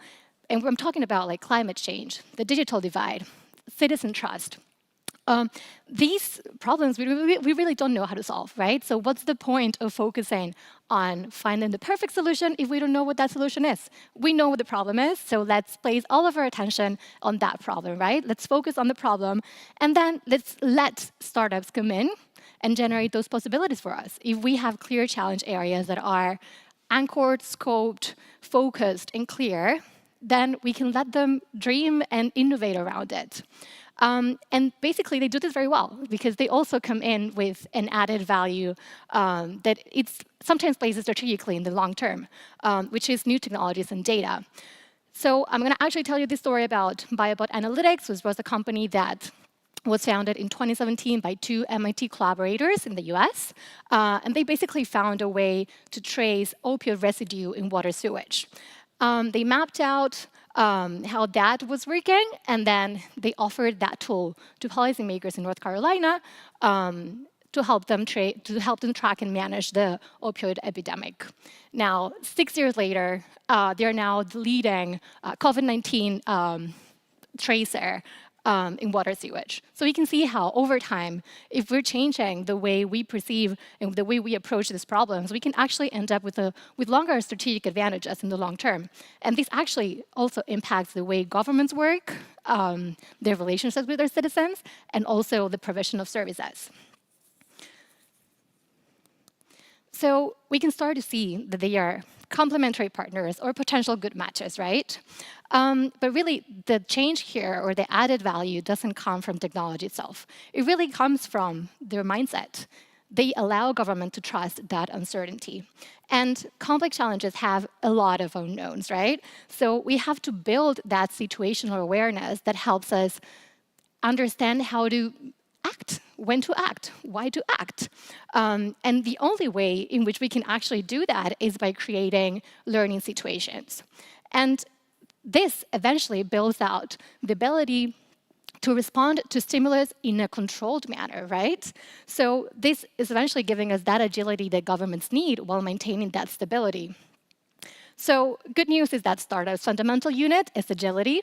They are obsessed with their end user. They are iterative. They have reduced time to market. And they also focus a lot on co-creation logics. So they are experts in creating the minimum viable knowledge for us to assess if a possibility can actually turn into a solution or if it's really not worth exploring. So they help government navigate that uncertainty and to move from that certainty of the knowns, from the predictable budget, from making key decisions very early in the process of problem solving, onto a much more stable governance, which is actually not coming from responsiveness or resilience or adaptive governance, but rather from embedding these learning situations. So it's actually a change in the way of working. And these basically, what's interesting about this is that we're not placing the focus on knowing how to solve every single problem and arriving to the right solutions, but we're rather placing the focus on having good judgment, right? On learning from those learning situations and getting those to lead us through uncertainty. And this is really important because innovation is not linear, so you're not always going to get the same stimulus, right? When we do this, we move from processes onto interaction. We move from contract negotiation onto collaboration. And then we also value that interaction over processes. So these ultimately also catalyzes a lot of the innovation that we need in the public sector and that cultural change, right? The GovTech ecosystem is a great place for startups to assimilate that knowledge and that digital ethos that startups have been long doing in time. They actually, through the collaboration, will understand how to be on the lookout for these digital innovations, right? And they will also be in close contact and absorbing those skills that are so needed. And eventually, this will actually foster evidence-based design, prototyping, experimentation notions, co-creation ideas. So we can see that, yes, they can create very powerful context for change, but we also need to be able to generate that collaboration in an effective manner, right? To generate those possibilities that we are so keen on getting. So GovTech innovation programs actually have been doing that very effectively over time. And this is mostly because they encapsulate the use of digital technologies to support the resolution of collective action problems at different governance levels. So basically, they work around a structure that is very focused on the transformation needs and those problems that we were looking at. And then through that structure, they're able to tackle some of the barriers and some of the status quo items that are so hard to change in government. And we can look at a couple of those. For example, we can look at the status quo of behavior. We know that if we try to change and alter a lot, the way public workers work or have been doing it for a long time, it's going to be really hard to have that retention in the change, right? So if we, through the program, insert a facilitator that is able to translate what startups are saying to what public workers need, that integration of methodologies might be easier, as well as the management of cultural and political barriers. If we look at budget, the status quo of budget, we also know that sometimes we perceive current solutions as being more valuable or differential than new ones, just because we don't know the new ones, right? So if we, through these programs, insert data-based approaches, and we also insert evidence or evaluation processes, it will be much more easier to move from preference to performance, right? And to make the right decisions. And then we can also look at endowment, right? When you're so used to doing things your way and with working with the same person over and over again, it's very difficult to assess your needs and to assess if other provider would actually solve those needs in a better way. So if we reduce that friction that public workers may have onto testing those new solutions, they may be slightly more open to doing that. And we can do that by setting clear programs with a set duration, a clear governance, a clear leadership, and also facilitation. Because that way they know that that risk of trying something new that they're so averse to is somewhat controlled. And this eventually also has a spillover effect on other areas of government, right? Once you're already working with startups, you also become curious about how to scale those startups that you're working with in government. So you're going to start looking at procurement. And then when you're working with startups and they're introducing these agile methodologies, you're also going to become curious about what are these methodologies about, and that you'll maybe start working on the upskilling of your workforce. Now, the interesting thing about this is that you're likely not alone. Developing successful startup solutions comes from clear ecosystem work. We have the knowledge from academia, we have the funding from investors, we have the mentorship from VCs and accelerators, we have the input from policy regulators. So you're needing this ecosystem around challenges that are really globally relevant at an international level. And we're starting to see also this transnational collaboration translate into programs that are very specific. So we've seen examples through the Safe Tech Alliance Global Skater Program, where we've tried to scale solutions over nearly 10 countries. We're also seeing how the European Commission is committed to supporting these kind of programs, right? The EU GovTech Connect program is the first pan-European startup bootcamp, which, by the way, has open applications. So if you're a startup interested in getting training, we can talk later. So we can see that the blast of impact that startups generate really is huge. And in parallel to these proliferation of programs, the GovTech market is also growing. So we know that the government is one of the largest employers, tech spenders, service providers, and data owners. The market's huge. It's currently at around $400 billion in terms of a global market, about 100 in terms of Europe. And if we could just redirect some of that spending towards startups, SMEs, and scale-ups, the economic impact is also huge. So we have transformation, but we also have another realm that we can also be impacting. And this is actually also translating already into the investment narrative. We're seeing how there's this understanding that public value can be co-created by all economic actors and factors of society, right? So we know that we can build for the future, and we have a role in what that market looks like.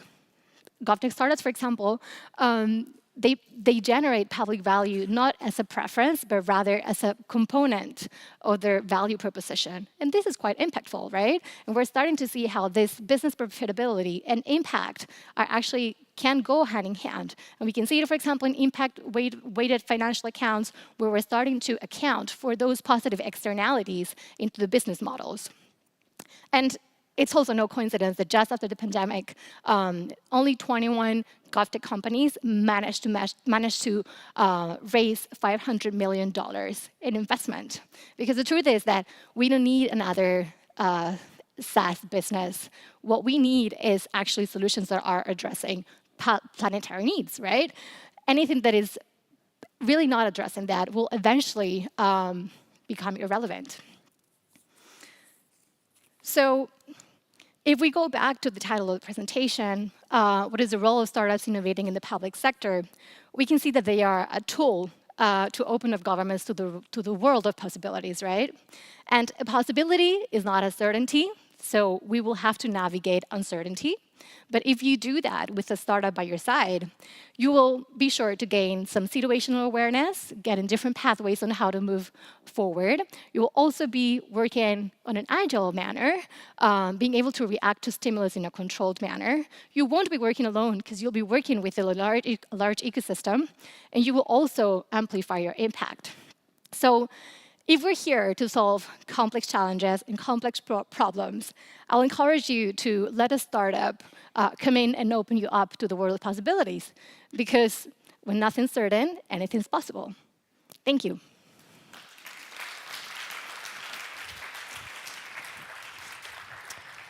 Thank you very much, Sophia, one more time.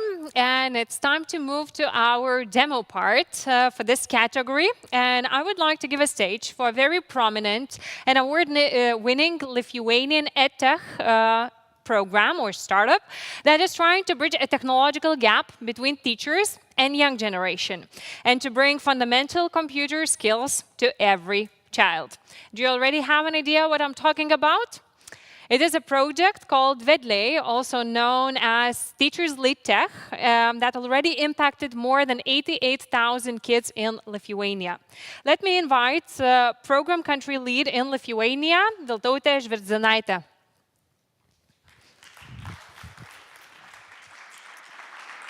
Hello, everyone. So 65% of children starting school this year will work in technology roles that don't exist yet. So the main question for us as educators, as teachers, as parents, as citizens should be how we can assure, or how educational system can assure that each and every kid learns to create with technology as a basic skill, next to reading and mathematics. And to do that, to reach each and every kid despite their gender, location, or where they come from. So today, I'm going to present you what we are creating here with the team in Lithuania, Eglė, or Teachers Lead Tech, and we are creating and developing a learning system for K-8 teachers to bring fundamental computer science skills to each and every kid. And before moving into how we do that and what we do that, I like to always ask why and what we actually achieve, what is the impact, and what our main people who are using the program, so kids and teachers, actually are talking about when they start to use our tool, our lessons in the classroom. So what actually happens when primary school teacher starts to teach informatics since first grade. So there are several competencies that are empowered by our lessons. So first of all, of course, naturally is digital competences, because we learn teachers to work with digital tools and to teach computer science and creative technologies and so on. But what's more interesting for me and for our team is to hear that what actually teachers notice that creativity, imagination, curiosity, and logical thinking also arises with the kids, because if you need to program something, definitely you need to think, to create, to think logically how to make steps each one by one, and so to make that the program would work. The third thing is what I think is very important in education system is joy of learning, since I think that within growing up, kids somehow lose their joy of learning during the years. So what we are trying to do, and what we noticed that if we start to work with kids from since first grade, we catch their joy of learning. And when we offer to create with technologies, they feel motivated to actually finish their own project. Also, there is inclusion, since we work with each and every kid in the classroom, the teachers work in the classroom. So we talk about boys, girls, kids with learning difficulties, and we learn to use technologies consciously. And what actually changes also in the classroom, which I admire so much when I hear that the role itself of the teacher changes, since they become more in the collaboration mode. So how we do that is that we create a learning system which consists of 3 parts. So first is that we suggest, and what they can find in the Eglė program is creative integrated computer science curriculum. We use our own method, understand, practice, and most importantly, create, since all the lessons which we prepared, they suggest to create your own project. So all the time you are a creator. And we have different topics, starting from digital ABC, going to creative programming with Scratch, 3D models, AI, data science, and all of this, what we are talking nowadays in terms of technologies. The second thing, we don't leave the material itself. We suggest and provide workshops each 2 weeks, practical virtual workshops for teachers. And the third thing which we now focus most is our newly created, we call it digital learning buddy, or you can call it like digital learning assistant, and which helps actually for kids individually create their project and follow the steps so to create, and teachers provide just these 4 letters code, and kids can find the instructions how to do one or another project. And since last year, it was used more than 150,000 times by kids. So when I say create with technologies, kids are creators, so what do I actually mean is right behind my back. So there are different tools, digital tools, and different topics. So we learn physics in co-spaces. Kids draw and program, for example, some kind of frog life cycle, or they just have fun and create fantastic animals with AI programs. What we achieved in Lithuania's market is that we started like 3 years ago. In 18 months, we already had 50% of primary school teachers in our program. And we reached, in general, more than 4,650 teachers in Lithuania and had an impact on 90,000 kids. And our business model is that we provide and sell licenses for each teacher. So either schools are buying, or we established paid partnership with tech companies, for example, unicorns. So then we can provide some licenses for free for teachers from smaller schools. We also signed long-term district deals, for example, with Vilnius, Klaipėda, and now the newest district is Šakiai. So in those districts, all the primary school teachers can learn with Vedli tools. And now we started to work also with Ministry of Education and Science to bring this program to preschool teachers. So teachers talk and teachers tell us that bringing informatics into their classroom helped to increase kids' grades by 2 points. Or teachers themselves, they feel empowered, since for the first time they feel that they are able to go together with kids and rediscovered their role as a teacher as such. And what's next is that we've started in Lithuania. Of course, we're gonna keep working in Lithuania since we are a team based in here. So we are working with primary school teachers. Now we're moving to 5 to 8 informatics teachers, and also tapping into USA market and wishing in 3 years to reach more than 20 million kids and help to empower millions of kids to create with technologies. So thank you so much.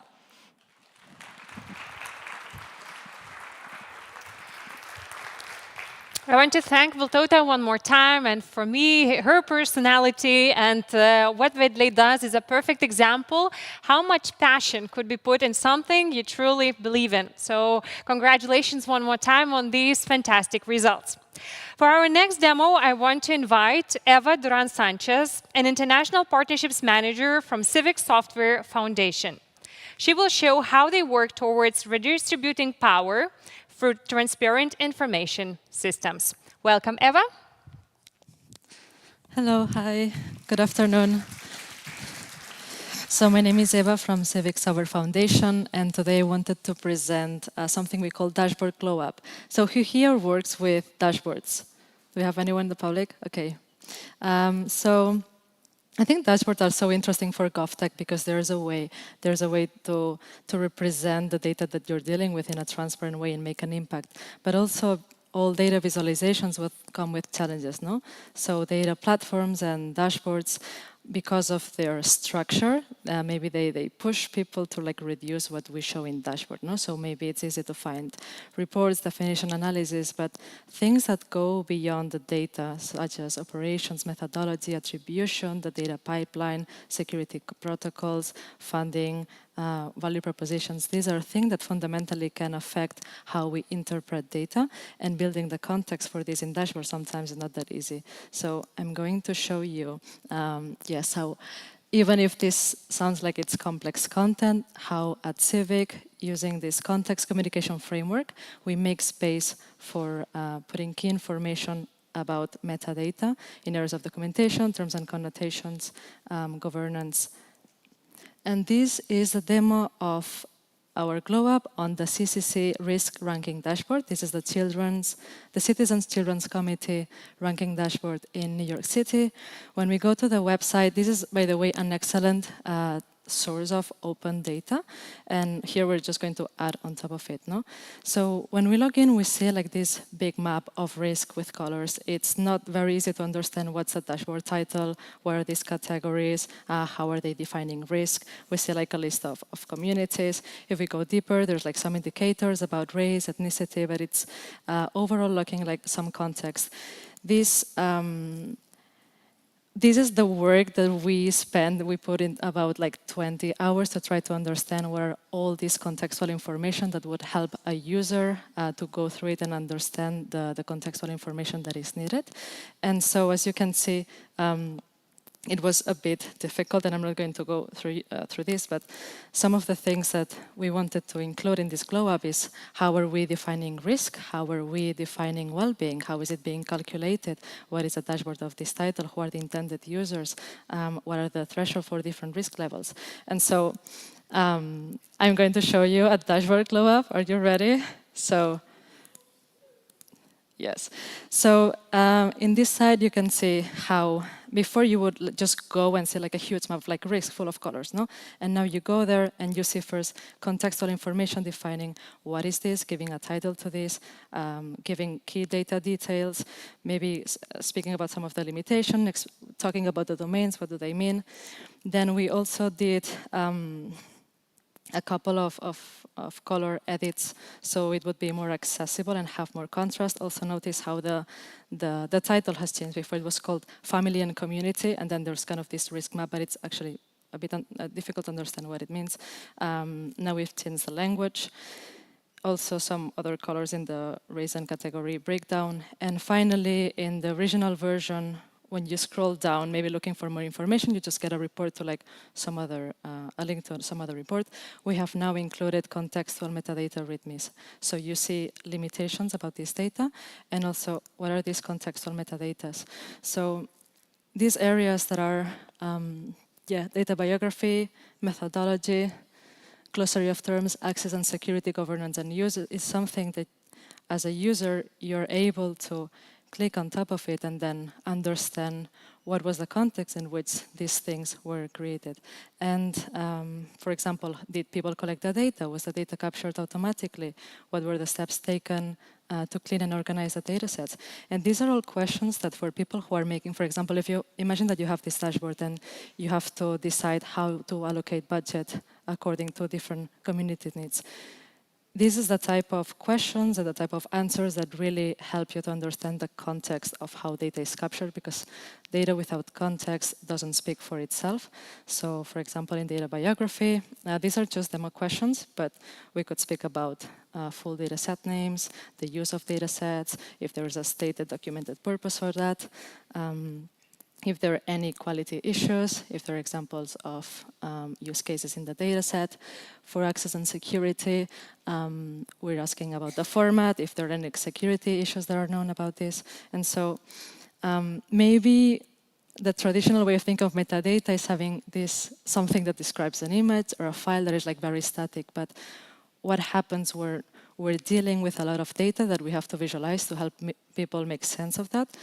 Civic contextual metadata readmes can help embed this context into dashboards that can help to increase transparency, auditability, citizen engagement. And so we believe that the next wave of open data will include open context. And if you, for example, are working in the public sector and you're custodians of information and you're wondering how can we share this information with other agencies so they can take action and they can act on it without passing on like biases or assumptions. We are happy to help with that. We have the Contextual Metadata Lab. And yes, there it's a group for governments, academia, and other nonprofits. You're welcome to reach out to me and then come have a chat. Thank you so much for your attention. And yes. Thank you. Have a day.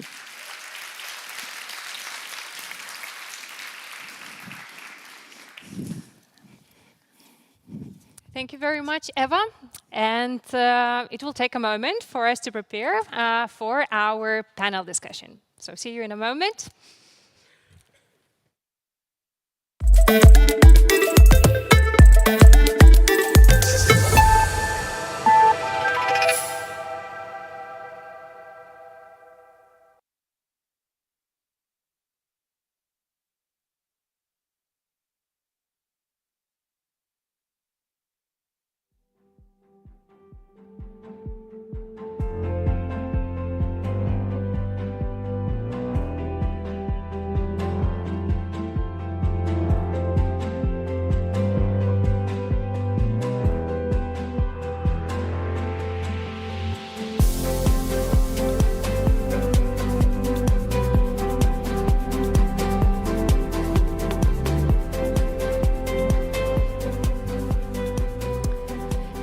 let me introduce the last panel on REIMAGINE tools track that is going deeper into public sector and startup cooperation.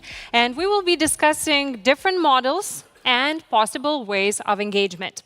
On this panel, you will have a truly global experience and a glimpse of cooperation that happens elsewhere. Please welcome Aaron Hausler, Innovation Precincts Manager at the Office of the South Australian Chief Entrepreneur. Welcome. Guilherme Domingues, co-founder and CEO of Brazil Lab, an innovation GovTech hub focused on connecting the public sector with B2G startups through its acceleration program. Welcome. Please take a seat. It's all yours. I would like to invite Ieva Žilionenė, consulting business lead at NRD Companies and GovTech policy lead at Infobalt. And the moderator of this panel will be Esther Sibor, who is head of research at StateUp, a leading provider of intelligence, evaluation, and data products focused on public purpose technologies. Welcome, everyone, and enjoy your discussion. Thank you very much, and it's excellent to be here with this amazing group of experts today. And even though our discussion today will really focus on the how do we get this collaboration going, I think it's still helpful to take a step back and start with the why. And I would love to hear from all of you, bringing your international experience to explaining, what are some benefits of governments and startups, engaging in a more collaborative approach to innovation. What are the benefits for the public sector, for the startups? And also, what are the risks or missed opportunities when we do not engage in such an approach? So, Aaron, would you like to begin? Sure. Thank you so much. And it's an absolute honor to be here amongst you all today. They often say that the world is changed by those people who turn up, and you're all here today, and it's amazing to be immersed here with you. So, I mean, from my perspective, without being sort of super reductionist, I think from a public service perspective, working with startups creates opportunities to bring in new ideas, new methods, and new types of partnerships so that the public service institutions, in collaboration with these companies, can generate new forms of public value, of course. And I know that sounds sort of super simplistic, but and obviously from a startup perspective, startups, like any business, need a customer. They need customers. They need a first customer. And I guess in South Australia, what we're trying to unpack is the extent to which our public service, which is the biggest client in South Australia, can be that catalytic first customer for our startups to help them to kind of prove up that product market fit and ultimately provide a scaling platform into new types of markets and innovations. That's excellent and inspiring. Ieva, would you like to add on that? Yes, of course. And hello, first of all. A pleasure to be here as always. And from my perspective, well, I myself, I've been a challenge owner in previous years, sometime before my previous career, when we were having just one of the first challenge cities here in Lithuania. So having this experience, I can tell that this is a possibility for a representative of public institutions just to get access to a much broader competence, technological competence, like broader intelligence on what can be done to help you. Because for usual procurement, you have to know in advance what you want, how you want, when you want, for what money you want. You have to know all these things, but you can't because your knowledge is always limited. And in this case, using such approach, like opening possibilities for new ways for cooperation, just enables institutions to get that help in advance. And for startups, of course, if they are trusted by public sector, which usually is very careful and really looks into how it does things, it's like a mark of excellence, I'd say. Excellent. Guilherme? Great. Hello, everyone. Great to be here. Just wanted to say special thanks and a shout out to Kamila Gazinski from the GovTech Lithuania for inviting me and having us here. My feeling, I think Sofia just did a great talk about this topic, but I just wanted to reinforce 2 points that she talked about. I think the first one is the agility for the public sector perspective, so why should they work with startups, is the agility to incorporate new technologies. And not only these new technologies, but also new minds and new mindsets, new skills that eventually, through the regular hiring process to work in the public administrations, you wouldn't get as fast and as easy as when you are doing it, hiring a startup to present those solutions. And also the startup mentality is something that's true. So they try fast. If they fail fast, they pivot. And if it works fast, they scale even faster. So the public sector sometimes lacks this agility. And I think this is one of the key and most important aspects for startups to work, for the public sector to work with startups. On the startup side, as Aaron said, the public sector is the greatest buyer in the world for everything. And I remember once we did an event in Brazil, GovTech Brazil, and we had the co-founder of Waze with us, Yuri Uvine, and he was presenting himself with a big shirt saying, fall in love with the problem, not with the solution, saying that every entrepreneur must fall in love with that problem, not with the solution, because sometimes they're attached to that kind of technology and they're not going through the best path. And there's no place in the world with more problems than the public sector. And coming from a developing country in Brazil, we have lots of challenges on the most variety of issues, the greatest variety of issues, but I know from on the developed world as well, from different perspectives, but we always have problems with healthcare, education, security. So, I mean, there's no better field for you to work if you are a startup and you want to try new solutions than the public sector. I believe these would be the two main points for each side of this conversation. Excellent, and these are all fantastic examples of all the potential benefits that can be had from such a collaboration. And yet we see that, such approach to, collaborative approach to innovation between public sector and startups is often still, it's just starting. It could, often be seen as something that is, we have some great examples, but it's still not necessarily business as usual. To the extent that, in a 2020 survey among UK businesses, UK small businesses, 90% said that they do not really think that the public sector considers them as, a potential partner, and they don't really see the benefit. And against this backdrop, I would really love to see, how is this changing? And I would like to start with you, Yeva, your experience of, across the globe, how are public sector organizations opening up to this? How can they, reconcile the needs of this collaboration with the more traditional approach, the more traditional mindsets? Well, I think it's not an easy task, and that's precisely why we are here, and quite a lot of experts here and in different parts of the world are talking about these things, and not just talking, but doing these things. Because, of course, by nature, public sector is quite inertive, it's quite traditionalist, and the bureaucracy is still there for the good. I mean, because that's the way it functions.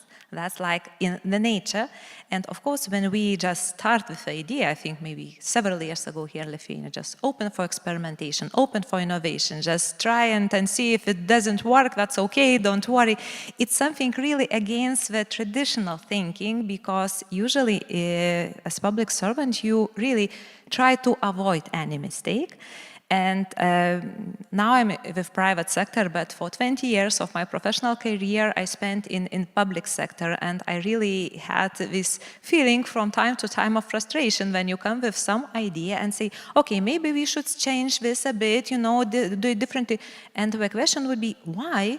I mean, it's working for 25 years, thanks God, if not for 100, but it's working, so why do you want to change it? Don't fix if it's not broken. But, well, usually the problem is that when we will see that it's broken, it will be too late, because the world is just too fast around. So, not just speaking about what you should change or you should be innovative, it's not enough, because it just gives sometimes, I think, feeling of frustration. But by examples of how it works step by step, this is happening. And I think 1 or 2 or 3, even small pilot projects in the institution, it really enables to see that, okay, it's not scary, especially then you have that help to lead. of course, from the startups position again, yes, public sector is a big sector which has and spends lots of money on technology, but the procedures are so long. And then again, I have lots of friends, colleagues in private sector and startups and say, sorry, it's too long. It's too long for us because we have to grow, we have to scale. Our investors have clear expectations for us, like KPIs and so on and so on.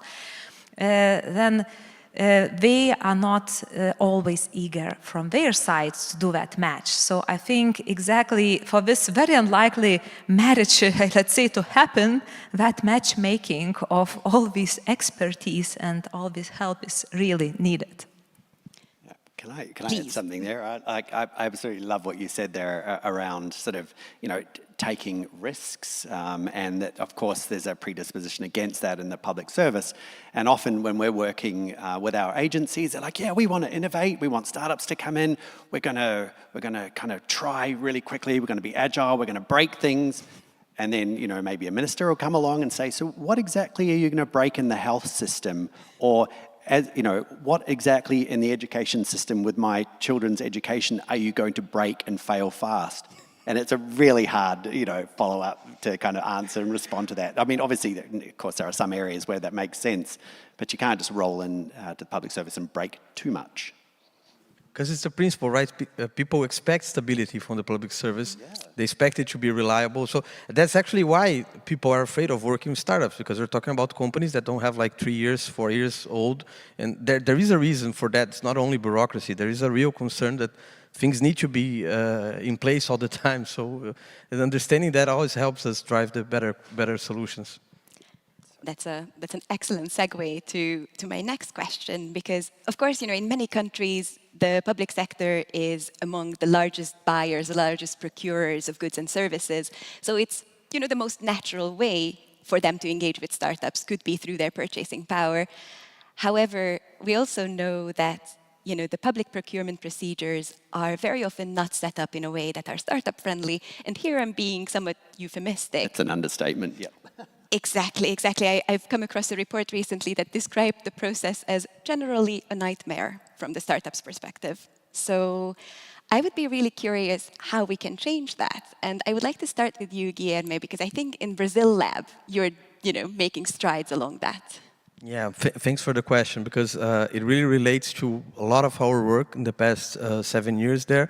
We started with the acceleration program, focused on startups, really to foster this interest and this desire from entrepreneurs to work with the public sector, because in Brazil, due to bureaucracy, corruption, lots of challenges that they face to sell it, entrepreneurs wouldn't look for the public sector on that purpose. So we started with the acceleration program. But real quick, we understood that, okay, but if we only work with the supply side and not the demand side, things are not going to happen. So we need to work on the demand side, starting doing courses, trainings, events for public officials. But then there is this minor detail, which is how we connect them both, and it is through public procurement. And we had a legislation in Brazil that was from 1993, so it would not be related to technology. It would be more of informatics and telecommunications. So it was not designed for those kinds of, there was not software as a service as we know it now, and as it's the most common business model for startups. So we started a very strong work of advocacy in order to modernize our legislation, and I can pretty much say that because I led that, the effort on the chapter for public procurement on a national bill we have now in Brazil. So it's a national startup bill to foster startups and the innovative entrepreneurship, and it has a specific chapter on how to build this methodology. There would be much more of open innovation methodology. So instead of focusing on these specific problems, as Aaron said, on doing the reference term or the reference sheet where you describe what you want to have, what you want to buy, you focus more on the problem. So you present the problem to the society, and you can run tests with 3, 4, 5 companies. You have some sort of financing from the public sector now on that. So it's really changing this mindset, but of course having the legislation that follows up to this change of mindset. So now in Brazil we have a new public procurement law, which has an impact also because it has raised the amounts in which the public administration can do direct hiring, which is also a need for them. They don't need like millions of dollars contracts for startups. Usually you have like for $50,000, $20,000 a year or a month eventually, you can have great software as a service hire. So just raising that amount, creating the environment for regulatory sandboxes and test beds for this purpose, and then on the startup bill, having this specific chapter that we call like an open innovation process.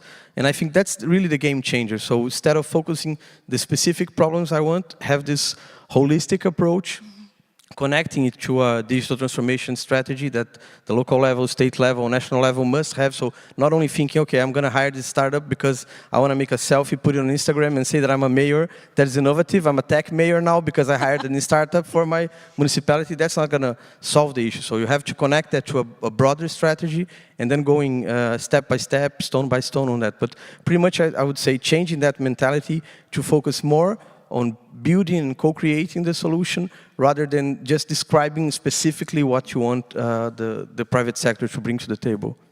Do you have a success story for us for how this might work in practice? Yes, well, this new legislation for the startup bill just started in Brazil, so it has 1 year, but we just did an event 15 days ago, and we have already 5 capitals in Brazil, so Salvador is hiring startups with that, and small cities as well. We're currently running a digital acceleration program for municipalities in Brazil with Brazil Lab. Brazil Lab is running this program, and all the 5 municipalities have already used this legislation.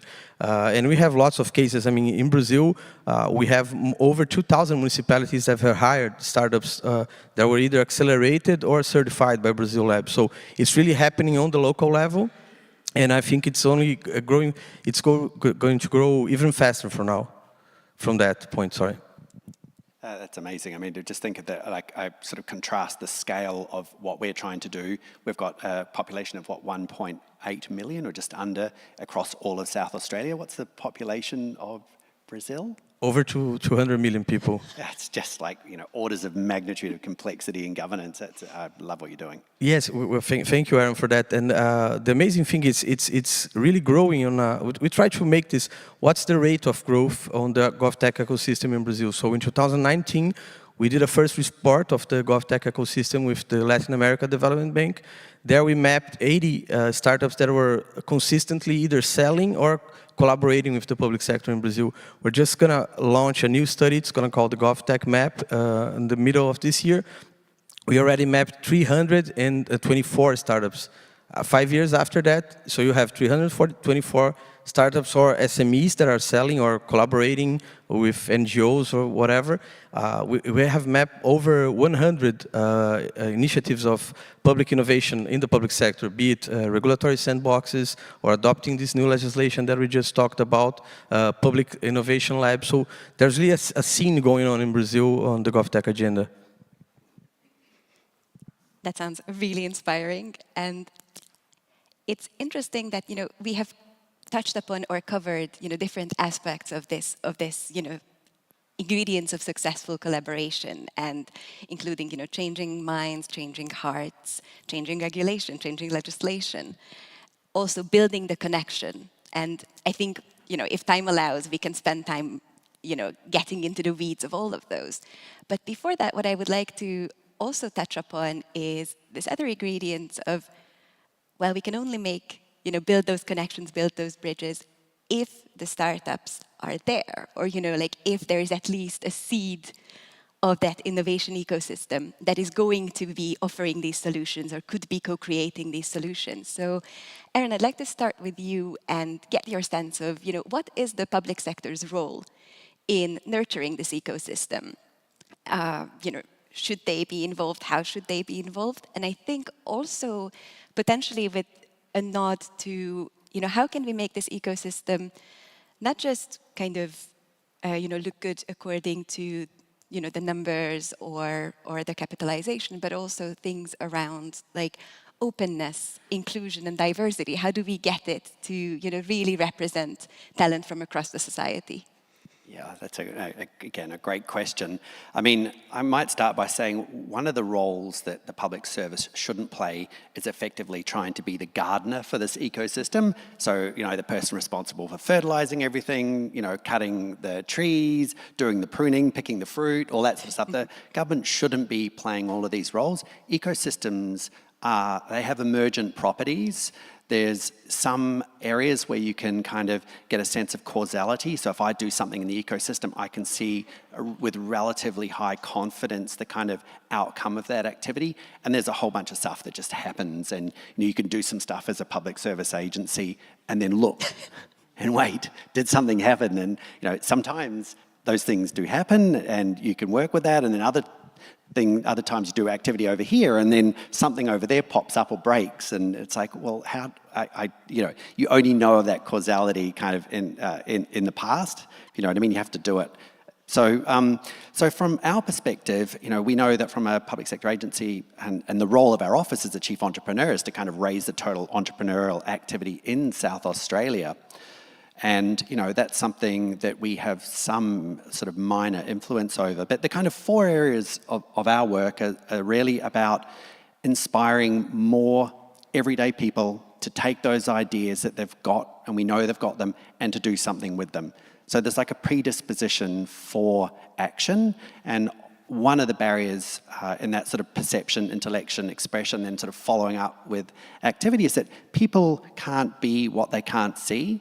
And so we do a lot of work in trying to showcase the amazing work that our entrepreneurs are doing of all shapes, colours, sizes, industries. It's really about kind of demystifying that kind of entrepreneurial journey, in particular away from the sort of unhealthy sort of stereotype that you might have seen on TV. I'm not going to name countries, but you know what I'm talking about. The sort of second thing is, you know, entrepreneurs, they need other types of support. And so the sort of second area is around equipping them with the sort of innovators mindset, skill set and tool set to take those ideas and to kind of, through skill and sometimes luck, to kind of navigate them through into a product market fit. And we don't do a huge amount of that directly. We work with a lot of partners across the ecosystem and kind of entrepreneurial community who are sort of more embedded and closer to those startups, to have the trust relationships and more deeply understand what they need to kind of help them to build those. And sometimes that's through formal education, exposure, experience, international trade trips. It's a whole kind of constellation of activity. The sort of third area, and I think this kind of, you know, is relatively straightforward, and I think almost everyone here would have some exposure to that, is, you know, the old saying that it sort of takes a village to raise a child. Well, it kind of takes a community to raise a business.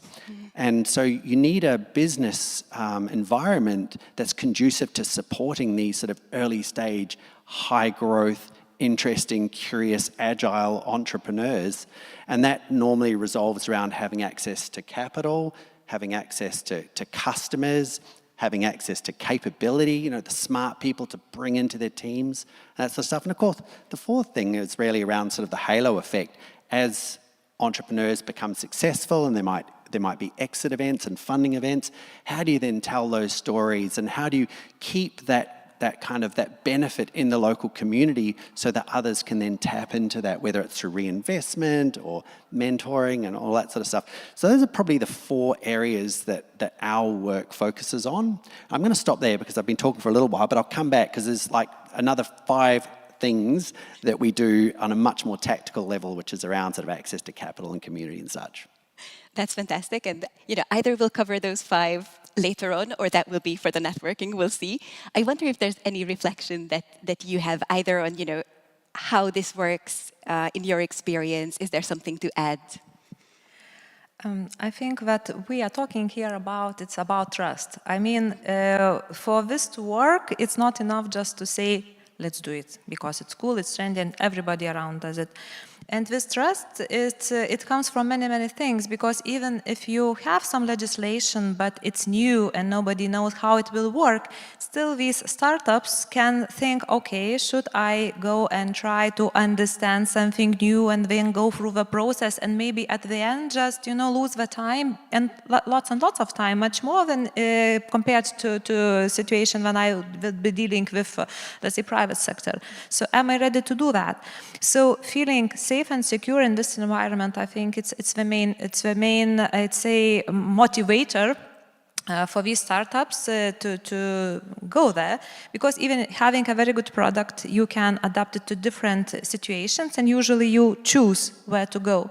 So not to lose very good ideas if they feel that, okay, we are talking now loudly about that, but again, seeing by real life examples how it works. I think the more of these success stories we have, even if it's not something huge and something heartbreaking, maybe it's not a unicorn at once, but even if it's in some municipality, the thing that really works, and then it can be scaled to another. So the more we have this networking and sharing, besides in different platforms, because again, then startups are very much concentrated toward growth and so on. It's not always that they have time to listen to all the news and maybe even join such conferences as it's here. So spreading the news and saying, okay, this works. Of course, not in all cases, and maybe I will talk about that a bit later, but it works. Here are the real-time life examples. Yeah, I think that it's perfect what you just said, because we always have to think, and coming back to the other questions, for instance, public procurement, it's the last step, not the first step on this whole approach that we're talking about, and the same thing with the ecosystem to build that. So it's not like you're going to go to schools, universities, and tell, okay, kids, let's build a company. Why not work with tech? And it's not like that. So it's a whole environment that you need to have, not with the state not getting in line or in the middle of the things and creating bureaucracy and lots of taxes and so on and so forth. So this holistic approach, I think it's really important, and it comes in different segments and actors. So I'm eager to listen to the other 5 topics you're going to cover on that there. Do you want to take a minute and cover some of them?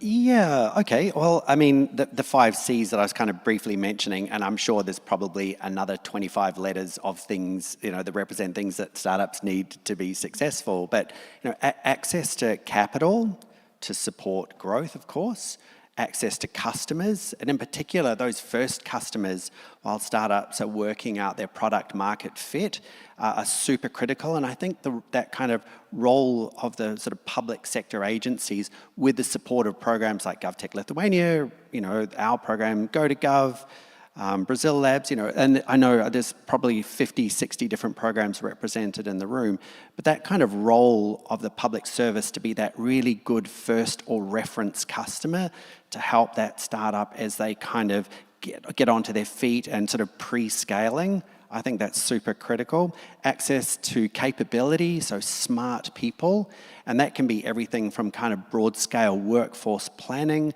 right the way through to sort of making sure that there are programs and registered training organizations that are turning out the kinds of future-facing competencies in our sort of future employees. I think that's really critical. I mean, obviously community, and you can't just kind of put some money into a machine and suddenly community happens. It's all about the soft infrastructure and the social capital, and that is a very long-term play, absolutely sort of built on trust and relationships. It's not something that you can buy. And I think that's all right. Did I cover all 5? I think I covered all 5. Or did I do 4? I think that's 5. I'll stop there. Excellent. Well, it sounded very comprehensive, so thank you very much. Eva, I'd like to pick up on something that you just mentioned, this idea of it worked. Well, it doesn't always work, but sometimes it does, and then we want to showcase. And this kind of ties back to what has been mentioned before, that it will not always work, and there is this risk aversion. So I would be really curious to hear, what happens when it doesn't work? How do you know it doesn't work? Sometimes when I'm thinking about all the GovTech initiatives and platforms and so on, I have this feeling that we just think that startups will come and solve all the problems of public sector. So sorry, but that won't happen. bad news, I don't know, but it won't happen. So half the people just left. Hang on a minute, what happened? yeah, please don't disconnect from broadcasting. Yeah, so when we're thinking about whatever tool, we have to understand where that tool helps to fix and where it doesn't. So when we are talking about innovation, startups, and so on, it's fantastic opportunity to bring disruptive ideas, disruptive technologies, new ways to do things. But for that, we have to have basics. I mean, it's very good to talk about these challenges and innovations, especially in countries who already have digital foundations, sound digital foundations, that have many things that are needed for digital state to function, like registers, EID, e-signature, and lots of other things like interoperability platforms, these things that have to be there. As part of NRD companies, being a person responsible for consultancy, I work in many different environments in countries in Africa, in countries in Caribbean, for example. And in that case, it's really very important to see if this, let's say, idea that we just invite startups and they will do everything, it won't work. So for that, again, you have to have some maturity in governmental sector, some maturity in your startups or digitech ecosystem in general, to be able to formulate even the challenges and to understand what you already have, because these startups have to come to some foundations and to know where we will pick up and build upon. So then we are talking about constructing these initiatives in countries. It's very important to explain, I think, for when we are supporting other countries, for example, we do that as well, to explain what you can expect, but it can bring these huge benefits that this ecosystem will bring you, but again, not to expect things that are not possible, just not to get disappointed, because I think the worst thing is to promise lots and lots of things, and then people get disappointed and say, oh, it doesn't work, so it's bad in general. So when the expectations are measurable and we are built on what can be really done and achieved, then this really works. Excellent. I think that's a fantastic point around exactly the necessary level of maturity and setting your expectations, right? So a last quick question, kind of a little bit of a round for us, would be, where do you see this space evolving? And of course, we've seen lots of changes sort of forced upon by the pandemic, and governments were often forced to be more agile and experimental. But I'm really curious whether your sense is that is a trend that is continuing, or were public sector organizations able to build on that momentum? And also now that hopefully COVID is more or less behind us, what other trends do you see that shape this space, and what are your predictions for what we can expect? Please go ahead. All right. Well, I think a famous philosopher once said that change is the only constant. And if I think about what happened during COVID, there was a tremendous amount of change across almost every section of the community, business, our business lives, our personal lives. And of course, change, the kind of absorptive capacity of systems for change is finite. And I don't know what that actually is, because it's sort of, it's context dependent. And at a kind of helicopter level, it's almost impossible to get data on that. But you can absolutely see when you kind of zoom in what's happened around, work habits, what's happened around appetite for sort of risk around business investment, in particular innovations in the health system, the stuff that took years and years to get through sort of regulatory approvals and pathways. Like, for example, whole of country immunization programs, creation of new products and services to protect us was taking weeks and months, not years and years. So there's absolutely this kind of, it's almost like a rubber band or a piece of elastic, so it's stretching it out. And of course, at some time, that sort of snaps back again, because we're all individually creatures of habit, the sum total of our experiences, our patterns of behavior and learning. So there is a kind of a natural tendency to kind of come back a bit from that radical change, to kind of recenter, before we kind of step out again for that next wave. And I feel like as a result of the pandemic in particular, that we kind of stretched out, sprung back a bit, but we didn't spring right back to where we started. There's been, I think, a residual delta of change, which I think the opportunities here before all of us to kind of build on that, build on those successes, build on what people have learned through that to lay down new patterns of sort of behavior and understanding, modeling, and then putting that into kind of practice through our work, whatever that work is. Excellent. Do you have something to add? I think that's absolutely correct. We are creatures of habit, and we went almost back, but not quite. Because I think if before COVID, some heads, for example, of institutions, agencies could not see IT as important or like fundamental, like hygiene of institution, now we won't have any CEOs who think that, because of course we were very lucky that these things happened when in general our societies, in this part of the world, of course, had the technological capability of still functions, of course, not in all parts of the world. Again, we cannot forget that, and that's why I think now all these programs, donor finance programs in other regions of the world are even more intense, again, showing that okay, we all have to have these capabilities to use digital solutions, to have access to the internet, to enable us to function if something else happens.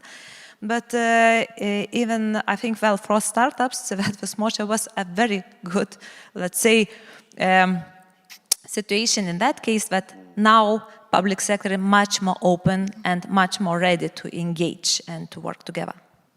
Can I just add one quick thing on that? Sorry to jump in. I just remember that internet meme during COVID, that it was effective. I think I saw it on LinkedIn. It was something like, what drove your organization's digital transformation strategy? The COO, the CIO, the CTO, or COVID tech? I love that. Yes. And at the end of, I think that would be one of my first projections is digital, it's not more a trend. It's an imperative. I mean, when you think about public services and improvement of public services and better quality of life for people, so digital is not going to be a trend. It's imperative. You must go digital, thinking digital as omni-channel and reaching everyone out for that purpose. That really was a trend. For instance, in Brazil, we had to pay the emergency support for different families and small businesses during the pandemic, and that just happened in a speed because it was built as a digital solution, as an app that people would do their registration and then would receive the benefits. But the problem is, since we still don't have a digital identity in Brazil yet, lots of people that were not supposed to have the benefit received it, but the control organisms we have there, they managed to find that out crossing the data, because what was the average income that person had the previous year, and was he elected or not for that. So we had both sides showing of the benefits and the scale of it because it started digitally, and also the controls that were better because it was digital, so we could see who was entitled or not for the benefit. So just to give one small example of how turning things digital can make lots of improvements and save taxpayers' money on that.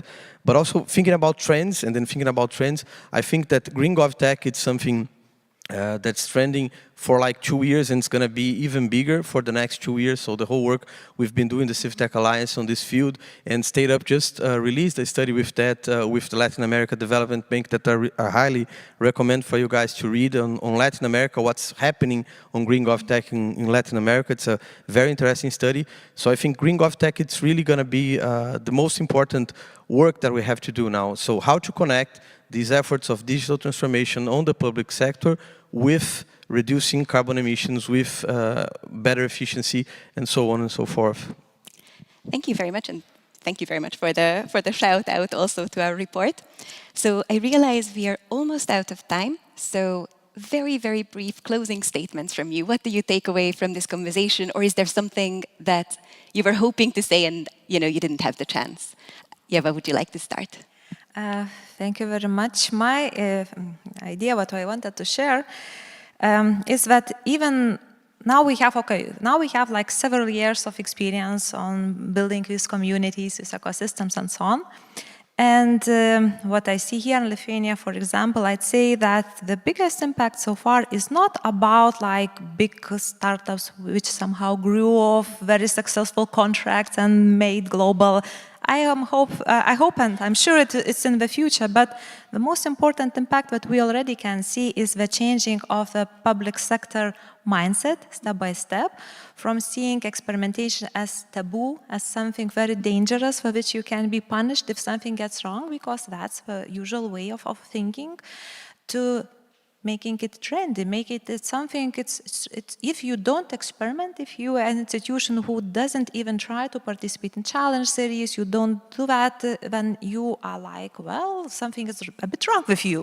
So you should start changing your attitude. So I think that changing attitude of a public sector towards possibility to innovate and to play a bit, not to be too serious all the time, I think that's a very important step forward.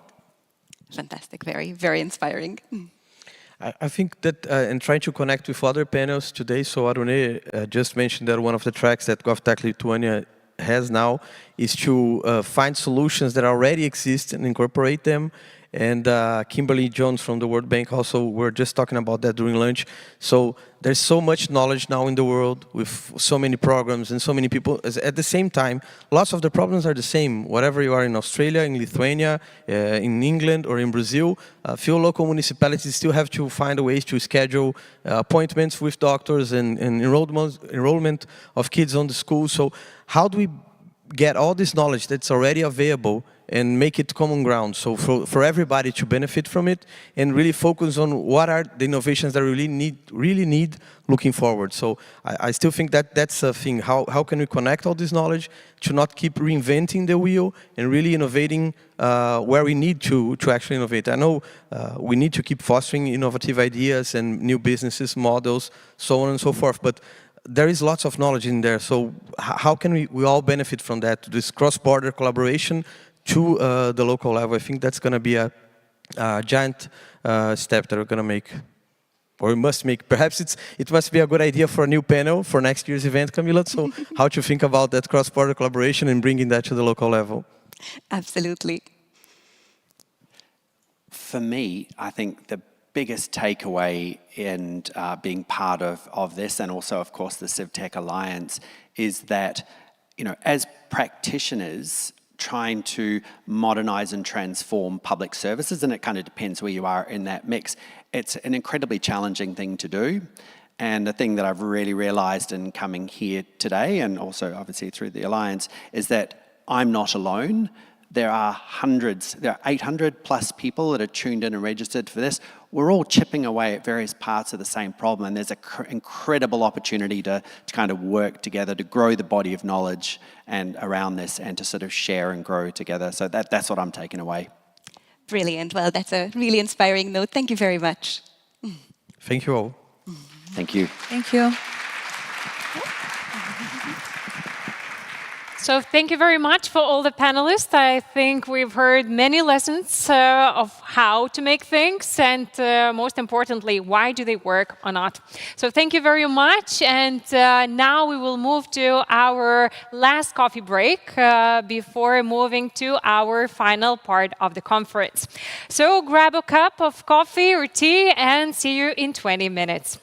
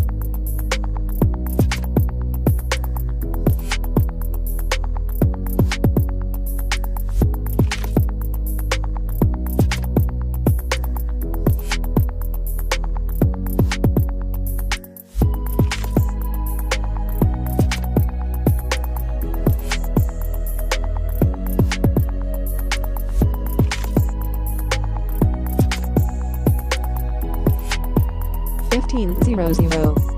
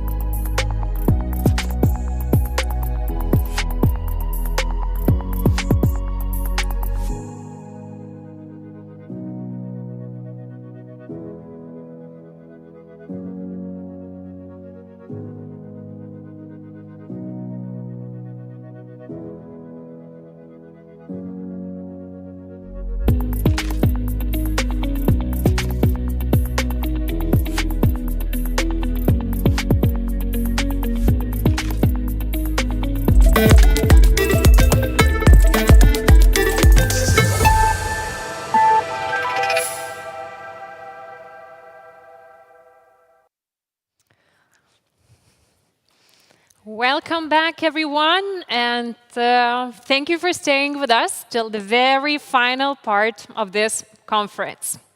We will still have a moment of you till the rest of us comes back to the audience, but I would like to introduce our final part that will discuss the future of GovTech superheroes. Here we will talk about what skills, mindsets, and attitude people working in the governmental sector should have to succeed. The keynote, The Future of Government Workforce, Upskilling and Reskilling for the 21st Century, will be presented by Johnny Haddon from New Zealand, who is the General Manager at Creative HQ. So let's welcome Johnny. Hi, Johnny. I promise that our audience will get back to listen to your presentation. But before we start, can you introduce yourself and Creative HQ real quick, just to know where it stands in the GovTech scene in New Zealand? Certainly, certainly. So Creative HQ is a unique little organization, actually.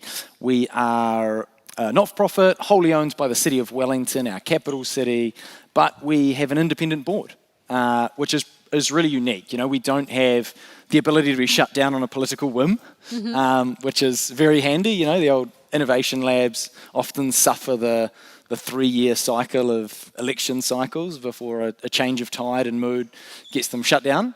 So we don't suffer that. So that's very positive, and we can wear our public sector hat or our sort of more private sector hat as well. And there is probably, if I'm honest, a bit of a lack of a GovTech scene in New Zealand from a government perspective, where they're trying to poke the bear, as it were. But you know, I think there could be a lot more from New Zealand government's perspective, if I'm honest, to really encourage and foster public sector innovation and more collaboration with startups. Maybe you should introduce them to Lithuanian maybe, participants and our politicians as well, who might be interested in developing cooperation. Yeah. Also, a funny fact, yesterday I opened Johnny's LinkedIn and he said, "Mom, if you're watching, I'm talking at midnight." So I hope she's watching us. As we said, #1 fan for you. So, of course, ending on a joke. So the floor is yours, and we can't wait for your presentation. Thank you, thank you. Oh, they jumped the gun. So we couldn't really be further from Lithuania. This is you, if we sort of transpose you on the very opposite side of the globe. So we're perhaps your closest or furthest away neighbour, but hopefully what I'm sharing today isn't that far away from the reality of Lithuania. I think perhaps we've got some similarities, or at least I hope so. So, kia ora koutou katoa. It's great to be here. Hello and welcome. I am from New Zealand, from Creative HQ. And look, I want to start actually with a quiz, okay? So, you know, after the break, you're going to have to get involved. Have you heard of the game show Family Feud? You know, so what happens in Family Feud is this guy, that's me today, has gone out and asked thousands of public servants what they think on public sector innovation. Okay, that part's true. And we've got some questions here. So what I want you to do is talk to the person next to you and shout out what you think the answer is. So, what percentage of public servants feel they have freedom to act on ideas? What do you reckon? Yeah? A? Okay. Any other takers? C? C. There you go, eh? Actually, public servants have a good sense of being able to act on their ideas. Which of these concepts are public servants most confident with? Human-centered design, agile, futures thinking, iterative development. B, D, C. Yeah. Look, so agile, 60%, 60% feel like they've got a good grasp of what that means in the public service. Okay, what is the biggest barrier to innovation in government? What is the biggest barrier? Funding and resources, processes and adaptability, role of technology, attitude towards innovation. Oh, a mixed bag. No one said C though. So, resourcing and funding is the single biggest barrier to public sector innovation, okay? But B and C closely follow. Fun fact, D is actually a strength. The single biggest strength of our public servants when it comes to innovation is a strong attitude towards innovation. And I think we've heard a few people today actually share that same sentiment. That's what we found in the data. We developed this product, this tool called the Innovation GPS, and in the first cycle in New Zealand, we've had 2,500 public servants input their data into this from 12 different organisations to create a whole swath of data and insights that we've been able to work with organisations on. So let me just count down. So look, while we yet to do it internationally, I do think there are lots of similarities there. And I want to pull out the 3 top insights or patterns that we identified. The first one I already touched on, and that is public servants want to innovate. That was the highest result across the board, okay? But it's the rules and systems of government that get in the way. Innovation in government happens despite the system, not because of the system. Innovation in government happens despite the system, not because of it. I could very easily focus on that point for the next 10 minutes, but that's not the topic of this, this talk. So I'm going to move on to the third one, which is perhaps going to come as no surprise. The third insight is actually training and upskilling from the data was the next biggest theme. And this is how we are going to create innovative, creative, resilient problem solvers ready to tackle the growing complexity of public sector challenges that we face. Now, we're not going to do that through conferences and training workshops. Before I get kicked off the stage, look, I do think conferences add value, but it's not in that type of change. It's about stretching your ideas, being inspired, encouraged, meeting others who are wanting to work in the same way.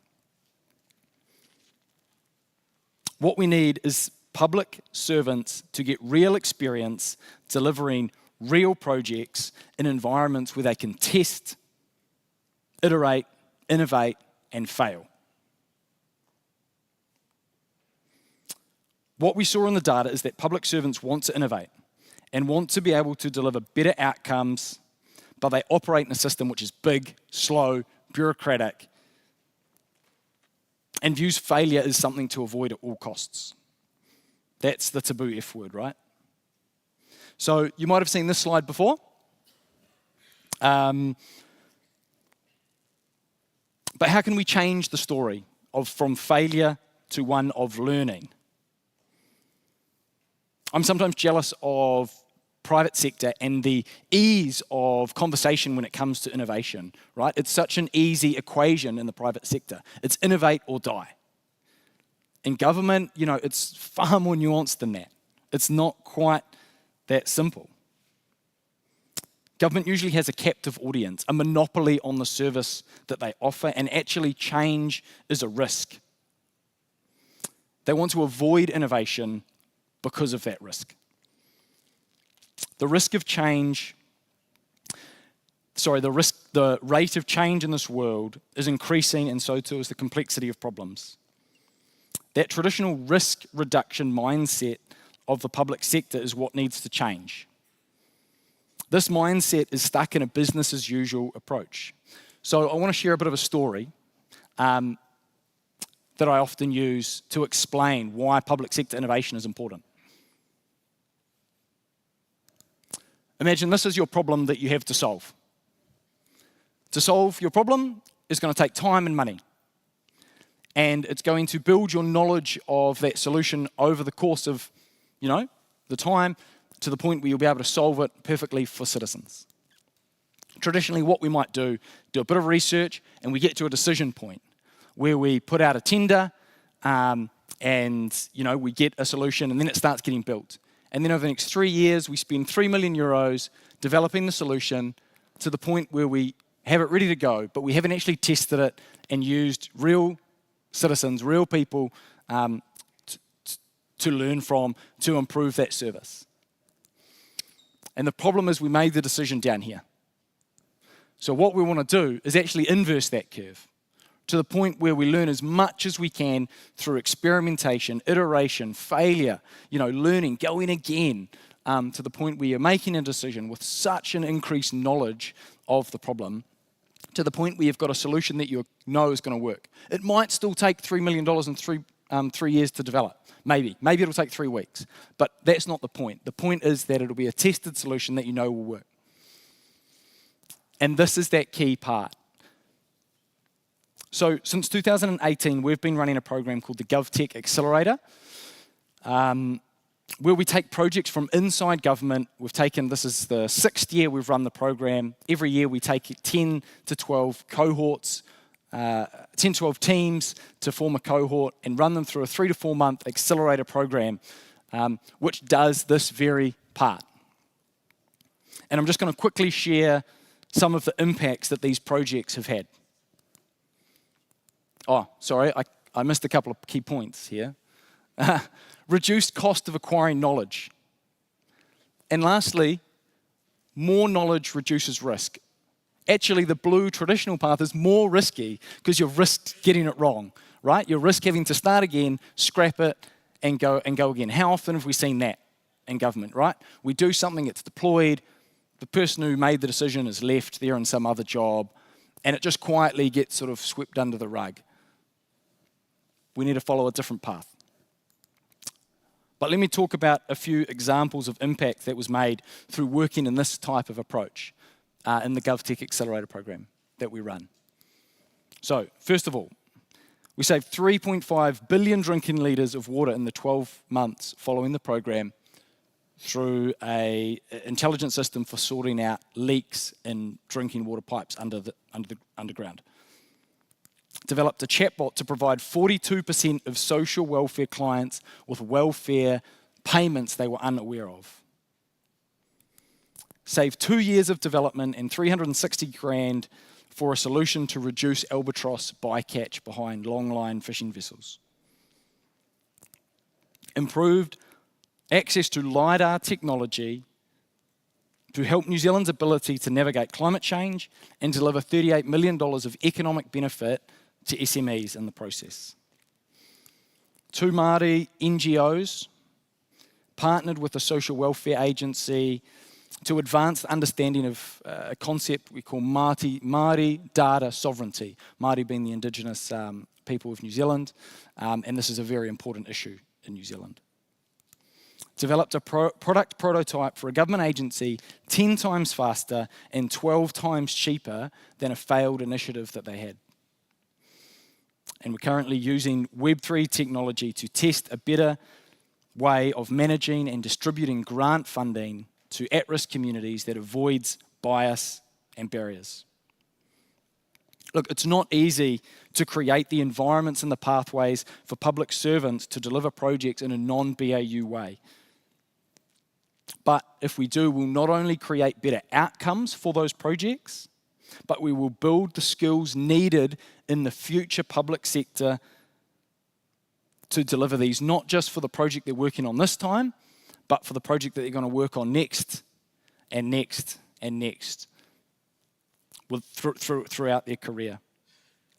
Having them truly experience this process end to end over a longer term, 4 months exclusively working on the one project, gives them that confidence to truly understand the process. The type of confidence that you don't get from a conference where you take away some tidbits, or a workshop where you learn, a little bit, but you don't have the confidence to really implore it.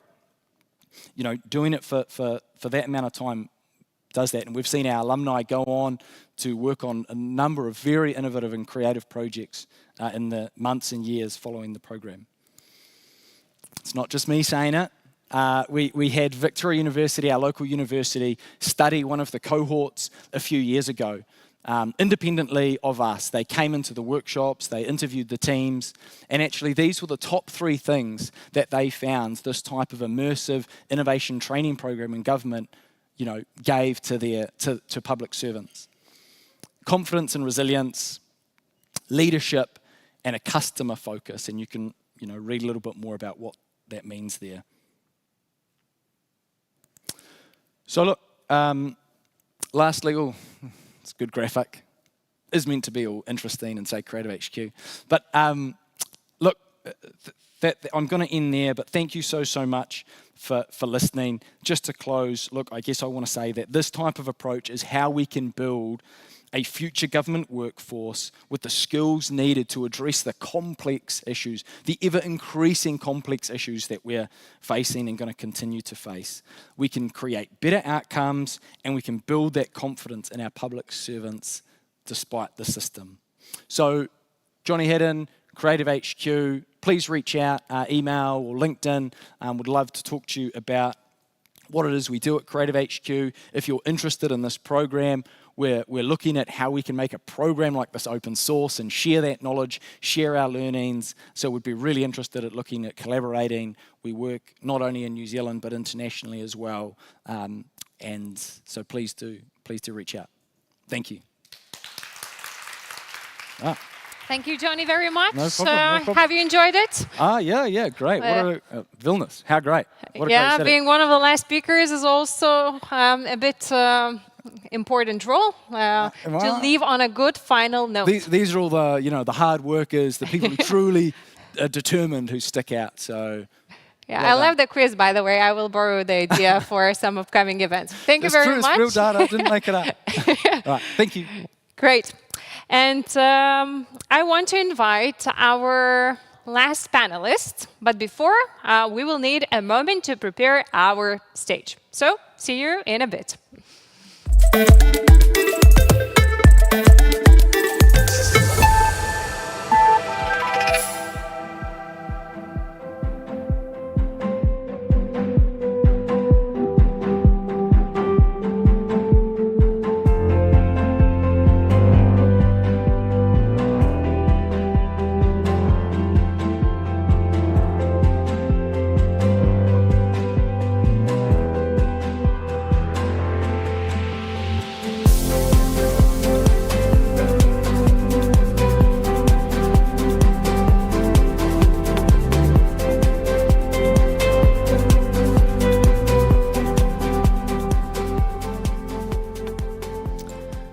To check the energy levels as we are entering our final panel discussion of today. These people have been impatiently waiting for the time to present what they have to tell you. They were asking me, do we still have people in the audience?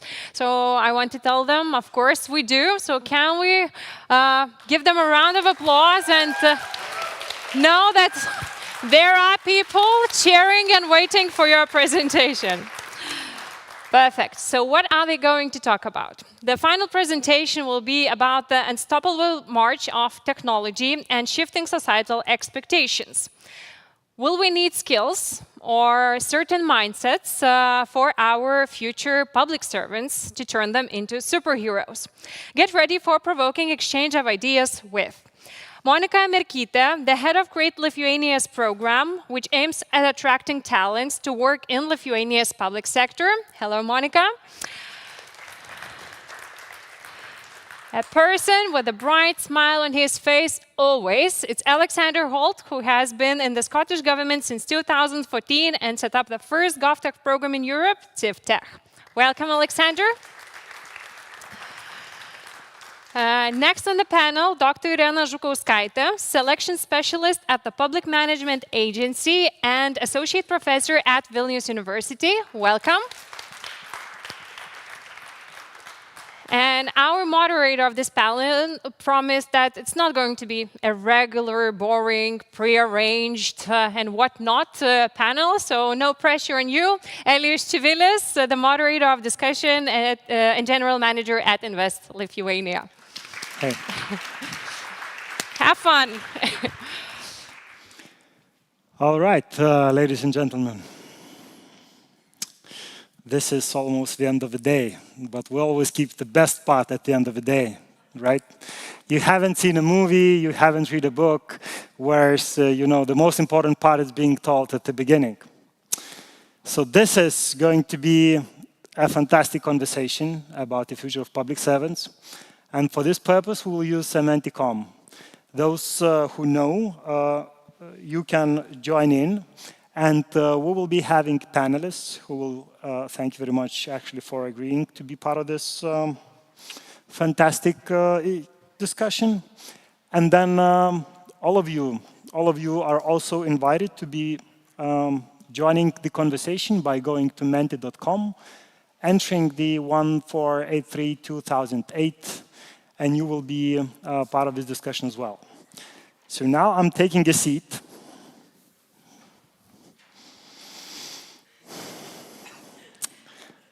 Are you relaxed, guys? You feel good. All right. So maybe why don't we start with a short introduction, what actually you do? I mean, like every morning you get up and you go to work. So what do you do? Yeah, let's start. Okay. So hello, everyone. A very difficult question. what every day I do. So my work day starts from child bringing to kindergarten. And then coming home and working in two different, at least two different organizations. So I am a professor, associate professor at Vilnius University, psychologist, and that is a big, how to say, big side of me. Being psychologist, I teach our students of organizational psychology and particularly of personal psychology. So everything about proper selection, proper performance appraisal and so on. That is my job. And when, okay, I have students, when I don't have students, I have to prepare, I have to write articles and so on. So that is the first half. And the second half is that public management agency headhunted me to work with them and to share my knowledge of science and to do that for purpose of our civil service. Okay, so now you do research on public servants. No, I am not. I am working as analyst. Okay. So, any psychological advices? I am, how to say, that telling to my head of my division what to do, how to talk, and so on, about, you know, just nobody knows who is consulting. Okay. But that is my job. Okay, that's very interesting. Alexander, what about you? Well, Elias, I think Irene is clearly studying everyone on this panel, and we have to be aware of everything we do for the profiling she is doing.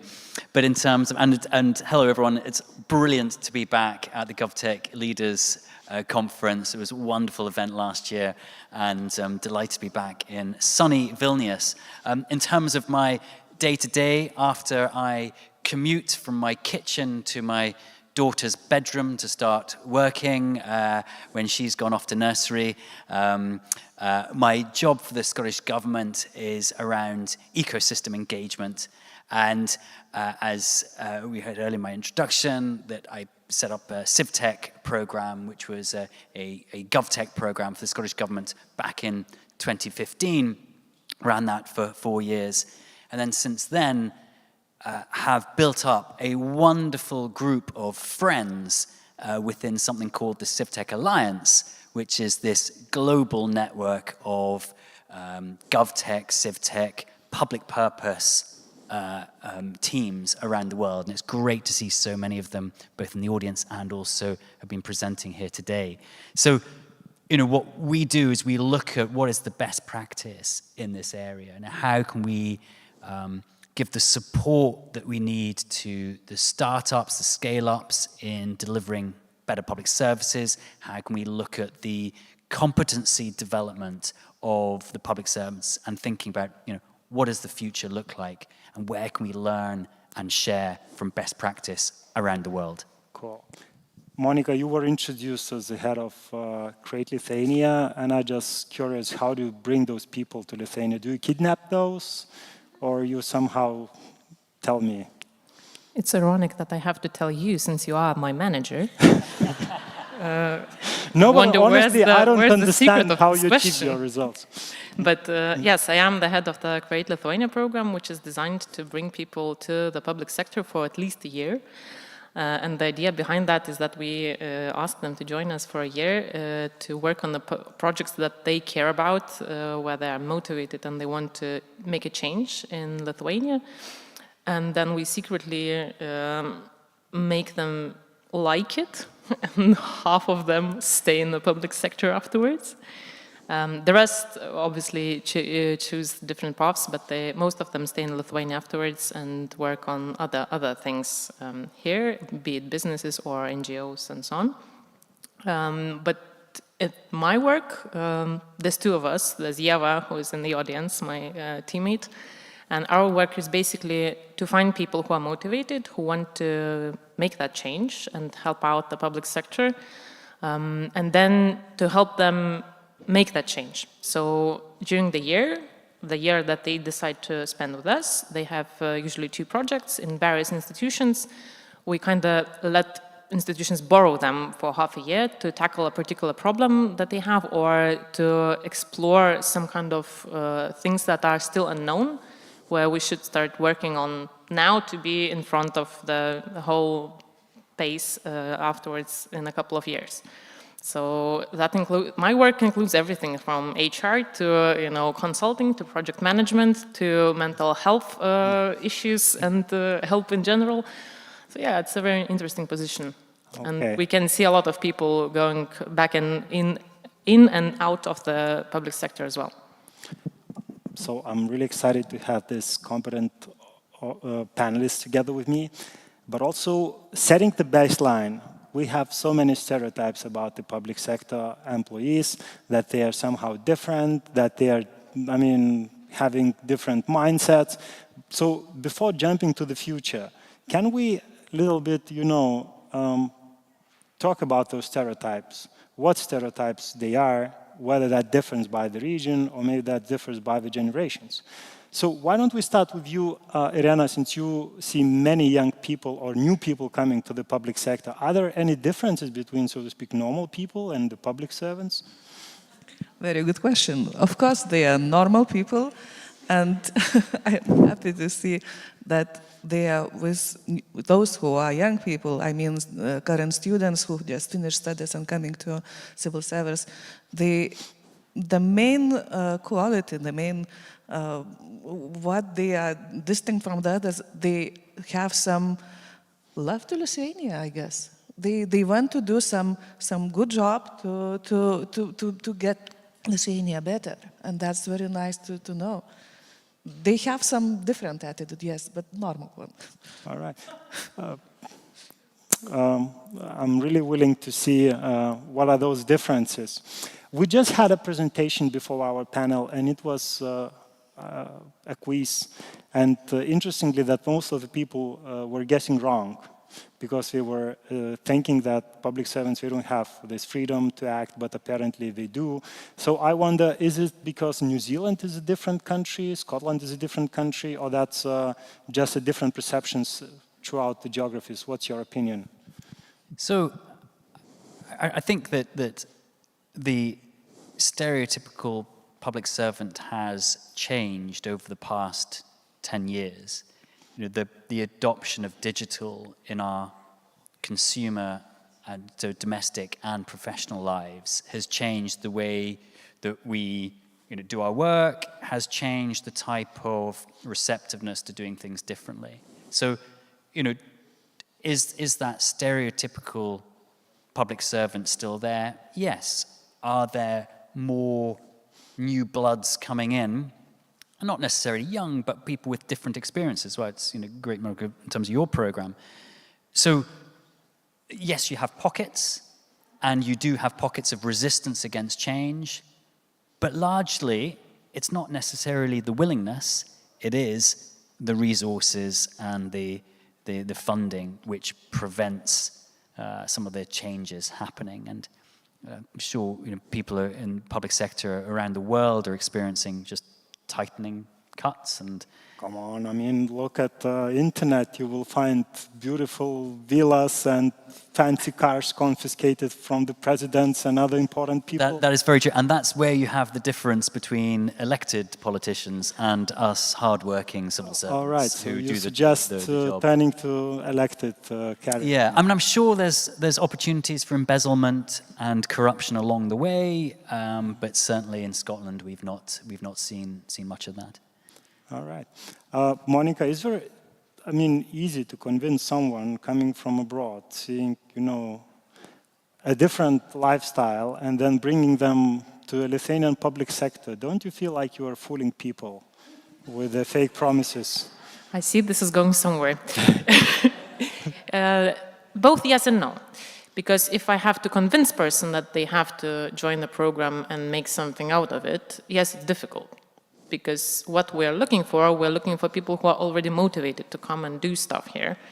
And those people usually, they come and say, okay, I want to make a change. I want to participate. I want to tackle the problem of you know, how Lithuania deals with AI. Do we have a strategy for that? Or I want to look into how we help people who have relatives dealing with the alcohol problem. Do we help the families? So when people come and say, you know, I have motivation, I don't need to convince them. They convince me that they should join. So it's, you know, it goes both ways. There are people who will never join the public sector because they have other priorities, and there are people who have some kind of passion or idea of being capable of doing it, or sometimes people don't know that they are capable of doing it, so then we can work with that, you know. Okay. I'm turning now to the audience. Thank you for giving your suggestions. But before I will go into this, can you please raise the hands who are public servants? Ooh. Looks like majority. See, motivated. Yeah. Thank you for this. Now there is an amazing phenomenon. Take a look at the screen. It says slow, risk-averse, angry, boring, low-paid. Yeah, you said low-paid. But otherwise, I mean, there's a huge contradiction between what the audience think on the stereotypes and what you just told. How can you explain that? Please, psychologists, help us. Very good question. Well, so someone is lying here. I like hardworking, very good. Yeah, but this is a minor. Look at the center, risk-averse, angry, slow, the biggest voting. But we also have good dancers. Well, if you ask about the problems, you always get the answer about the problems. And stereotyping is always the result what we are when we come to civil servant and what we get. That's the answer. If we come and expect very fast answer and so on, and he has to go all the bureaucratic stages and to check all documents and everything, so of course it becomes slow. So it looks like slow, but everything has a reason why it is slow or doing like this. So I don't believe that all this, what is written here, this very well describes our civil service. I believe that some words should be changed into better ones. Come on, good dancer. I mean, it should be a perfect dancer. Please correct. No, I mean, jokes aside, right?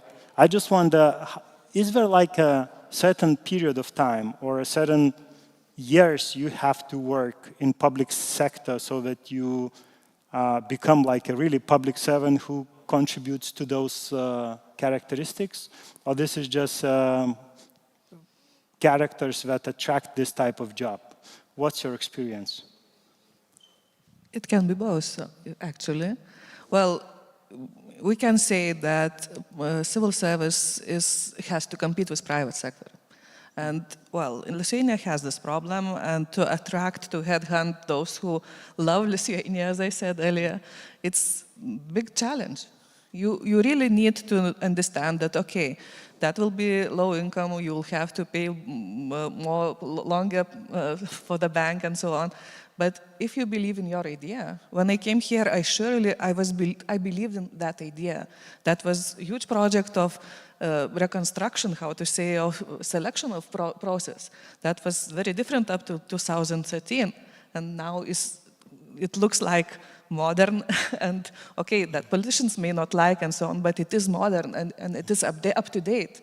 Mm. So I came with the idea that I want to be in that process. Mm. And I want to do that, and I want to share my knowledge, which I teach our students, to that civil service also could have this knowledge and do that better. So all these words, well, yes, there are some people who don't find that the work can come here. Yes, it can be. Also, it can be that those who are working longer, we know that sometimes we are conformists, and we have to follow the rules and regulations, not formal rules and regulations of the group. And then if you will do extremely good, so colleagues will say, well, what are you doing? What do you want? So, of course, that could be also the result. Monica, just a clarifying question. Since you have seen so many people and you have brought so many people to public sector, can you now in the street distinguish who could be a public servant, who could not? Just by looking? Just by looking? No. Not really? Let's not do that. We have a whole process of interviews and tasks, so that's how we... So no stereotypes from this point? No. Okay. And regarding your question, I think it's about variety and that it varies in the sector, in any sector, in public, in private sector, in NGOs. You have people, that means there's variation, and there's a possibility that, some people will work better, some of them will work worse, some of them will be capable of more resilient, let's say, to some actions or some systemical stuff. They will be more resilient for a longer period or shorter period, so it depends on the person. There are people who are working in the public sector for 10, 15 years, and they're still innovative, fast-working, forward-looking, and so on. There are people who, after a year in the program, say, no, thank you. It's too slow, it's not innovative enough, I don't have the patience or the time and energy to do this. This is not for me, I have other priorities and other stuff I want to do, so it depends on the people.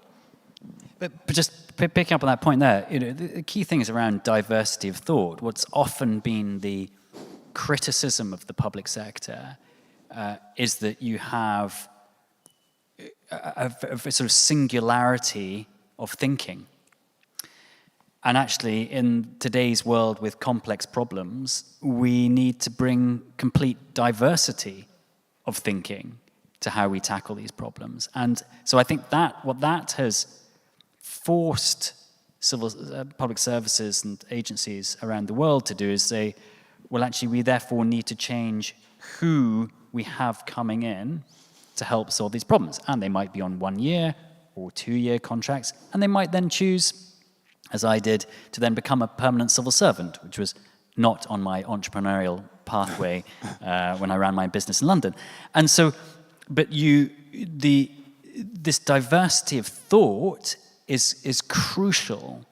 And so, speaking as a male, pale, stale, mid-40s man, talking about diversity of thought, as I said, an irony, but, you need to bring people in who think completely differently. And that's then brings in the whole notion, particularly look at global collaboration, is what is right? What is right in one place is not necessarily right in another. We are predominantly global north thinking, and actually we are, there's a global majority and there's a global minority. And what practices work in one place don't necessarily work in another. And so, it's really interesting about the evolutions of societies and tackling what is appropriate from them, because what we might think, from Europe might be right, might not necessarily be right for Africa. And so again, this comes back to this diversity of thought appropriate to the location that you're in. All right. Thank you very much for this nice introduction to our next chapter of conversation. We're just taking a picture of where we are today. Now let's talk about the drivers for the change, because obviously this public servant has to adopt to what is driving the change for the governments in general. And before we jump into describing what's the future about, let's talk about the drivers. So it was mentioned already by you that there's a big competition with the private sector for the talents, but I wonder, this is just an easy excuse, right? Because on the other hand, you can say that this is a huge impact job, which is never been proposed on the private businesses. So I wonder, what's your experience, for example, in Scotland? What drives most the change for the government itself? I mean, is that like international business, or that's regulations or competition between nations? I mean, what would be the key driving force for the change? I think there's definitely been a response to the opportunities that new technologies present. So we're faced with digital disruption. How do we respond to that? What's the threats to that? What are the opportunities? And that then has brought in new level of thinking in how do you use technologies to deliver your public services. So there's a recognition that there are new and more efficient and effective ways of delivering public services through digitalization. And that brings in, therefore, a new driver. So, technology is the baseline of everything, and underpinning that is, of course, things like data and standards. But as a recognition, you can do things differently, more effectively. And that's why it was absolutely brilliant seeing the Vice Minister from Ukraine earlier talking about, their war mode, about how they could deliver services digitally through citizens. Mm-hmm. And then, of course, actually, it's around politicians. Civil servants are there to serve the elected politicians, whether or not you agree or disagree with their policies. And so a lot of it will depend on where the politicians want to take them. And that might be left-leaning, right-leaning, more socially oriented, more business-oriented. But I think also what we see is that there's a recognition is that you can't fund your public servants or services without a healthy economy. So you need to focus on the economy, and you get that going, then other things will slot into place. But it's interesting seeing what people think here. Yeah, we will shortly come to the results, but I just wanted to ask from your experience, have you ever met someone coming throughout your door and saying, hey, I want to save the world. I want to work for the public services. I want, to make this planet a better place to live.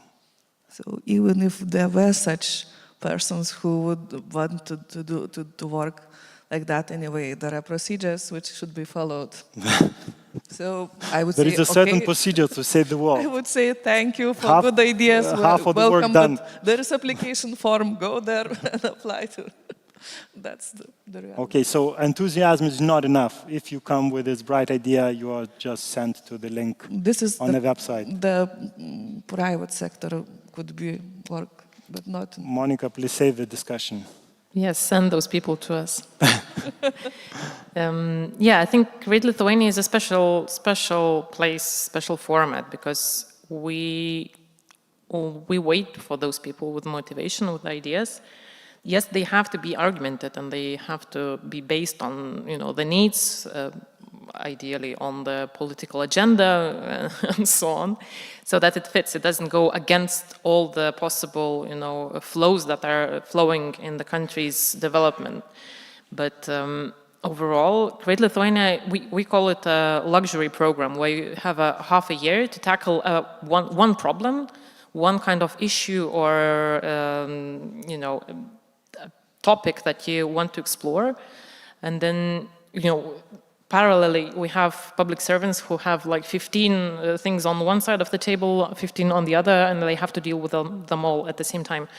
So Great Lithuania, we aim to find people that are motivated, that they have particular ideas, or they can contribute to a particular topics despite the fact what is their experience or a baggage before that they gotten. So yes, I think it's a different format, and we can allow that to ourselves. But isn't there an interesting thing here about the whole notion of value? So you've got people coming through your doors, they can solve a year to solve two problems. And isn't it reframing this sense of value from a traditional mentality, which might be, say, one of value extraction, to one which is of value creation? And this partnership that you have by bringing diversity into the room means that you're approaching things from a different way. And certainly we found in Scotland that with CivTech, what we wanted to do was change that relationship that the government had with their suppliers and move from suppliers to partnerships. So you're moving from consultation to co-creation and doing it in such a way that you are partnering with startups and scale-ups, which is about investing in a relationship to support a business, to grow to develop a technology to support a business, to create an exportable opportunity. And so, it's redefining what the public sector's role is in that journey. Well, now we can turn to the results from the audience, and we see that they think that the biggest driver for the governments to change was actually global challenges, like climate. Do you agree? Like pandemic, for example, yes, I agree. In Scotland, no. I missed that bit, sorry. What's the biggest driver in Scotland for the government change? Is that the global challenges? Interesting, yeah. So I think so there are global challenges, environment, yes, cyber, and it's one's local response to one's response to the local effects of a global challenge. Yeah, but certainly, and the health of a society, and there's a strong driver around health. That's a key driver for where a lot of our public services are focused. Interestingly, that audience also think that industry and business make a strong force on governments to change. So it sounds like democracy is working here somehow. Well, I think it also depends on whether business then feel that the government responds. You can have endless amounts of round tables and with businesses saying, oh, we need this, we need that, and government saying, yeah, we're listening, and does anything happen? So it's interesting about, these might be the drivers, but what's the feedback to show whether, these things really do work? All right. So I think that's, the image is pretty clear on the drivers, and now I suggest we focus on the public servant and the future. I have taken several qualities, what might be important to them, and I'm kindly asking now the audience to rank what you think will be the most important. And for us, I'm inviting to discuss on the title of our conversation, so what's the future for the public servant? Is that skill or that's a mindset? Alexander. So when we look at this, we often discuss around, heart set as much as mindset, as much as skill set. And the whole notion now of, people join the public sector, well, 98% of people join because there's a sense of public purpose in what they're wanting to achieve. Yes, there might be other attributes around kind of stability and security. But and it's interesting about that list there, because I think there's something missing here, which is actually for the future, you need a sense of curiosity. And if you think about what we're trying to teach our kids is kindness, confidence, curiosity, and the ability to reinvent for the future.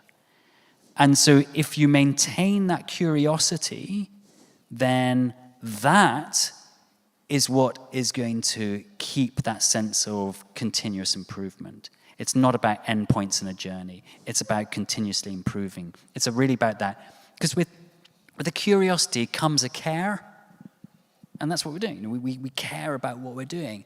And if you can crack that, then you have your public sector of the future. Because as soon as we get staid and we feel we no longer need to learn and we're no longer curious or interested about the problem we're trying to solve, it's time for the door. Well, that sounds rather like a motivational speech, from the book. But let's get back. I just looked it up on Wikipedia okay. before. I thought that's ChatGPT's output. Because you mentioned, public servants are here to serve the elected politicians. So why do you need curiosity? You need execution.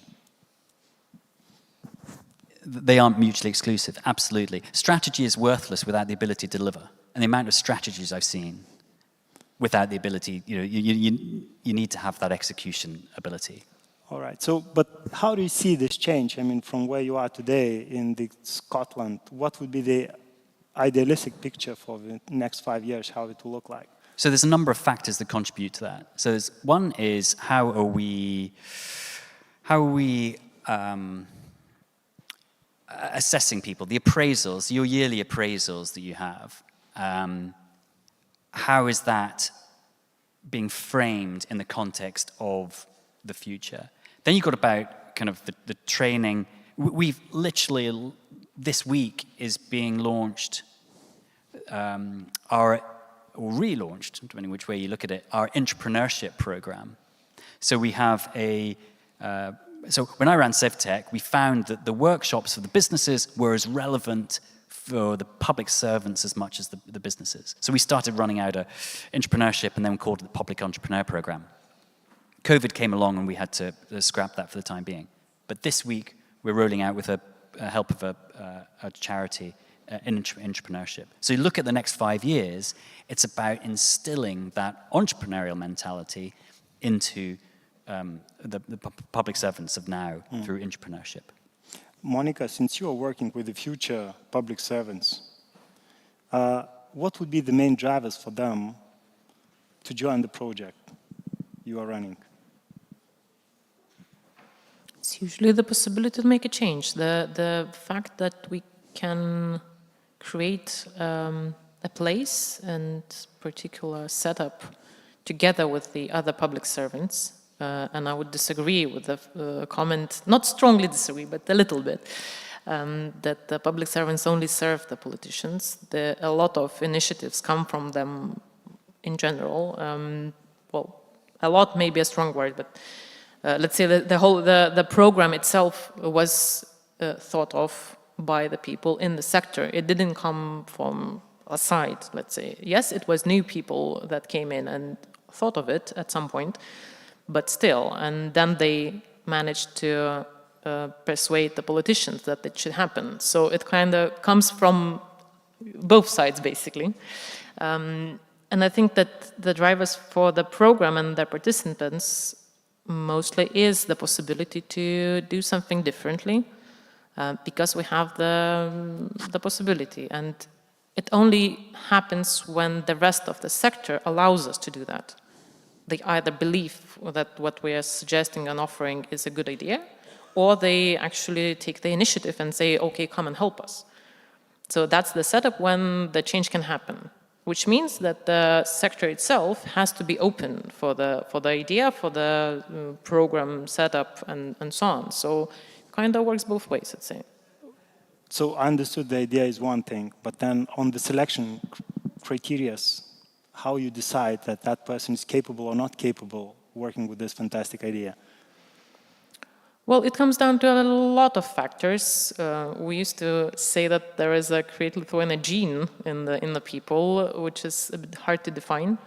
But on one side, it's about the motivation and the ability to carry out things. The other thing that is very important for the people who come to the program is the curiosity and ability to learn and growth mindset in a sense.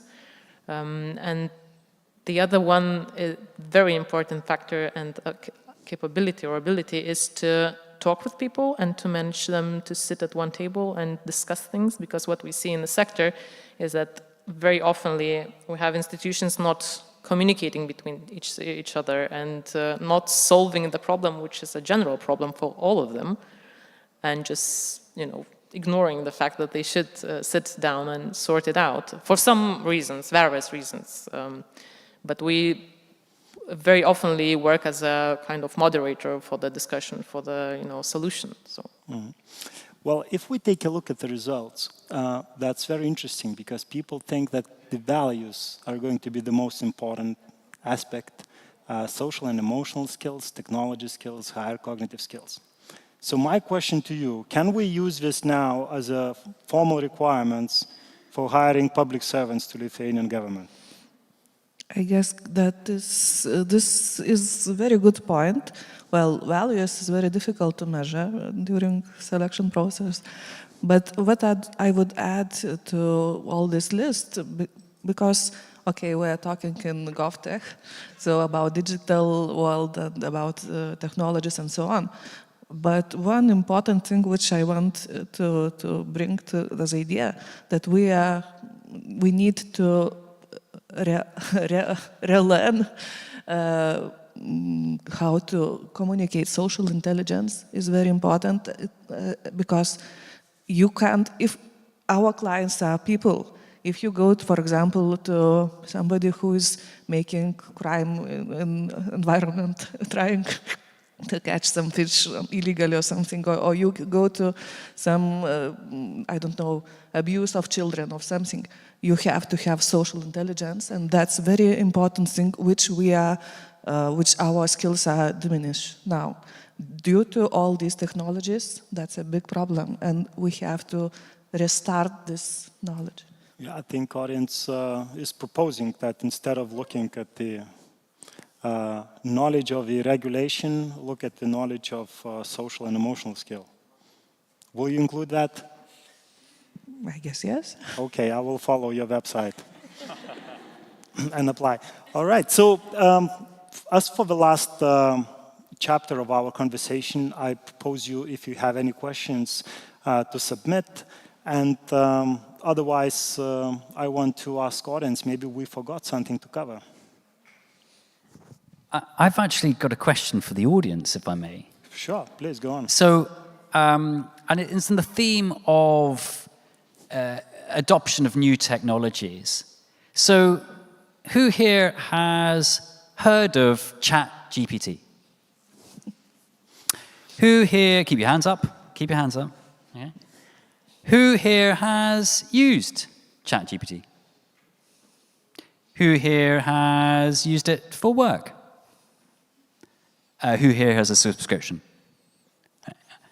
So it's interesting about the use of technologies, and I think what people are quite concerned about is, hang on, if I've got a machine that does my job in, 20 seconds, and I just pop a little question in, and it's come out with my ministerial briefing in 20 seconds as opposed to 2 hours, is that a good thing or a bad thing? And I think it's an interesting question, is actually we should embrace this stuff, because then we could be used and do things in different ways, or be deployed to more frontline things. So I think there's an interesting, and I'm always interested, it's the first time I've had an opportunity to ask that question in an audience, and but I'm interested about that adoption. I have a counter question for you. Would you want that, for example, during surgery, somebody would use this? Not. I'm pleased to say that writing a ministerial briefing on entrepreneurship, and by the way, caveat, any of my bosses watching this, of course I've never used it.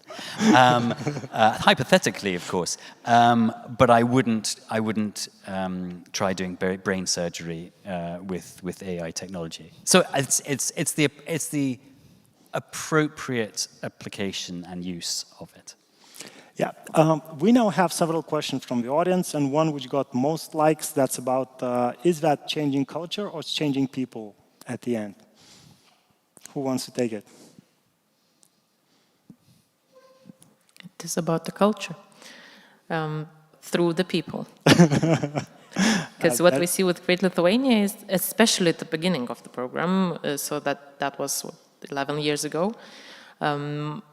as it was thought of, it was designed to bring people back to Lithuania who have foreign experience to join the public sector, at least for a year.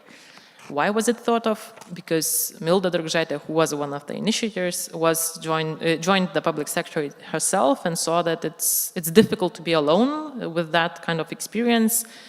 Some cultural aspects also were different compared to the countries that she's been living before.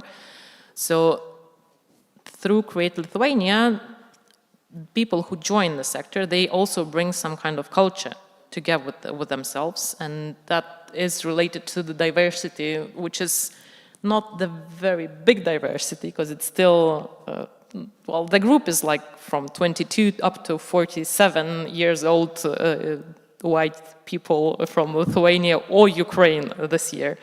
But it still brings different aspects of the culture, of how we work, of how we answer an email, or so on.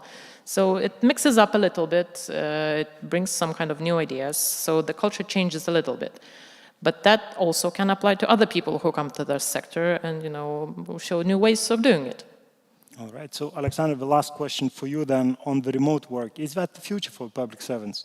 I think it's a part of it, certainly. I mean, from someone, as I said earlier, who commutes from the kitchen to the bedroom or the sitting room, depending on where the sun is, you know, but it's nice to go back into the office. But the remote working is part of life now, and you know, and it's just about creating the right conditions by which people can still get to know their team, get to know people. I mean, I think what I really feel for is the students or first timers into a work of the past 3 years have, you know, come out being a product of the COVID environment and haven't met their teammates, you know, after, you know, 6, 18 months even. And so remote work is a part of it. It's not the only part of it. We just have to re-examine what we use the office building for. All right, so I think, thank you very much, audience, for the questions. We have more than this. I'm really glad that you were so active during this panel. And just for the final thing, I wanted to thank you, dear panelists and dear audience. Thank you for engaging with us and giving your opinion as well. So let's have a round of applause.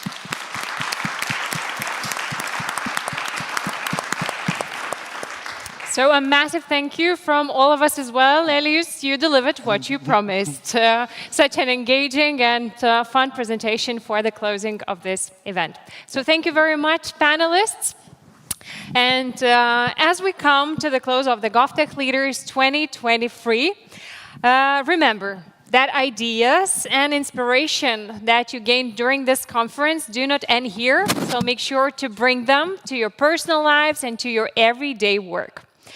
In closing, I would like to extend my gratitude to all of our guests, speakers, workshop moderators, and of course to every one of you who made this event a real success. Do you agree with me? If so many stayed till the end, let's give a round of applause just for yourself for spending such a lovely day.